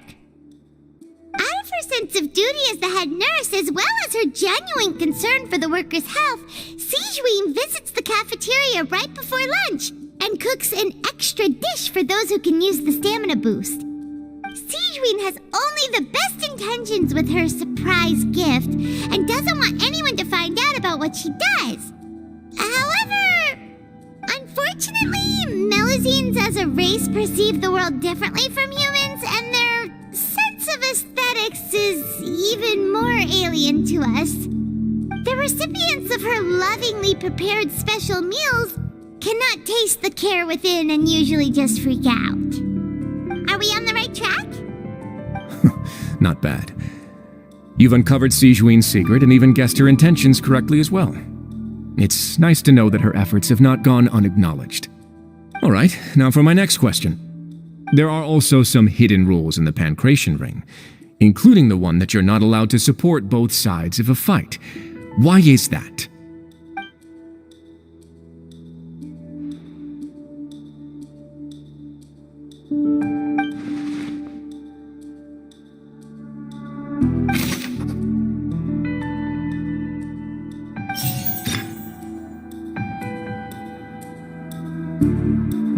I've been told that the infirmary is always empty.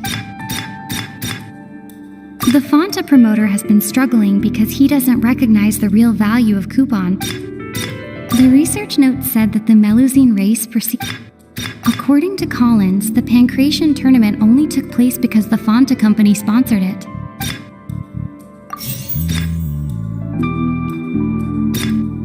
The Fonta promoter has been struggling because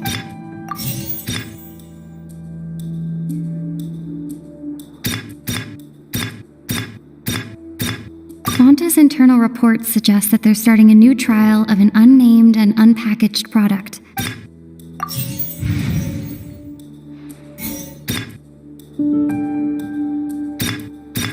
Fonta's internal reports suggest the Fonta promoter has been struck.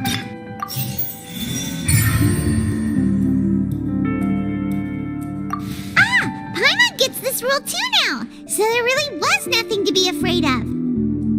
That hidden rule of the Pancration Ring is about how, people are not supposed to bet on both boxers at the same time. And if they do, they'll receive a package containing a strange, blood-colored liquid. People get scared when they see it because they've subconsciously begun to associate it with the missing boxer. But really, it's just a bottle of the latest yet-to-be-named and packaged new Fonta trial product.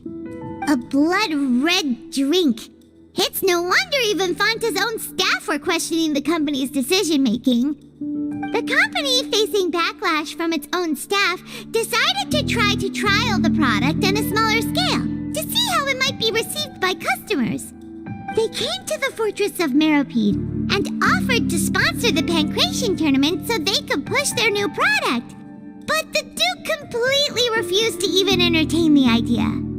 The Duke, knowing how valuable coupons are in the fortress, knew that only total idiots who didn't understand their true value would bother buying a Fonta product here. And so, only those who proved their stupidity by being dumb enough to bet on 2 opposing sides of the same match were selected to receive the drinks. I acknowledge the effort you've put into bringing the truth of this mystery to light. Although, based on your description, that Fonta promoter is a bit too careless with his words, I may just reconsider my collaboration with the company. All right, and here's the final question. What's the secret behind our head nurse and all of her patients in the infirmary?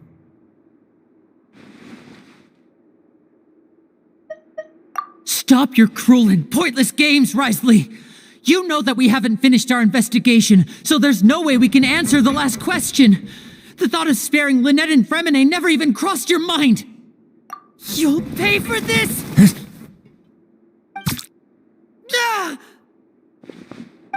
Lenny, are you alright? Oh, close one.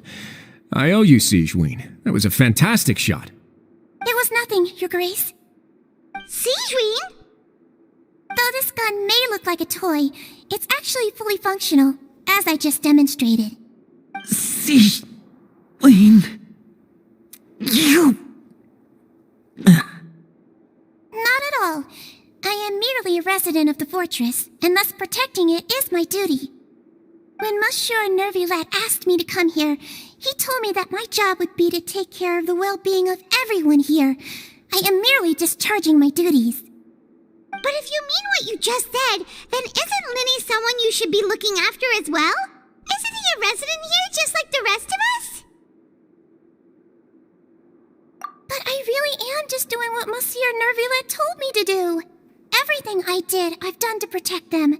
Had I not, they would be in far more dire straits right now. His Grace knows it too, right? Your Grace? Mind proving my innocence to them? My dear Sigewinne, whatever shall I do with you? Would it have killed you to just wait another minute or two?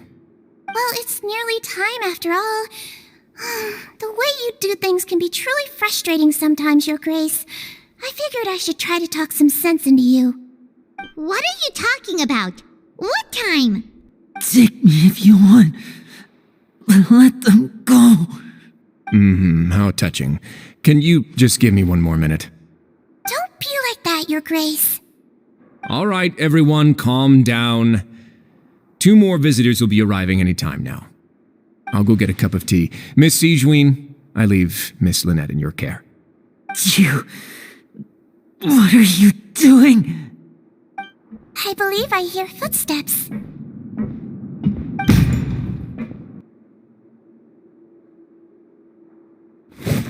Some space, please.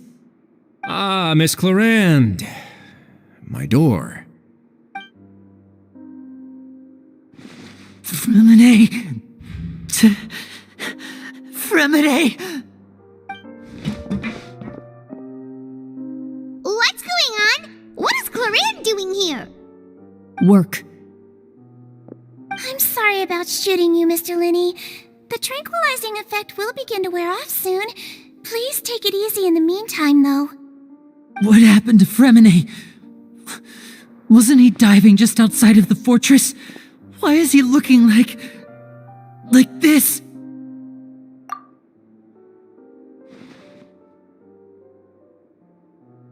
A flushed face, an accelerated pulse. He must have consumed primordial seawater. What did you say? Please, make some space. I'll need to give Mr. Fremine a more thorough checkup. Your Grace, I'll leave the rest to you. I'll talk to Clarande while you get Fremine to where he needs to be. Everything else can wait.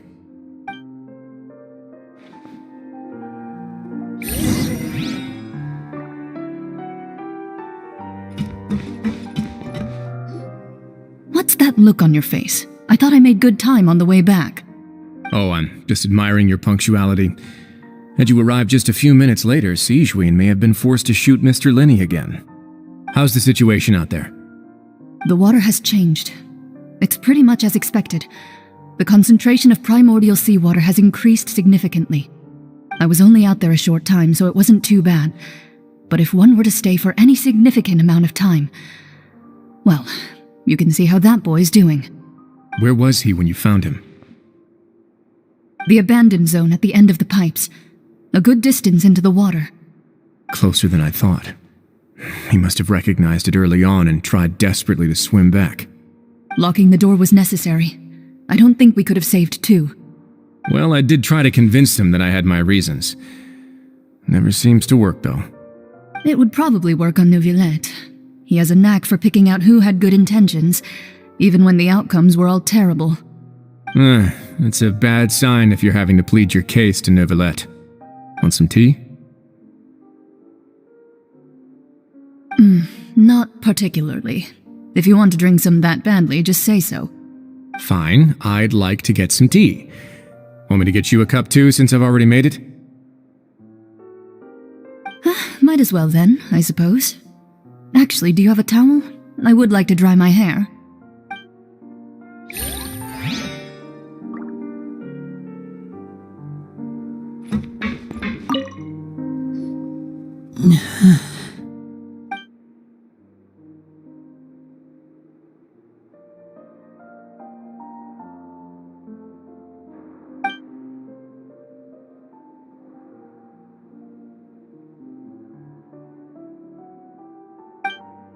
How is he? These symptoms are probably caused by an acute ingestion of a large amount of primordial seawater. Still, his condition is not critical. Of course, it would be best if he stayed for further observation. Let's leave him here for now, and move him to the infirmary once he's recovered a bit more. Sorry. I am aware that the infirmary may not be your favorite place in the world at the moment. We do only have a single clinic in the fortress, however. Why would he ingest a large amount of primordial seawater after leaving the fortress? How could that possibly happen? Please, look after Mr. Fremine for the moment. I'll go fetch some medicine and a respirator. Oh, I'll bring Miss Lynette back with me. Where is she? How is she right now? Oh, she just took a nap in an empty room after I tranquilized her. If my calculations are correct, she should also be waking up right around now. You might not believe me, but His Grace and I actually made some snacks and tea for her.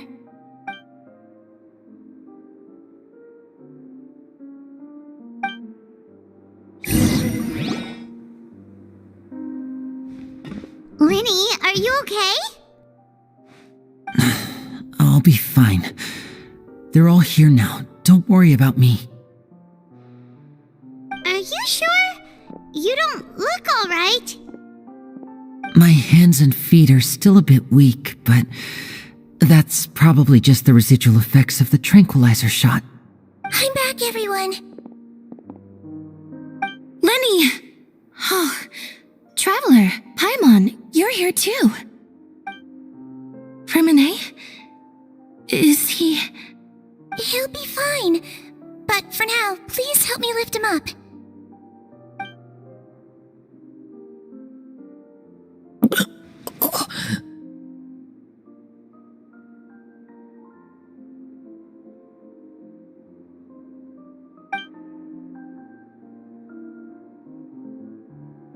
His breathing's beginning to slow down. Give me a hand and help me get him to the infirmary.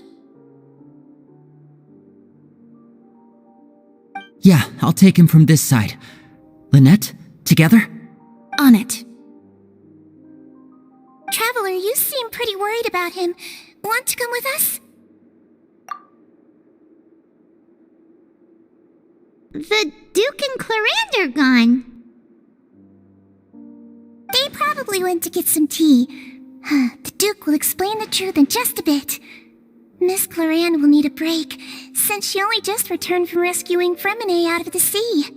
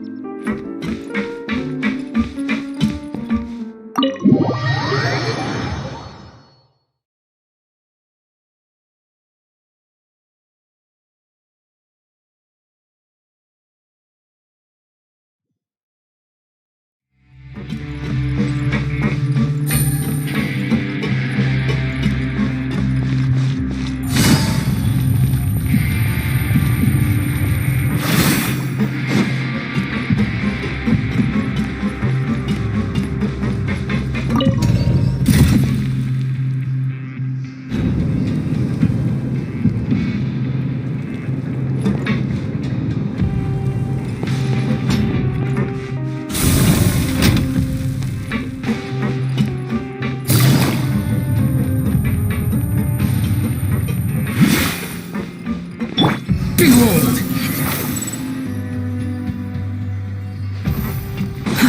Too slow.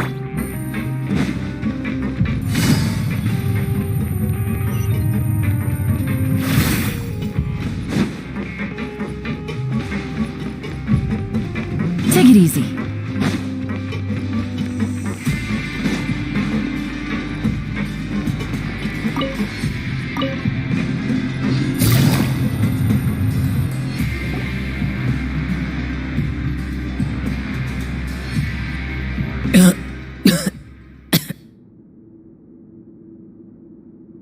awake.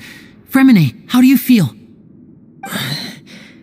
Lynette. We're all here. Where am I? The infirmary at the Fortress of Meripede, Mr. Fremine, and you are no longer in any danger. How do you feel? Don't push yourself if you're not feeling up to it. Traveler. Paimon. It's been so long. The sea. There's something wrong with the seawater. Shh, it's okay. We can talk about it after you've recovered. No, listen to me. This is really serious. There's primordial seawater mixed into the regular seawater. I don't know why it's there, but no one should touch it. Pipes. Right, the pipes. It's all coming back to me now.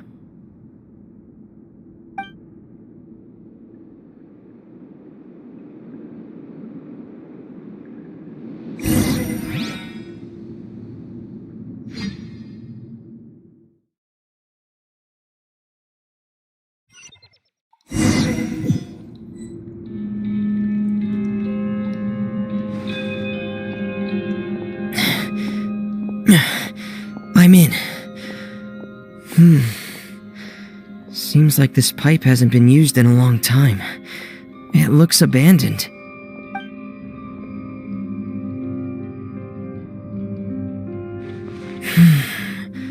Where could Master Child be?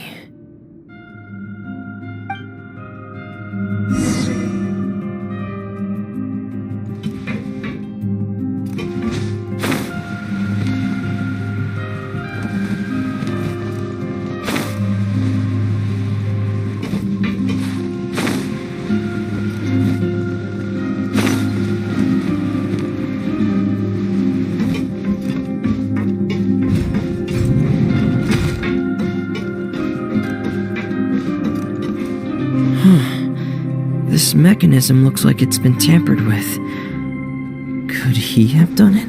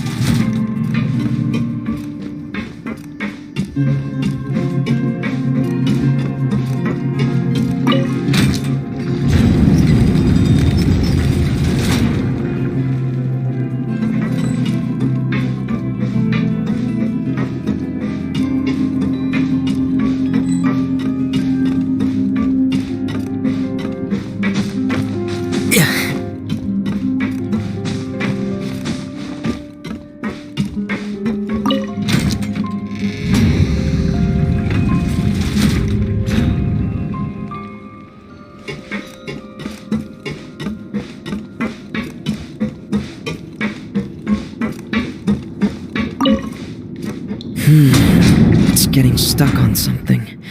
Seems like I'll have to avoid those obstacles while I turn it.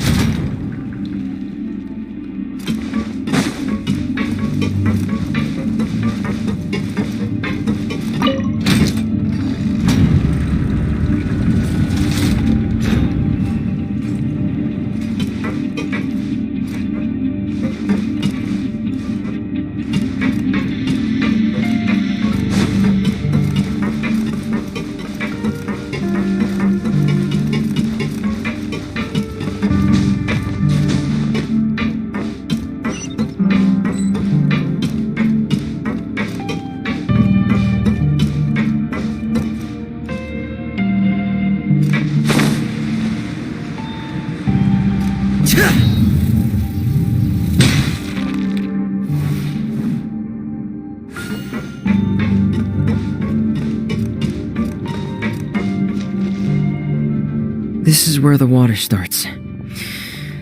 Okay. Master Child probably dived into the water. I'll go take a look as well.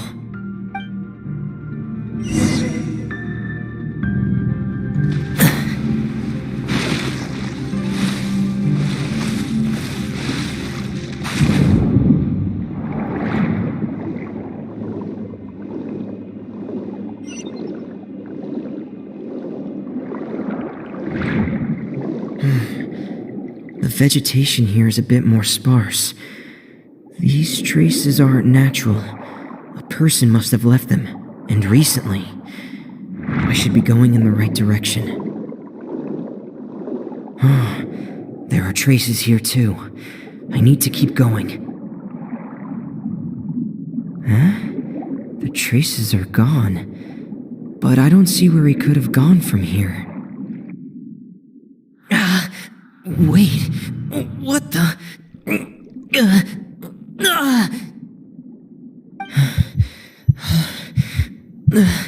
My heart is racing, and it's getting harder and harder to breathe. What's going on?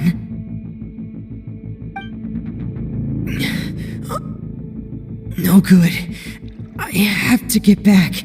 They still don't know anything about what's going on. If I turn back right now, I should still be able to make it.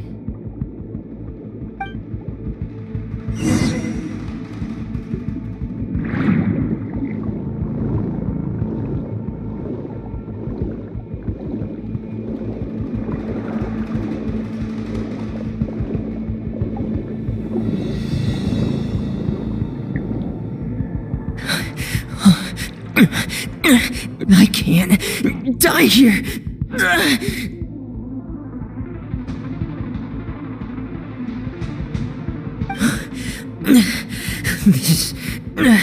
This is bad. I'm feeling worse and worse, and I'm still underwater.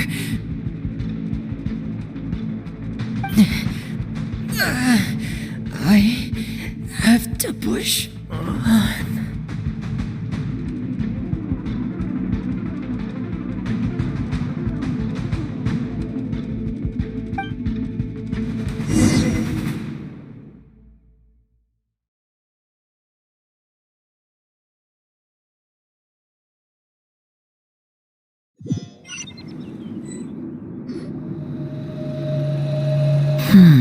So, in other words, the trail you were following vanished, and you had no idea where Master Child could have gone, but there was also no obvious place for him to have disappeared to. That's right. I tried my best to swim back, but I had already put some distance between myself and the fortress, and I just couldn't find the strength to keep going. I probably passed out some time after that, and you know the rest.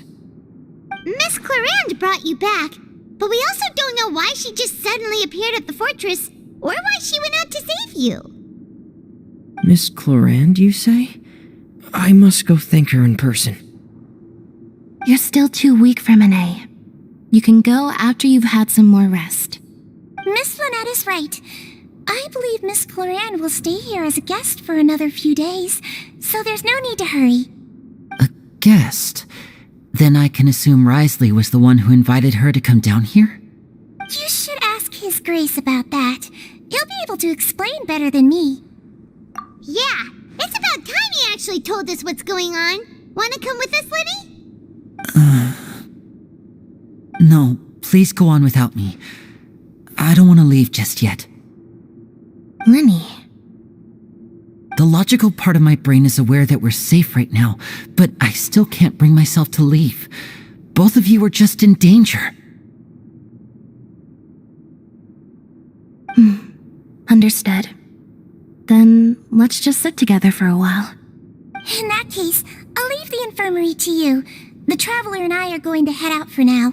As long as you stay in here, I don't think you'll be disturbed. Thank you.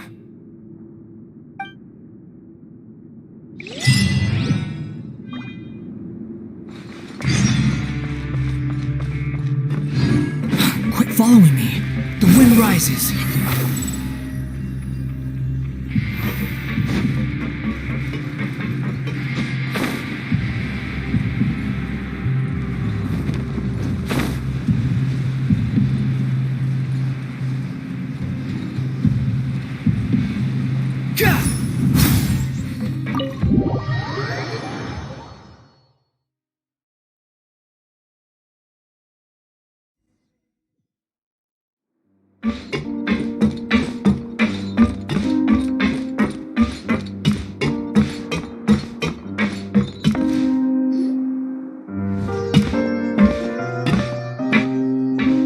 Excuse me! I take it Mr. Fremonet's condition has stabilized? Of course!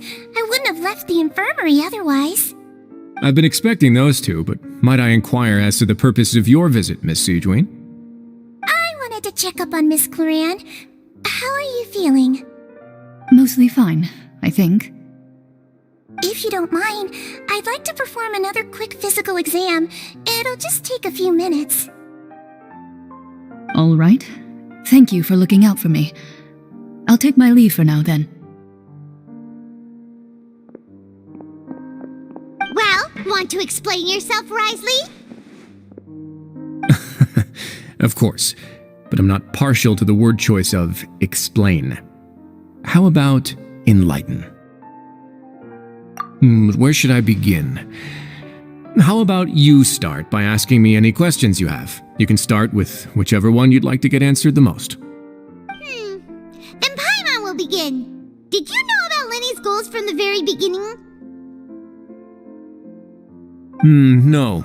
I just knew they were Fatui operatives sent to the fortress by the Knave. As for their specific goals, I only figured those out as you made progress on your investigation. You managed to monitor and stay ahead of them even though you didn't know what they were trying to do? They came here with ulterior motives. I'm quite adept at discerning what that kind of behavior signals. Initially, I thought their goal was just to investigate Child's disappearance. Linny suggested that I had deliberately let him escape, but in truth, I didn't really do anything special to help or hinder him while he was here. Everything he did, from finding helpers to leaving this place, he did on his own. Of course, it's inevitable that the Knave would make a big deal out of her fellow Harbinger's unexplained disappearance. I'm also quite curious about where that Harbinger went, so I figured I might as well let the Fatui do their own investigative work. All I care about is the answer. So you were hoping Lenny's group would just do your work for you! You make it sound like that's a bad thing. Unfortunately, things didn't go as planned. I assume that Fremonet has told you already the ratio of primordial seawater around the fortress of Meripede is on the rise. The Forbidden Zone has always been Lenny's target, and you got roped into that investigation after running into him. I began to intervene out of concern for your safety, and also to prevent the fortress from becoming entangled in more irksome matters. Are the rumors true that you're also a former criminal? Why would you put it like that? Isn't staying here all day and serving as the manager of the fortress a kind of sentence unto itself? Another form of prison? I just happen to have some support from the rest of the inmates. That's all. Oh, right! Paimon wanted to ask, who invited Cloran down here? Me, of course. I paid her good Mora to come down to the fortress for some field work. As a champion duelist, Miss Cloran could be considered to be an independent party. I needed to find an exceptionally capable person to help me get through the impending crisis. And saving Fremonet was part of that crisis? You can think of it like that, yes. Credit where credit is due, that boy is quite adept at diving. Had conditions not been as hostile as they were, he probably would have found the missing Harbinger already. That's not something you should be asking after. Neuvillette only asked you to investigate Child's whereabouts. All I need to prove to you is that the Forbidden Zone had nothing to do with the Harbinger's disappearance. That should be clear now that you've spoken to Fremonet. But we've already uncovered that there's something wrong with the infirmary, and we've answered a bunch of questions that you threw at us. Isn't it about time that you answer our last question in return? You make a compelling case.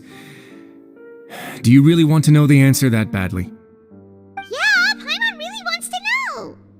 Even if the truth may not be pleasant? Follow me.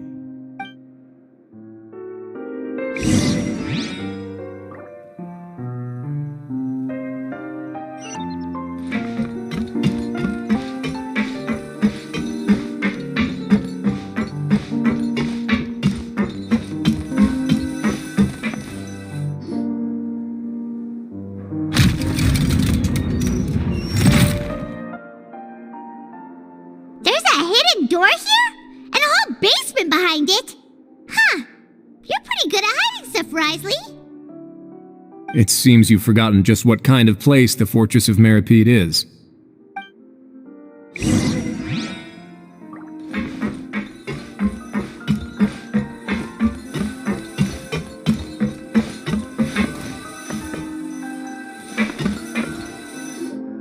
Stand on the central plate.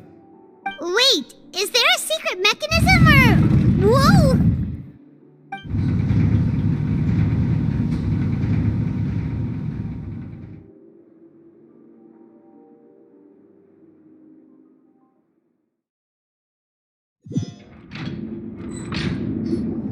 So, this is the Forbidden Zone? Honestly, for a place so well hidden, Paimon sure doesn't see anything special.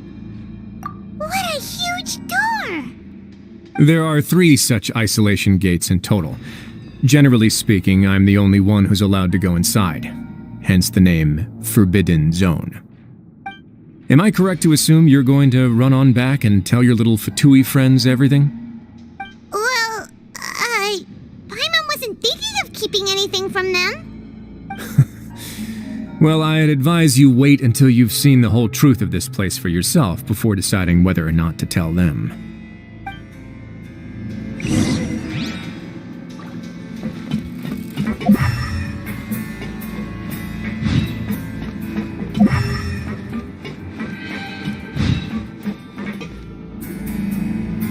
Huh, so there's a switch on the side. Stand back.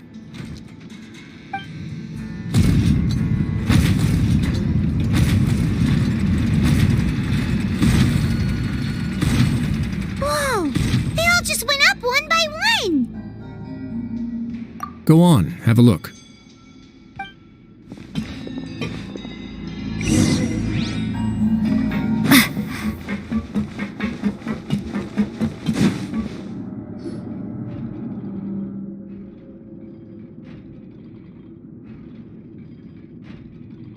I've been interested in what lies beyond that gate ever since I assumed leadership of the Fortress of Meropide. Of course, it would be unwise to recklessly open it, but it'd also be risky and negligent to simply ignore any potential danger that could be behind it. The readings on that dashboard have not budged since the day when I first laid eyes on this place. But over the past year, the needle has crept upwards from its original position, likely because some parameter it's been tracking has changed, if only infinitesimally. Normally I would have ignored it, but I happened to have some free time when I noticed it, so I investigated. Any guesses what the reading could be tracking? Very reasonable guesses. I've considered both of those as well. Unfortunately, our dashboard is tracking something less ordinary. The temperature should vary with weather and climate changes, so for something that rarely shifts, the water pressure is more likely. We ran a few tests to increase the pressure from the outside, but the readings didn't change at all. Later on, a few more possibilities occurred to me, such as a potential connection with the primordial sea. I began to make a few preparations based on that hypothesis. Over the past few days, the needle has moved again. With that and the symptoms that Fremine displayed after leaving the fortress, I can now confidently conclude that the readings represent the concentration of primordial seawater in the seawater nearby. The concentration of primordial seawater? But we're already under the sea! And that is precisely the problem. We're at the bottom of the sea, and now we're surrounded by toxic seawater. Somehow, primordial seawater got mixed in, and the concentration is steadily rising. Yes, that's very likely. But forget about the two of us! Not even Neuvillette knows where the primordial sea could be, much less where we could find and plug a leak. Oh. Oh! Seems like you've figured it out. I believe the primordial sea lies directly beneath this sluice gate. For some reason, the primordial seawater levels have risen significantly, and it's now very close to us. The indicators are now red. Although the gate still stands, some primordial seawater has already leaked out and mixed into the sea around us. If this continues, soon it will no longer be able to hold back the primordial sea at all. Yeah, you know what the legends say. If this place falls, then everyone in Fontaine will be turned into puddles in the span of a night. But that's just too Why would the Fortress of Meropide be built right above a sluice gate for the Primordial Sea? Who built this place anyway? Your expression tells me you think this might be part of a vast, complicated conspiracy. To be honest, you might find the actual answer may be exceedingly boring. It's just that the secret of the Forbidden Zone had been long forgotten by the nation before I rediscovered it with my research. There's no single founder of the Fortress of Meropide in any traditional sense. What we know about its history has been left to us by the people who used to live here. When the previous Hydro Archon Egeria ruled the land, all convicted criminals from Fontaine were exiled. The people drove the criminals away like a wolf pack chasing away the banished. The criminals received no sympathy of any kind from the people. They were exiled to the desolate seaside, where they experienced only pain, struggle, and the bone-chilling cold. Some of them began to repent and prayed to the Hydro Archon, asking if there was still anything they could do. The Hydro Archon took pity on them and said, "You may go guard my secret, deep underneath the waves." And so, leaning on the power of the Hydro Archon, they gathered underneath the sea and began to build a fortress. They became a community down there in the deeps, and over the years helped it to grow. As the number of exiles increased, more and more people joined the community. When the first group of exiles died, they left the yet unfinished fortress to their successors. The Hydro Archon continued to lend her support, allowing the fortress and what it stood for to continue growing ever larger. Before long, this dark underwater fortress became the sinner's only home. And with that, the people here stopped referring to the fortress as a prison. They saw themselves as repenting sinners who would regain their freedom once they had sufficiently redeemed themselves. But as time went on, people also realized that the fortress was a lonely place. Once they had gotten used to life here, they could no longer feel comfortable living in the overworld. Once they had finished serving their sentences, some people left and some others chose to stay. They'd find some idle position and let their withered souls fade away with the ancient secrets of the past. After many, many centuries, few people still remember the reason for the fortress's founding. Now they just see it as an integral pillar of Fontainian society, as the place where criminals deserve to be sent. Now and again, researchers manage to break one law or another and live out their days in the fortress. I learned all this from an elderly historian. Everyone else just thought he'd made it all up. But now you know every part of that history is true. Indeed. It's just as the prophecy says. If this gate fails, then everyone will be dissolved into the sea. To be frank, not really. But sadly, that hasn't stopped this prophecy from proving all too accurate. Prophecies are troublesome things. Just hearing one will create the first wave of panic. Seeing signs of it will bring about the second, and actually witnessing it in real time, the third. Let's go somewhere else. I want to show you something.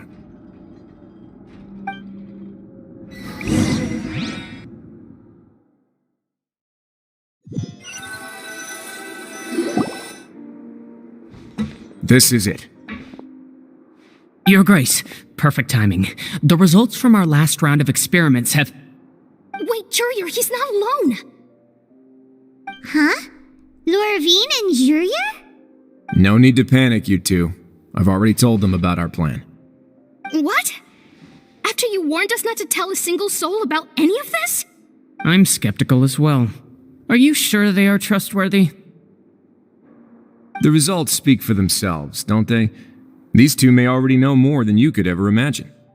All right then, if Your Grace insists. They seem harmless enough, so I'll trust them for now. How about some reintroductions? This is Jurier, one of the highest-ranked researchers from the Fontaine Research Institute. He used to work under Edwin. I trust that you've heard of Edwin? Good. Saves me a bit of time explaining. Edwin's main areas of research were archaeum and gravimeters. As his assistant, Jurier is quite familiar with them as well. I hired him to be my technical consultant. You want to blow up the Fortress of Meropide? Ah, what a lovely idea. I'm already imagining it in my head. Gotta admit, I'm tempted as well. Guys, focus! Focus! That taskmaster over there is Miss Lorvine, and is also one of my technical consultants. While Jurier used to be Edwin's assistant, she used to be Jurier's assistant. Ooh, are they together? See, everyone keeps asking this question. Are you too sure you're not a couple and just using your work as a convenient cover? Your Grace, I am not in a relationship with this man. If I dated her, I'd officially be madder than Edwin. Jeez, forget I said anything then. Follow me. Whoa, there's another door that goes right up. Your constant amazement makes it seem like the fortress can do anything. But Paimon really thinks everything's super cool.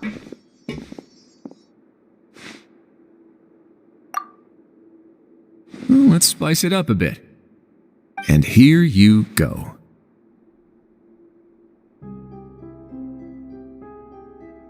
What a huge ship? This is also a production zone that Paimon's never seen before. What's going on? How much do you know about Fontanian history? Not much at all.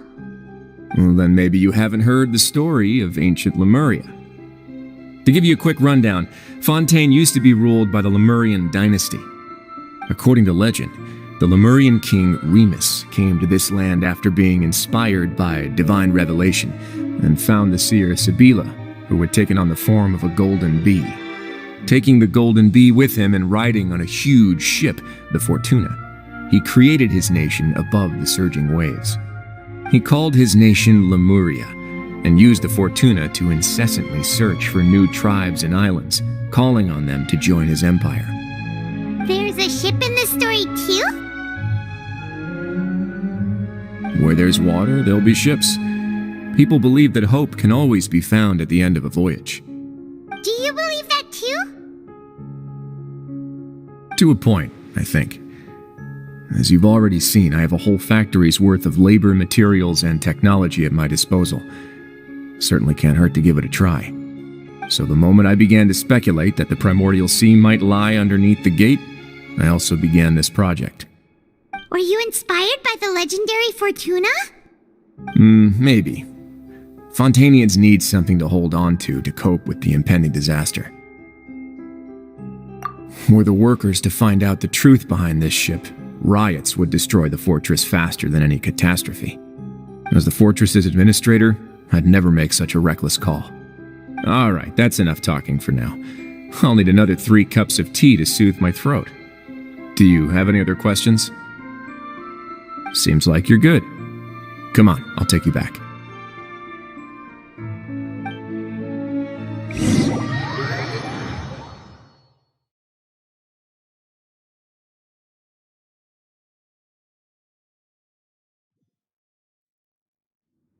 I'll leave you here for now. Oh, thank you so much. No worries. But don't forget, it's up to you whether or not you want to share what you just saw. What you do from here on out will likely affect those 3 as well.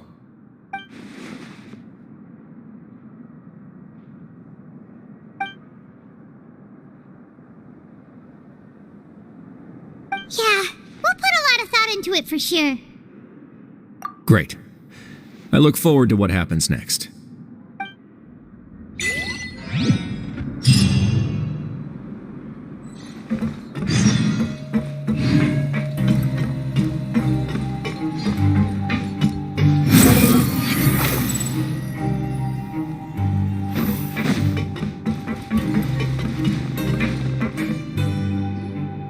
We're back!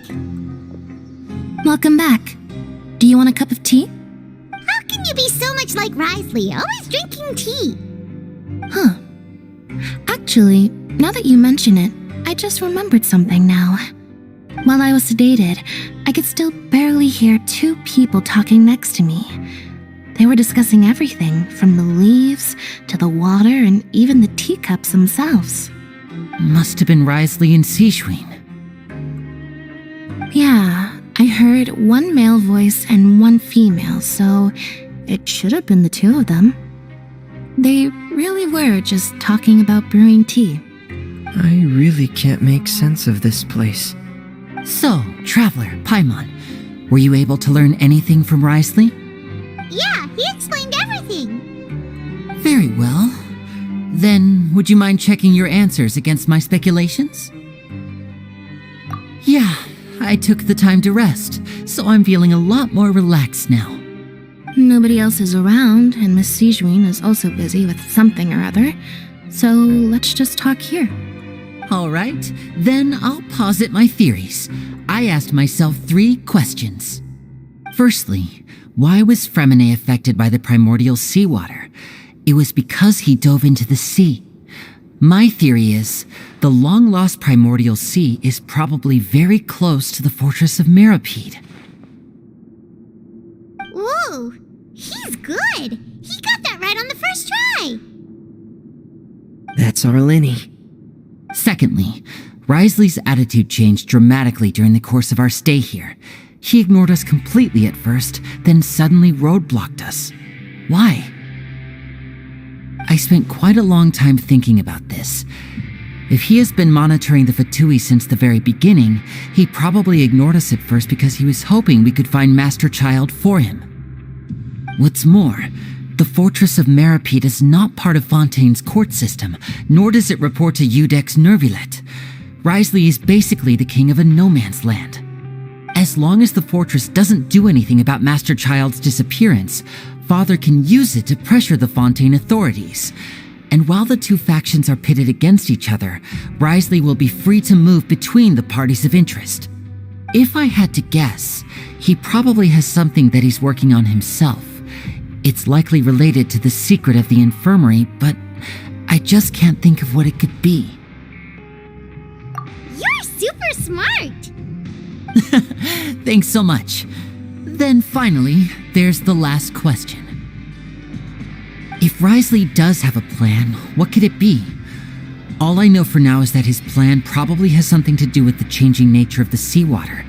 He's even gotten Cloran to help him out. That can't be the full extent of what he's doing. There's probably a secret passageway behind the block in the infirmary, and there's something big in the fortress that most people here never get to see. He has a bargaining chip, and it could be important enough for Father to deal with him directly. I don't have enough information, so I have no idea what his chip might be. But let me guess. You have the last piece of the puzzle.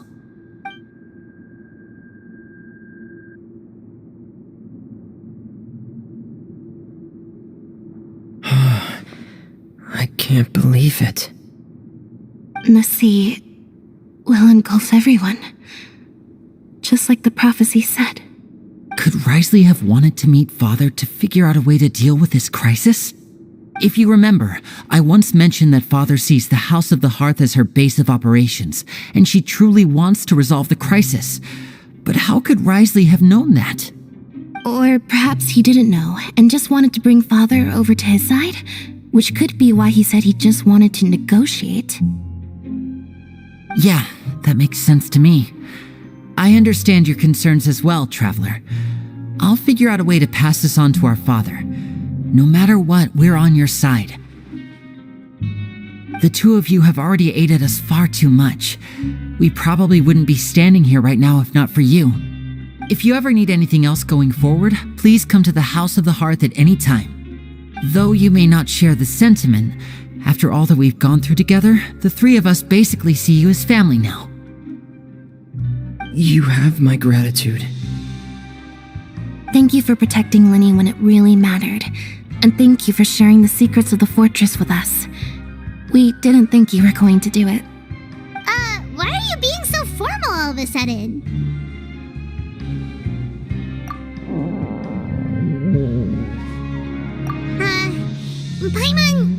Paimon's hungry. You've done so much already. Go get some food. Alright, then we'll catch you guys another time.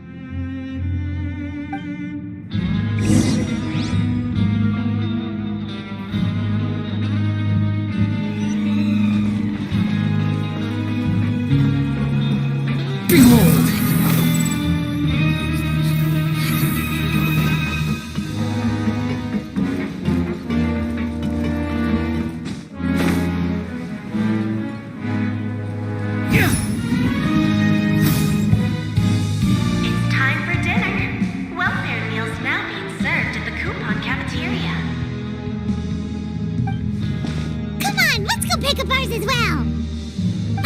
Traveler and Paimon, over here. Are you here for dinner too, Miss Sijwin? And I'm taking the opportunity to prepare Miss Cloran's dinner as well. Huh. You're right. She's actually sitting in the fortress cafeteria. What would you like to eat?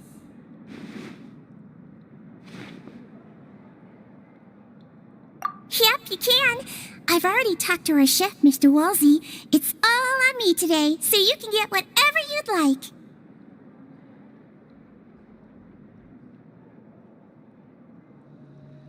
Me too! Don't forget Paimon!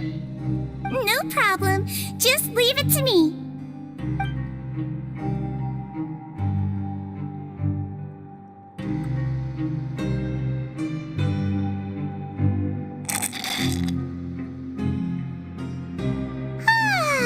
So delicious.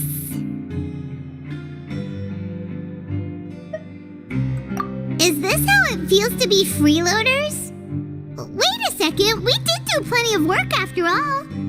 Feeling full yet? How's the food? Delicious.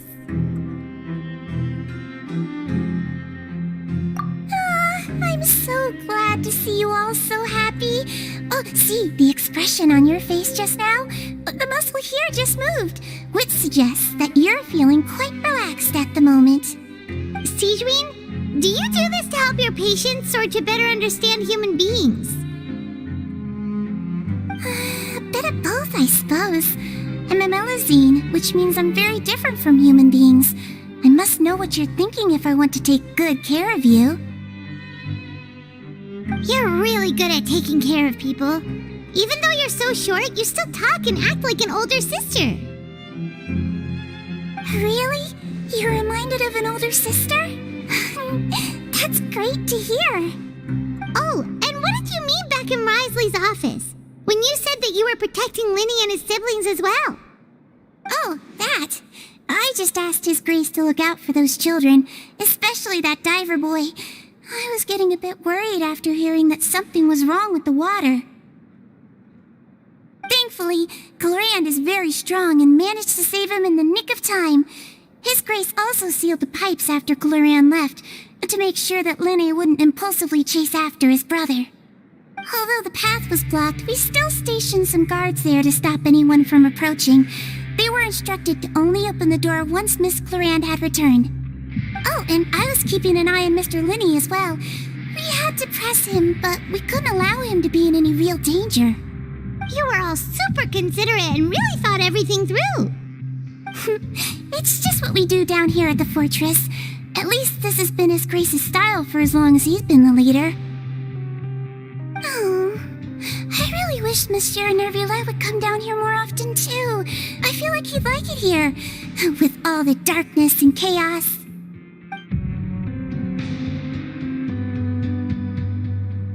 Get a good night's rest, you two. You both worked very hard.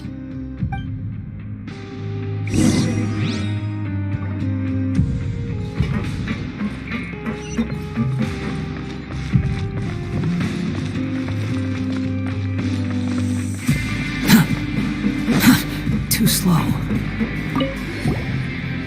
Cloran! Ah, it's you two. How's dinner? It's all right. Miss Sijwin really put in a lot of effort. So we heard that Risley invited you to come down to help, and you saved Fremine too. You sure work super fast. Oh, it was child's play. Still, Paimon didn't know even champion duelists could take on side jobs. Oh, and why aren't you eating with Sijwin and the Duke? Won't you get bored eating by yourself? Miss Sijwin was with you, and the Duke has business of his own. Actually, didn't Navia say that you went out for dinner with her as well?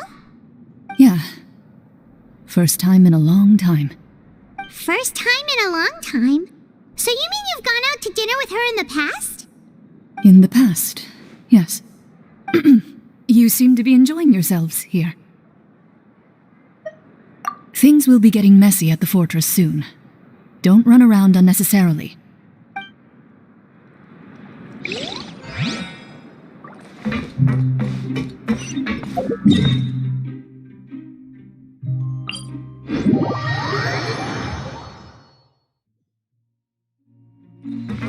Squall Fury!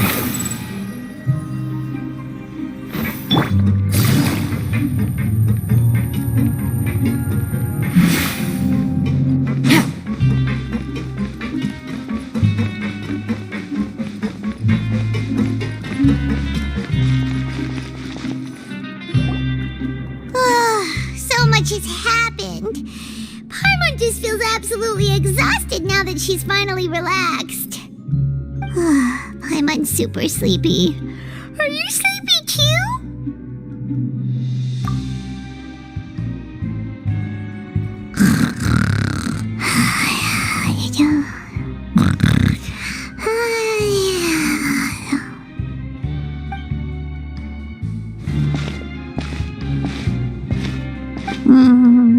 Delicious.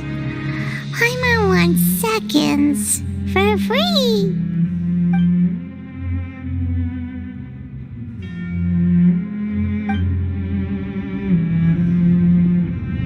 Out of my way! Get out of my way! What happened? Why is everyone running? No idea, but something must have happened. Stop asking! Who's yelling? Paimon still wants to sleep.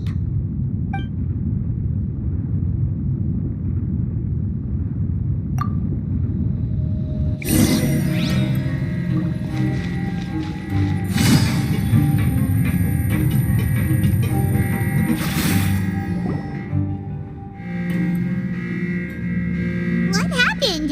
Why is everyone running around? Hey, what are you doing? There's no time to explain, mate. Goodbye! Hey, wait! What's wrong with these people? They won't even talk to us. They're here! There you are! Oh, thank goodness! Quisto and Laveroon, do you know what happened here? We came here especially to inform you. Something seems to have gone terribly wrong just now. His Grace is telling everyone to evacuate and get out of here. Laveroon was saying you two are new here and you don't have many friends, so you might slip through the cracks. Haven't you heard all the stories like that? An evacuation is successfully completed, yet you only find out once you do a head count that 1 or 2 people are missing. Wait, weren't you the one who brought that up? Why is it suddenly my idea? Hey, shut up! Okay, whatever. The point is, you should come with us. Yeah, he said to get as far away as possible, upwards and outwards. Oh no, it can't be that thing! Whoa, wait, what? What? Hey, where are you going? We have to go find the Duke! You two just go and get out! Go on without us! Hey! Be careful! Attention! Please evacuate upwards and outwards, upwards and outwards. If you're already at the topmost layer, then try to move as far outwards as possible. Take it easy.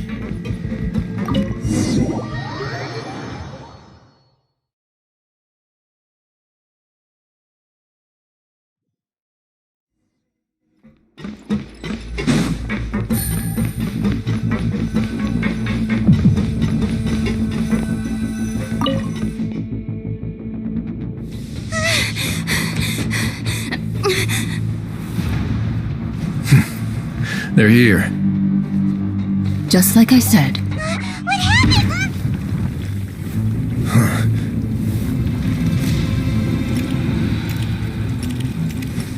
You're just in time. But be ready to run.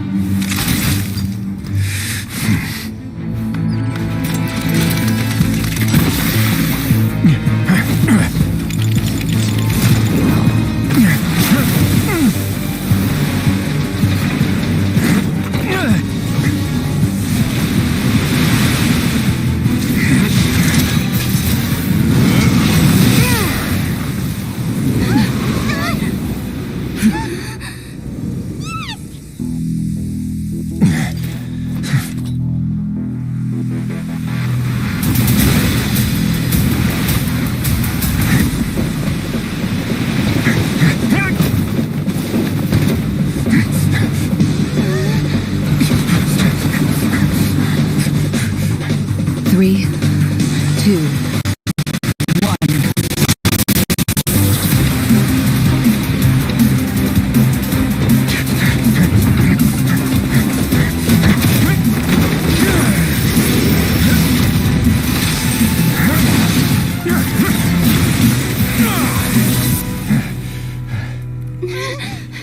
This won't hold it for long. Find Neuvillette. Tell him the defenses are about to collapse. Then what will happen to you? Until he arrives, we're the last line of defense.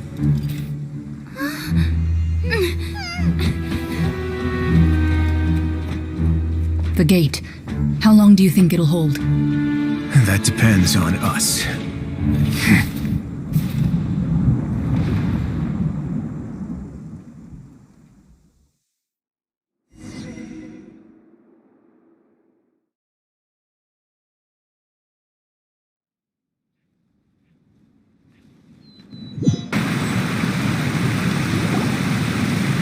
Neuvillette? Why are you here? Traveler, I need you to head to the Opera House immediately. Farina will soon be meeting with the knave there. You must protect Farina and make sure she doesn't spend too much time alone with her. Will do. You have my sincerest gratitude.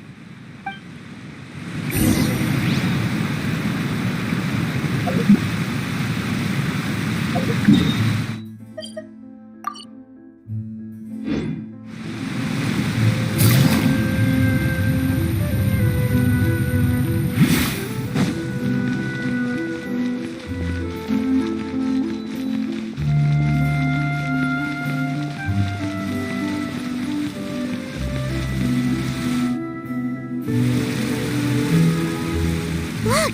There are a ton of Fatilian Palais Mermonia people over there! The knave is probably here already. We need to hurry! Are you two the traveler in Paimon? Monsieur Neuvillette has left instructions. Please follow me. Though I'm sure he's already explained, this should be a mostly cordial conversation, unlikely to give rise to violence. But it would be most appreciated if you could protect Lady Farina to the best of your abilities.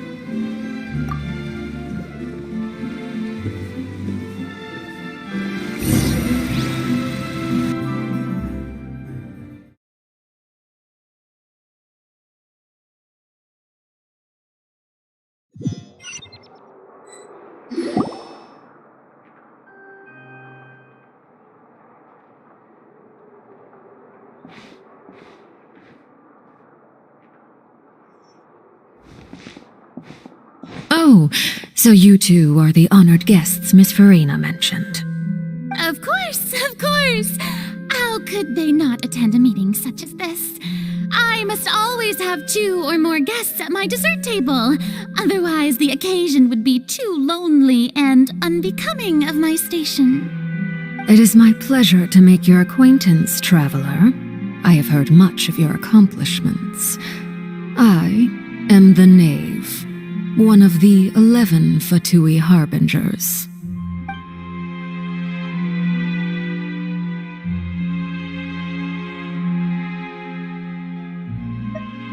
I've already prepared seats for you. Come, sit beside me. Perhaps you two are unaware of how Miss Farina and I do things. You see, we actually recently agreed to get together for tea when we had the time. See this? This is a limited type of confectionery that Miss Farina simply adores. There are only 16 slices sold every day. Here, why don't you and Paimon have a taste?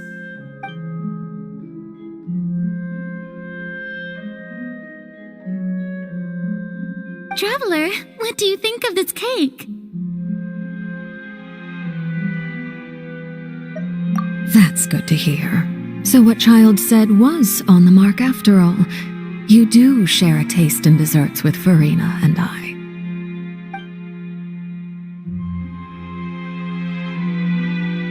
I wonder how he's doing nowadays.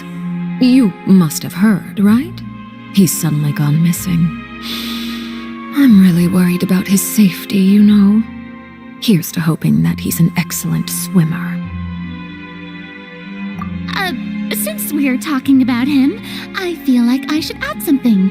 His martial prowess really looked certainly pretty impressive, yeah.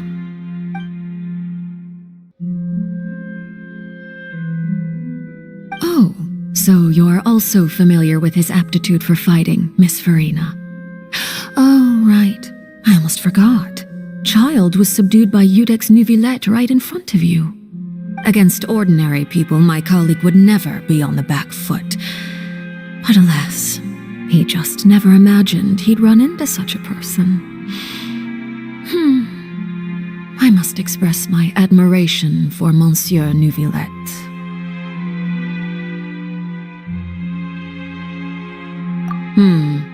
Coming from you, that's not surprising at all.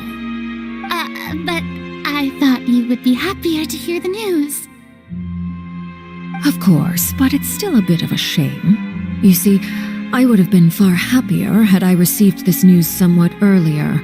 As you well know, a long time has passed since Child disappeared.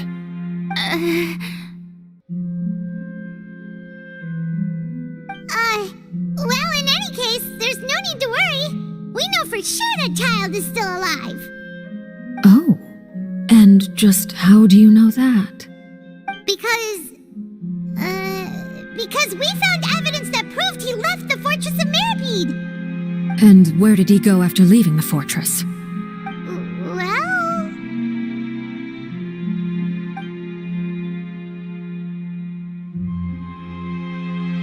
The Fortress of Meripede lies deep beneath the waves. Unless he pranced right out of the main gate, he must have had to swim for it. Do you have any proof that he surfaced safely?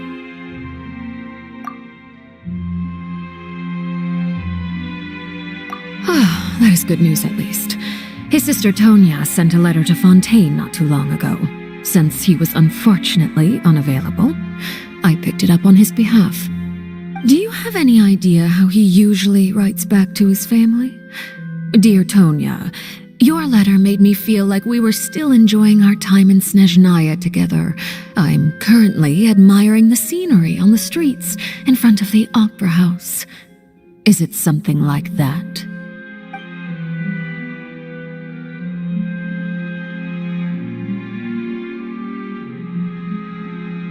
All letters tend to follow the same few formats anyway, right? As long as the contents are accurate, it doesn't matter so much how it's written or how it's worded.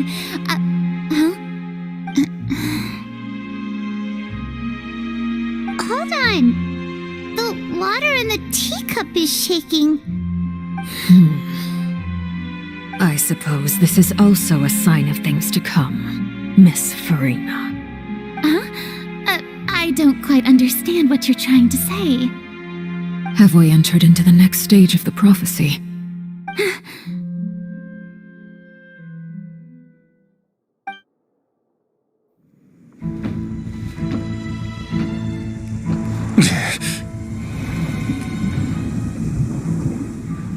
My thanks to you both.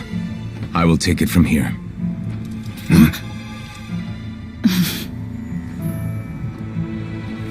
Sure you don't need a hand? Quite sure. Wow. So, what's your secret, huh? Let me guess. Nah, who knows? Maybe it's just your sense of responsibility. Sounds about right.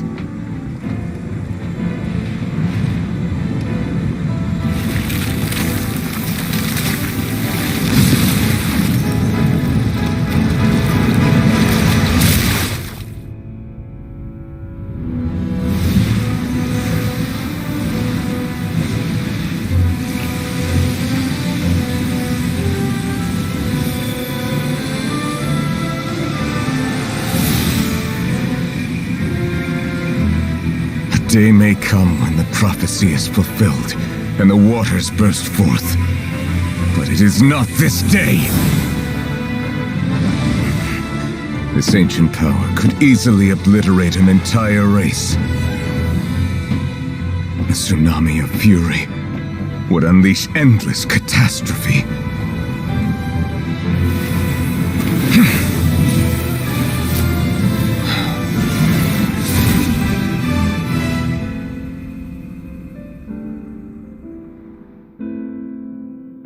This sentence is too severe. Forgive me for overruling it.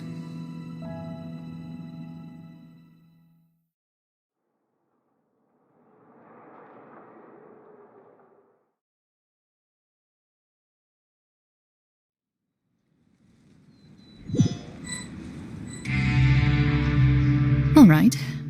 Seems like the problem inside has been suppressed. Let me guess, we're safe for now. Indeed. But only for now. I win this bet. You owe me a present. Very well. It was indeed just as you said. You made a bet? We made a bet on the size of your entourage.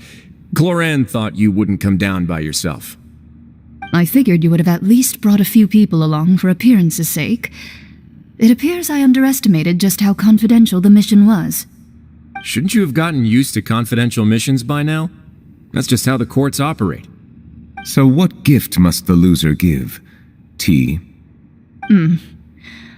He already has tons of tea in his office. I'm thinking about a set of legal codices.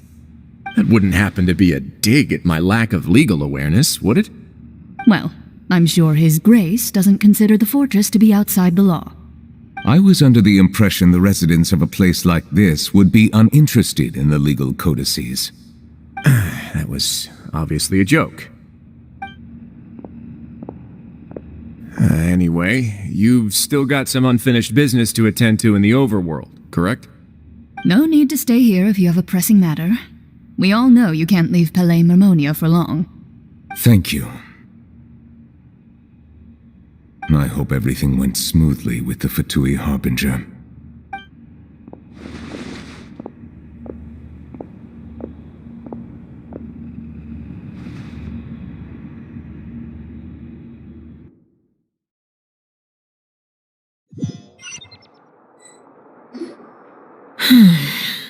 I must say, we've spent long enough playing house. Miss Farina, as the Hydro Archon, I am sure you understand the exact meaning of the phenomenon we just witnessed. Or should I say, that's what I originally thought. But looking at your expression, was I wrong? And you haven't a clue? What are you trying to say? At this point, I don't think there's any more need to speak as diplomatic representatives. Allow me to speak to you now as just a Fontainian. You know the prophecy by heart, and also that every part of it is being proven true. Yet, here you are relaxing, drinking tea, and eating desserts as if it's all nothing more than a few stray bugs in your garden. Do you really think that's acceptable? The prophecy's hanging above our necks like a guillotine. Every faction is looking for a way to either avert the disaster or save their own. Even the orphans of the House of the Hearth have devoted everything to saving their homeland. But you, it beggars belief just how nonchalant and carefree you have been. From the very beginning, you, the god Focalor, you have utterly failed to take action. You're wrong. I've never ignored the prophecy, nor have I just been passing the time in self-indulgence. Retract your accusation and stop doubting the wisdom of the gods with such absurd conjectures. I am not alone in my doubts, you know.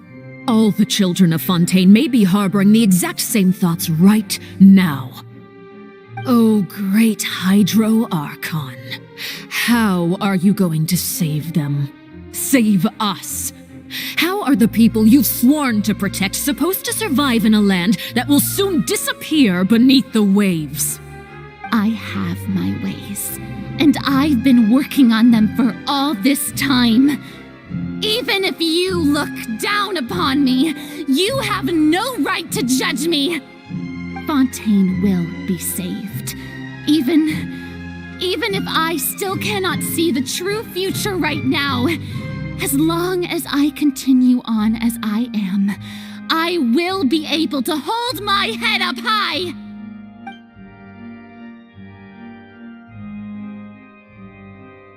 Then I ask you, Miss Farina, just what have you been working on? Where can we see it, and what is it doing to help?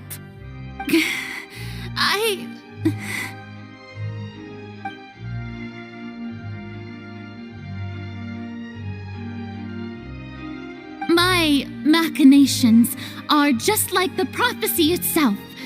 They will only reveal themselves at the fated time. It is just that beings like yourselves are unable to perceive them as of yet. I see. As a god, the proof of your labor always lies beyond prying mortal eyes. Allow me to be so bold as to ask another way. Would it be possible for you to tell us the parts of your plan that are not confidential, such as your emergency response plan for the impending disaster? An emergency response plan? Oh, that look in your eyes. Have you not even prepared one of those? The emergency response plan is also strictly confidential. Then allow me to jog your memory. Miss Farina, what is the purpose of your Oratrice Mécanique d'Analyse Cardinal? And what do you plan to do with the massive amounts of indemnitium that has accumulated over the years? The Oratrice? It's just like it appears to be.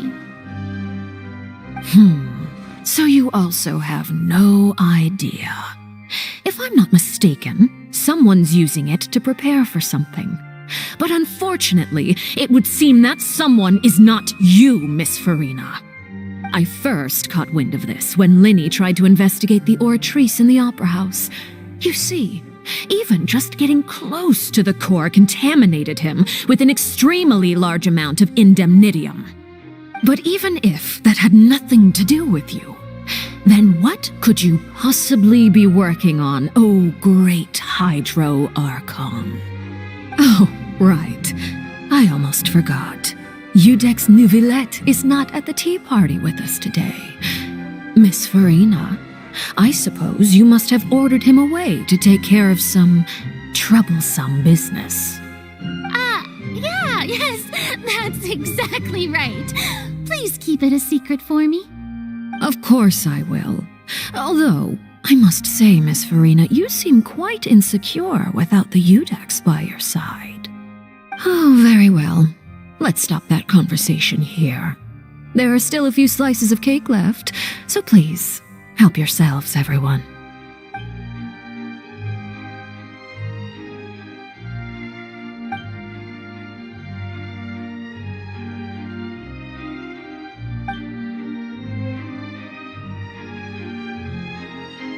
Traveler, I heard that you were recently commissioned to handle a few matters on behalf of the Udex.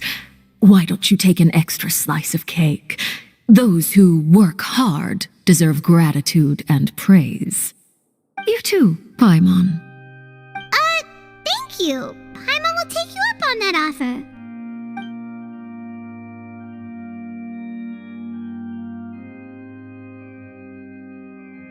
Oh, Paimon's super full. That cake was great.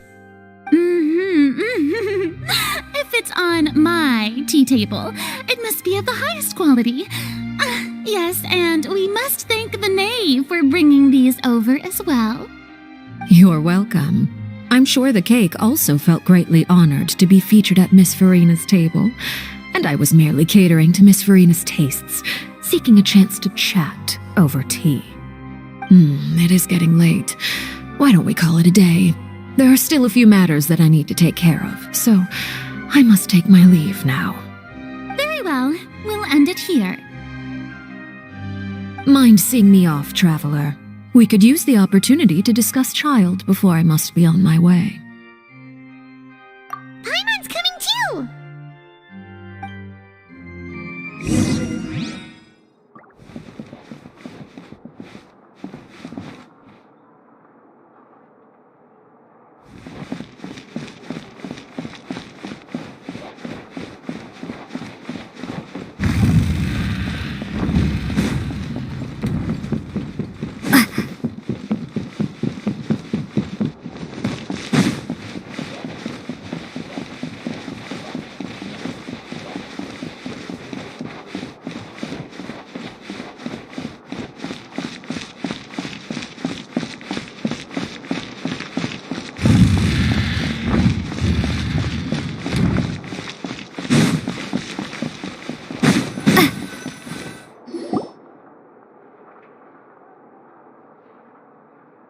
I'm glad that you were willing to come with me.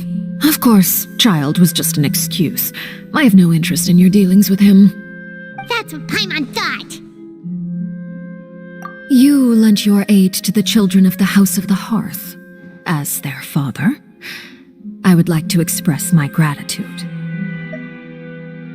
Do I look like an irresponsible father to you? The House of the Hearth is very important to me. You should know that I care deeply about my children. That was all. Formal topics should be discussed in formal settings, and informal topics in informal settings. I know you just returned from the fortress of Meripede. Relax. I have no intention of trying to get anything out of you. Linny, Lynette, and Fremine are still there, and I trust their judgment and abilities.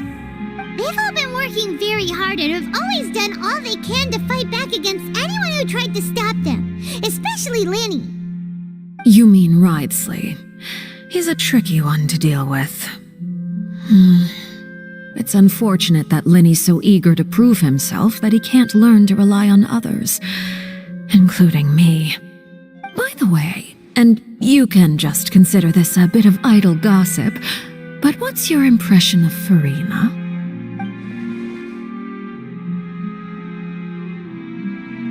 You are outside of our disputes, and the freest person in all of Fontaine, able to move around most easily. Allow me to share my perspective with you. And that's everything that happened during the trial. Master Child was declared guilty and immediately transported to the Fortress of Meripede.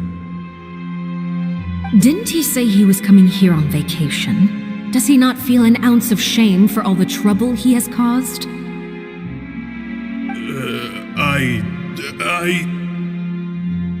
Forget it. He did give us an opportunity. I will be meeting someone shortly. Do you require help with any preparations? No need. I will take care of it myself. I need to meet with Furina, the Hydro Archon. She is at the heart of Fontaine.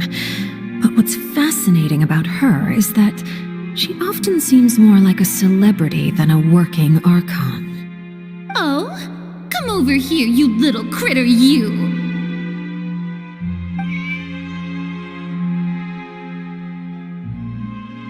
You dare to run from me? Stop right this instant!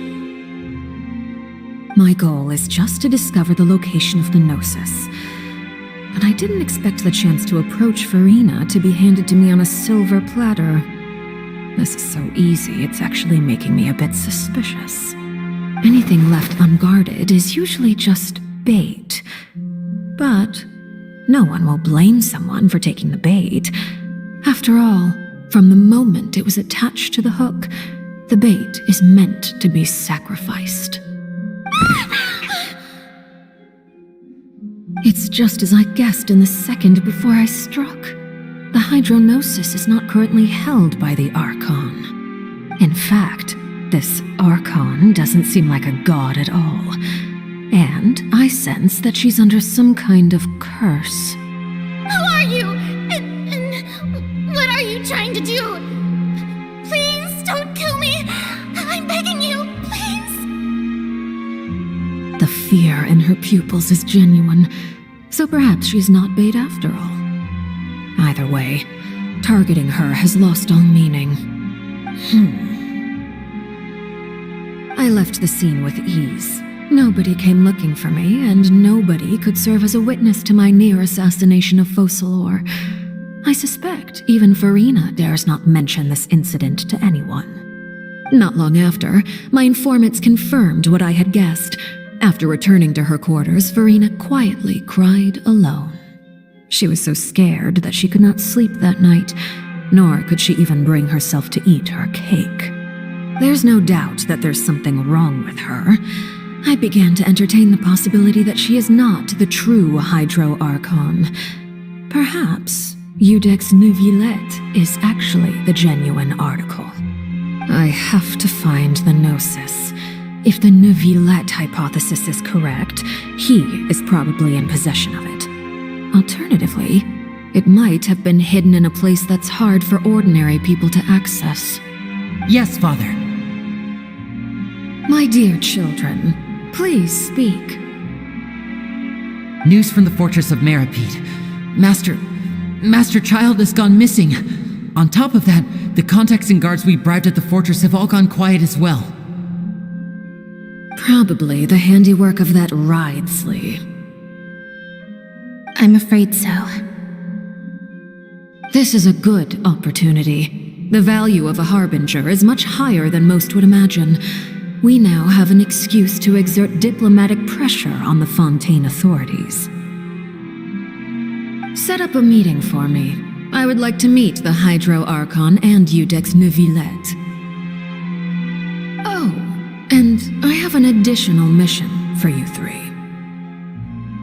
Yes, Father. Tartaglia's disappearance was not a part of my plan, but I can use it to make a breakthrough. With this as my excuse, I can ask for an official audience and continue my investigation of Farina and Iudex Neuvillette. The initiative belongs to the House of the Hearth. My wish to investigate the fortress of Meropide will be a front.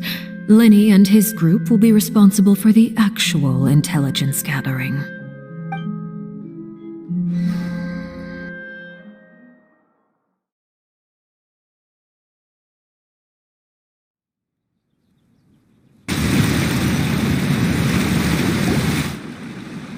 You should know the rest. Linny's group is quite close to you, so they wouldn't have hidden anything from you. You attacked the Hydro Archon? It wouldn't mean anything, even if you shouted it from the rooftops. After all, even Farina herself is still pretending that nothing of that sort ever happened. Alright then. I've now had 2 chances to enjoy tea with Farina. I have to say, the leadership of Fontaine is even more inscrutable than I had imagined. I once surmised that Iudex Neuvillette must be the Hydro Archon, but now, that doesn't seem right to me either. I am a servant of Her Majesty the Tsaritsa. Over my years of service, I've learned how a real Archon conducts and carries themselves. Whether Iudex Neuvillette or Farina, neither fits the bill. It's hard to imagine either of them as the Archon. Of course, that is all just how I feel. Gut feelings often do not require justification. It is, however, quite amusing to me that after all my years working in intelligence gathering, I've come to realize I am at a complete loss regarding the identity of the god of the land of my birth. Don't you think Fontaine is quite intriguing? A catastrophe looms, yet many secrets have yet to rise to the surface. It looks like Fontainians will have no choice but to save themselves. Ultimately, though, one must survive in order to do anything else. Should the need arise, I would be happy to cooperate with you. You don't need to commit to anything right now, of course. I have a feeling that the situation will continue to evolve, and as your name is often connected with noble deeds, I'm sure we will work together someday.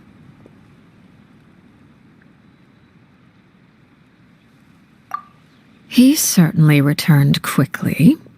You must want to catch up with each other, so I'll leave you to him.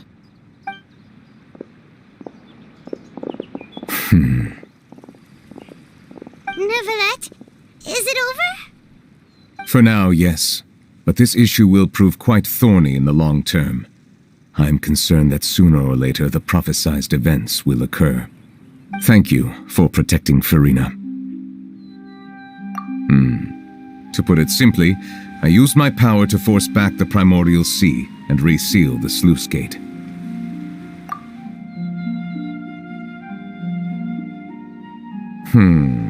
So as expected, Vinave has turned up the pressure on Farina. She's trying to feel her out, though I'm still unsure as to her motives. Permission granted.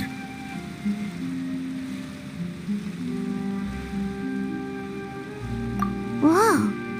It can't be that you're the real Hydro Archon, right? But That's just a speculation on our part, though. You can't tell us? Then that's okay. We can talk about something else. We won't try to force you. You guys in Fontaine are super strange. If by the phrase, you guys, you are referring to Farina and I, then although I'm not sure just what you are trying to imply, I must clarify that I do not share her positions on a multitude of topics. I believe so. The fortress has a long and complex history. It has seen much grief and suffering. And now, another catastrophe will soon be upon us. I mourn this turn of events. Huh? Why is it raining all of a sudden?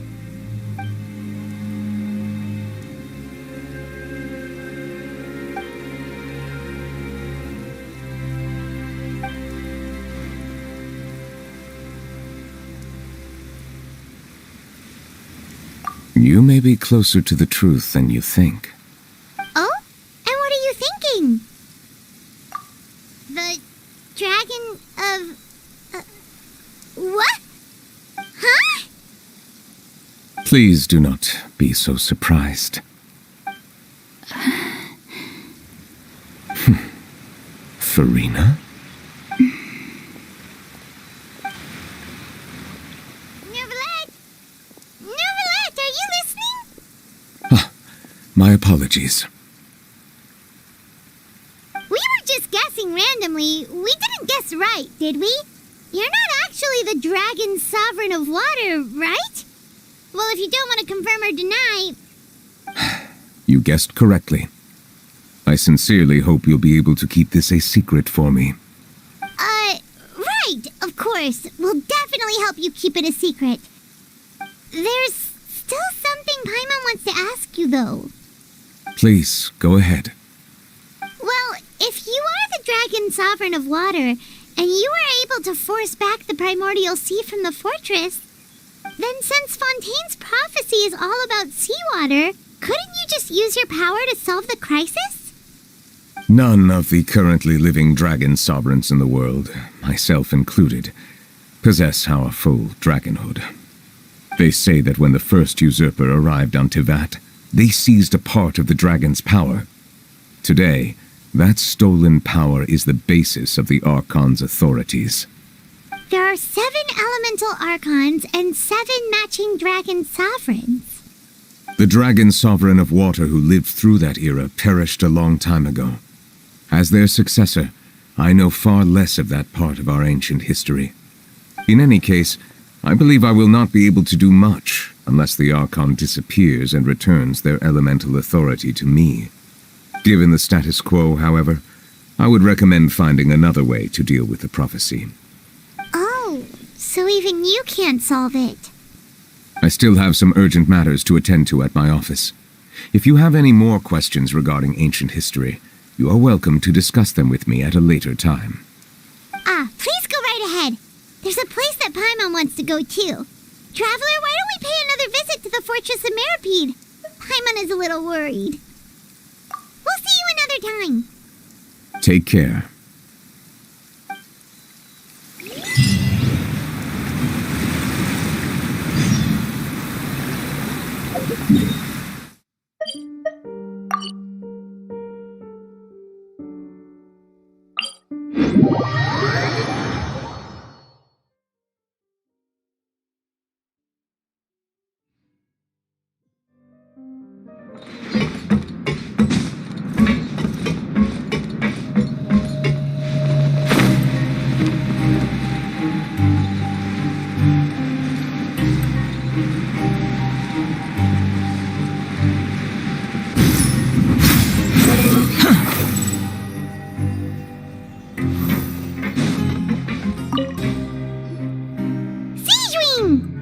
Traveler, Paimon, you're back! Are you still doing alright? Did either of you get hurt? We're fine, but what about you guys? It was such a huge mess, how bad was it? A few people sustained superficial injuries, but that's about the extent of the damage. Monsieur Neuvillette paid us a visit. It was all thanks to him that we managed to suppress the crisis for the time being. Of course, we must also thank you for the help you provided. How did Neuvillette know that he was needed here? Monsieur Neuvillette has strong resonance with the hydro element. When the water level rises, he can feel the waves produced. I ran into the bombshell bros while bandaging the injuries of the wounded. They were mumbling the whole time about how you just ran down without a word. I'm so relieved to see that you're both alright. If you're not too pressed for time, please stay with us a few more days. Just let me know if you get a craving for any particular dish, so I can have Mr. Wolsey get your meals prepared. Oh, and please feel free to visit the infirmary for a break at any time. I'd like to take the opportunity to spend some more time observing your facial muscles as well. Your happy smiles are quite contagious, you know. They're so memorable, and I've missed them immensely while you were gone.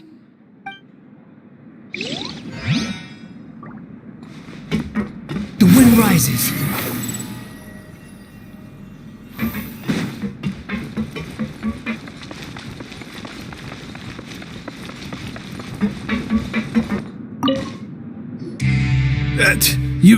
You guys are back?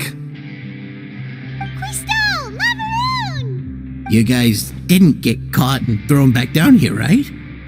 Huh? No, not at all. And here I thought you'd managed to escape from jail during all the commotion. I'd held you up as legendary jailbreakers, but now you're telling me you just never left? We're sorry, but we just had some business to take care of. All right. There's no need to get caught up in the details. We're just relieved to see you. He was super worried about you, you know. Hey, it wasn't just me. Weren't you super worried as well? Something like that, yeah. I was also transferred to work in the kitchen a few days ago. I can still hear Quisto mumbling to the carrots. Are those two all right? Do you think they made it out alive? Whenever he'd say that, I'd tell him I'm sure they're fine. Wherever they are, they're kicking back with drinks in hand, enjoying the lovely scenery. Hey, there's nothing wrong with worrying about your prison pals, is there? I mean, considering how they always love listening to all my gossip. These two, they sure are a lot warmer and friendlier than when Paimon first met them. Oh, well, if you say so. I'll be watching you to make sure you finish every last bite.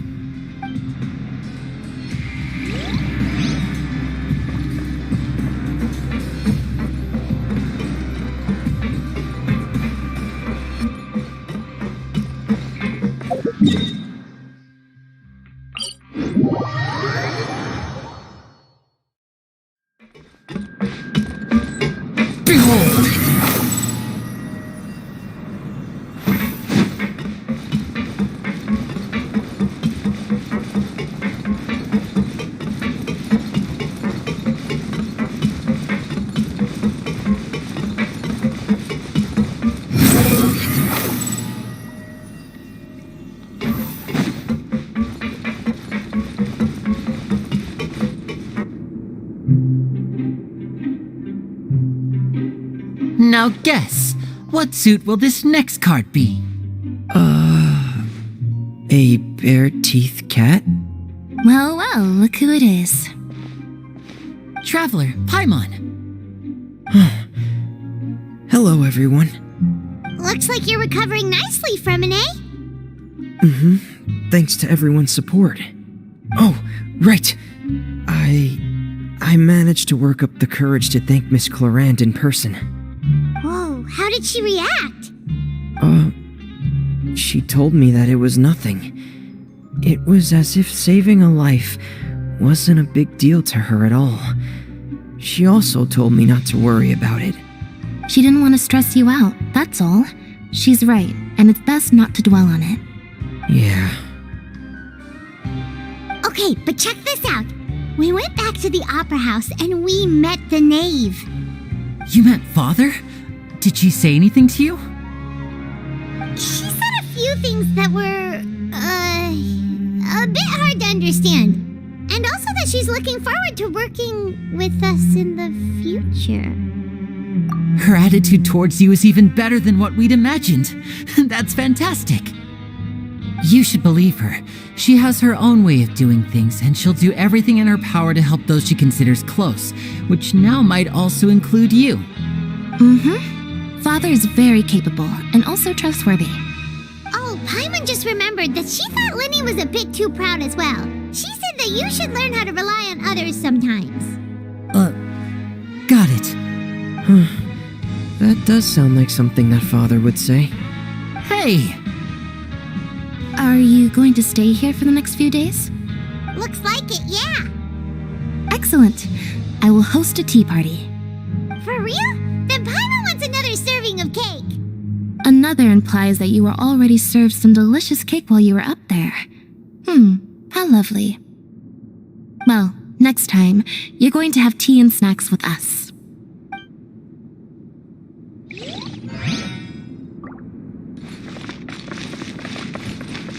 We should start preparing that tea party. Oh, that's a great idea. I'm all for it. I'll help you set it up.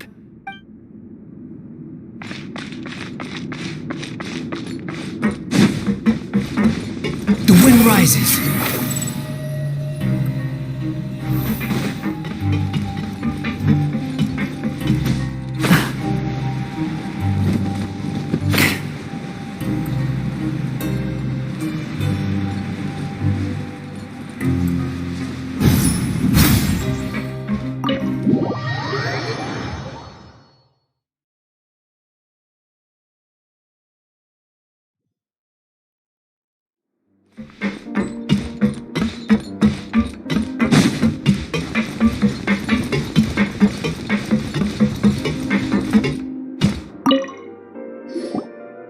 Courier?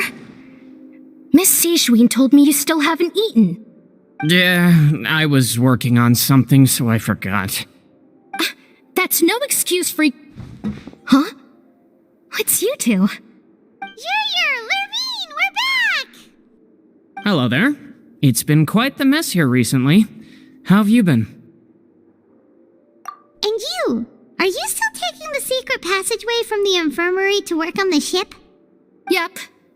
That is still top secret, though, so don't say a word to anyone.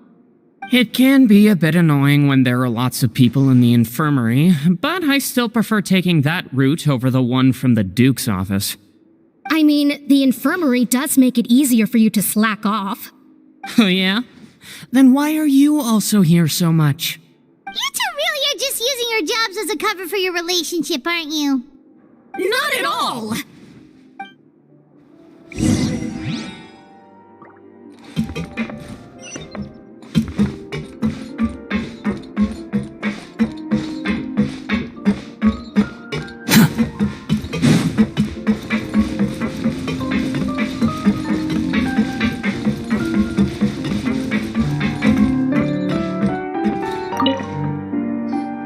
Do my eyes deceive me, or did I just see two inmates come back after making it to the surface? Some strange winds blowing of late. We wanted to see how the fortress is doing. Is everything still alright? We're fine, for the most part. Neuvillette came down and took care of the worst of it. If that's the case, why don't you just ask him to stay here? Oh, yeah, what a brilliant plan. Let's go convince the Udex himself to exchange the Courts of Fontaine for a puddle of water in the middle of nowhere. He came here in a hurry and left without even stopping for a cup of tea. He did remember to take Miss Sishween's gift with him, though. He sure sounds super busy. Miss Clorand has left as well. She also took her gift from Miss Sishween. Were the gifts milkshakes? Neuvillette got the milkshake. Clorand received lipstick instead. Those aren't even remotely alike. Well, it's Neuvillette's own fault for making Sishween worried about his health by working so much. But besides that, our head nurse is still pretty fond of picking out beauty products for the ladies. Oh, and I have some gifts here for you as well. Are these from Sishween too?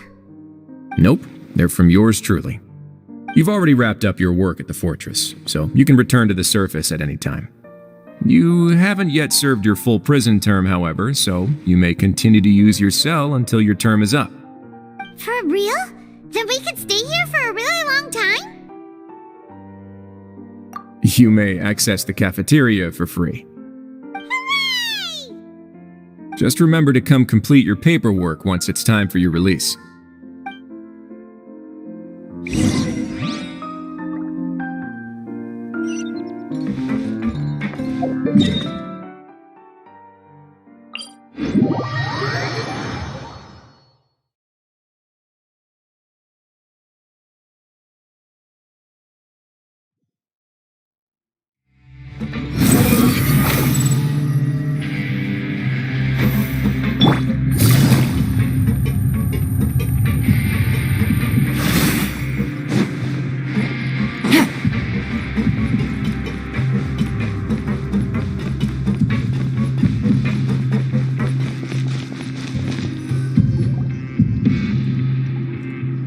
We're back in our cell again. We're no longer prisoners, though, so it really doesn't feel the same. Sure feels that way. But the truth is, we never did anything bad to begin with, so I'm not sure why we put so much pressure on ourselves.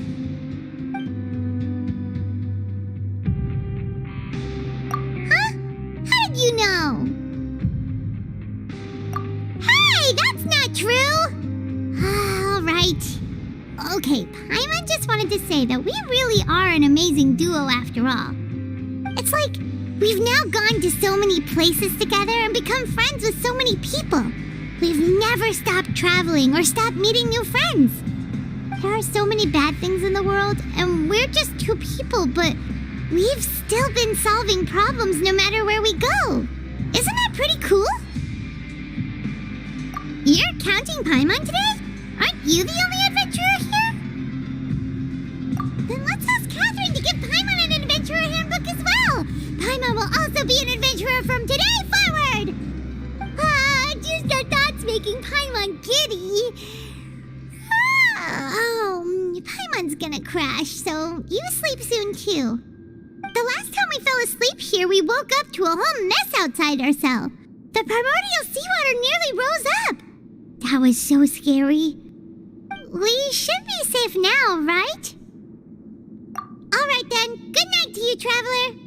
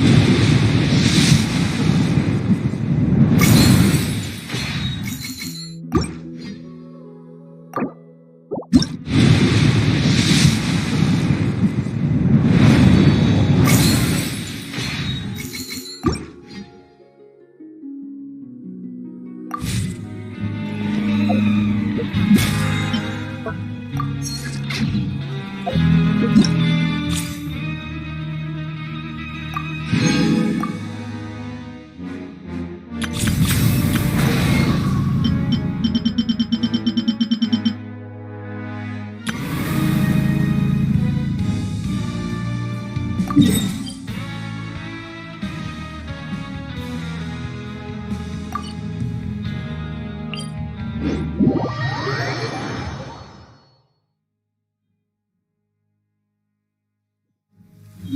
raining again? Oh, this isn't good.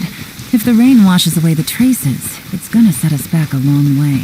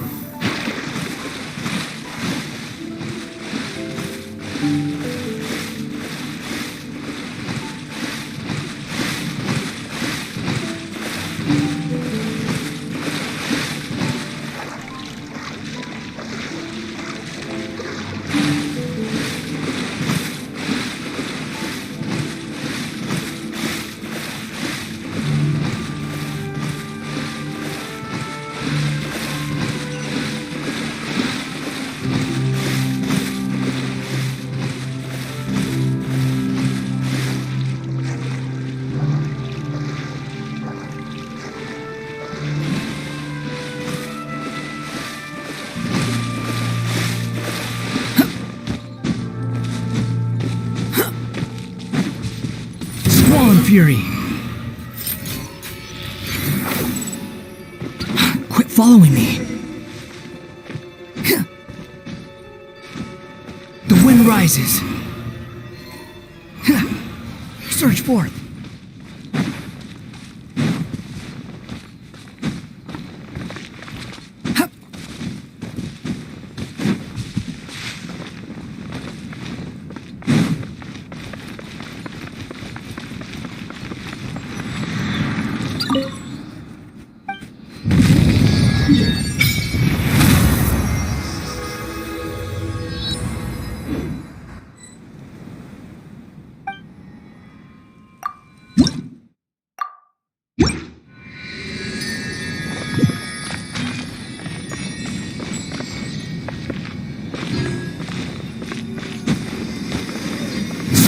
Fury.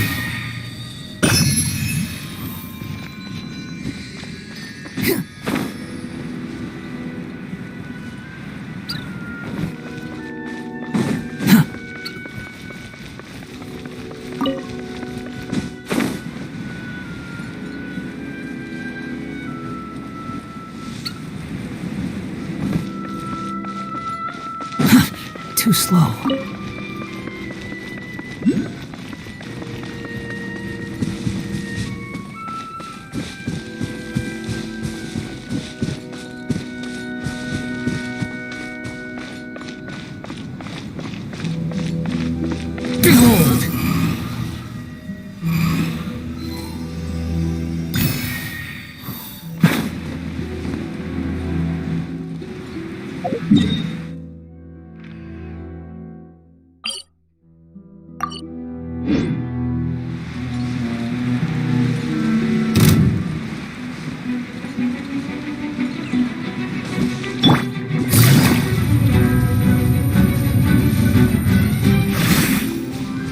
Take it easy.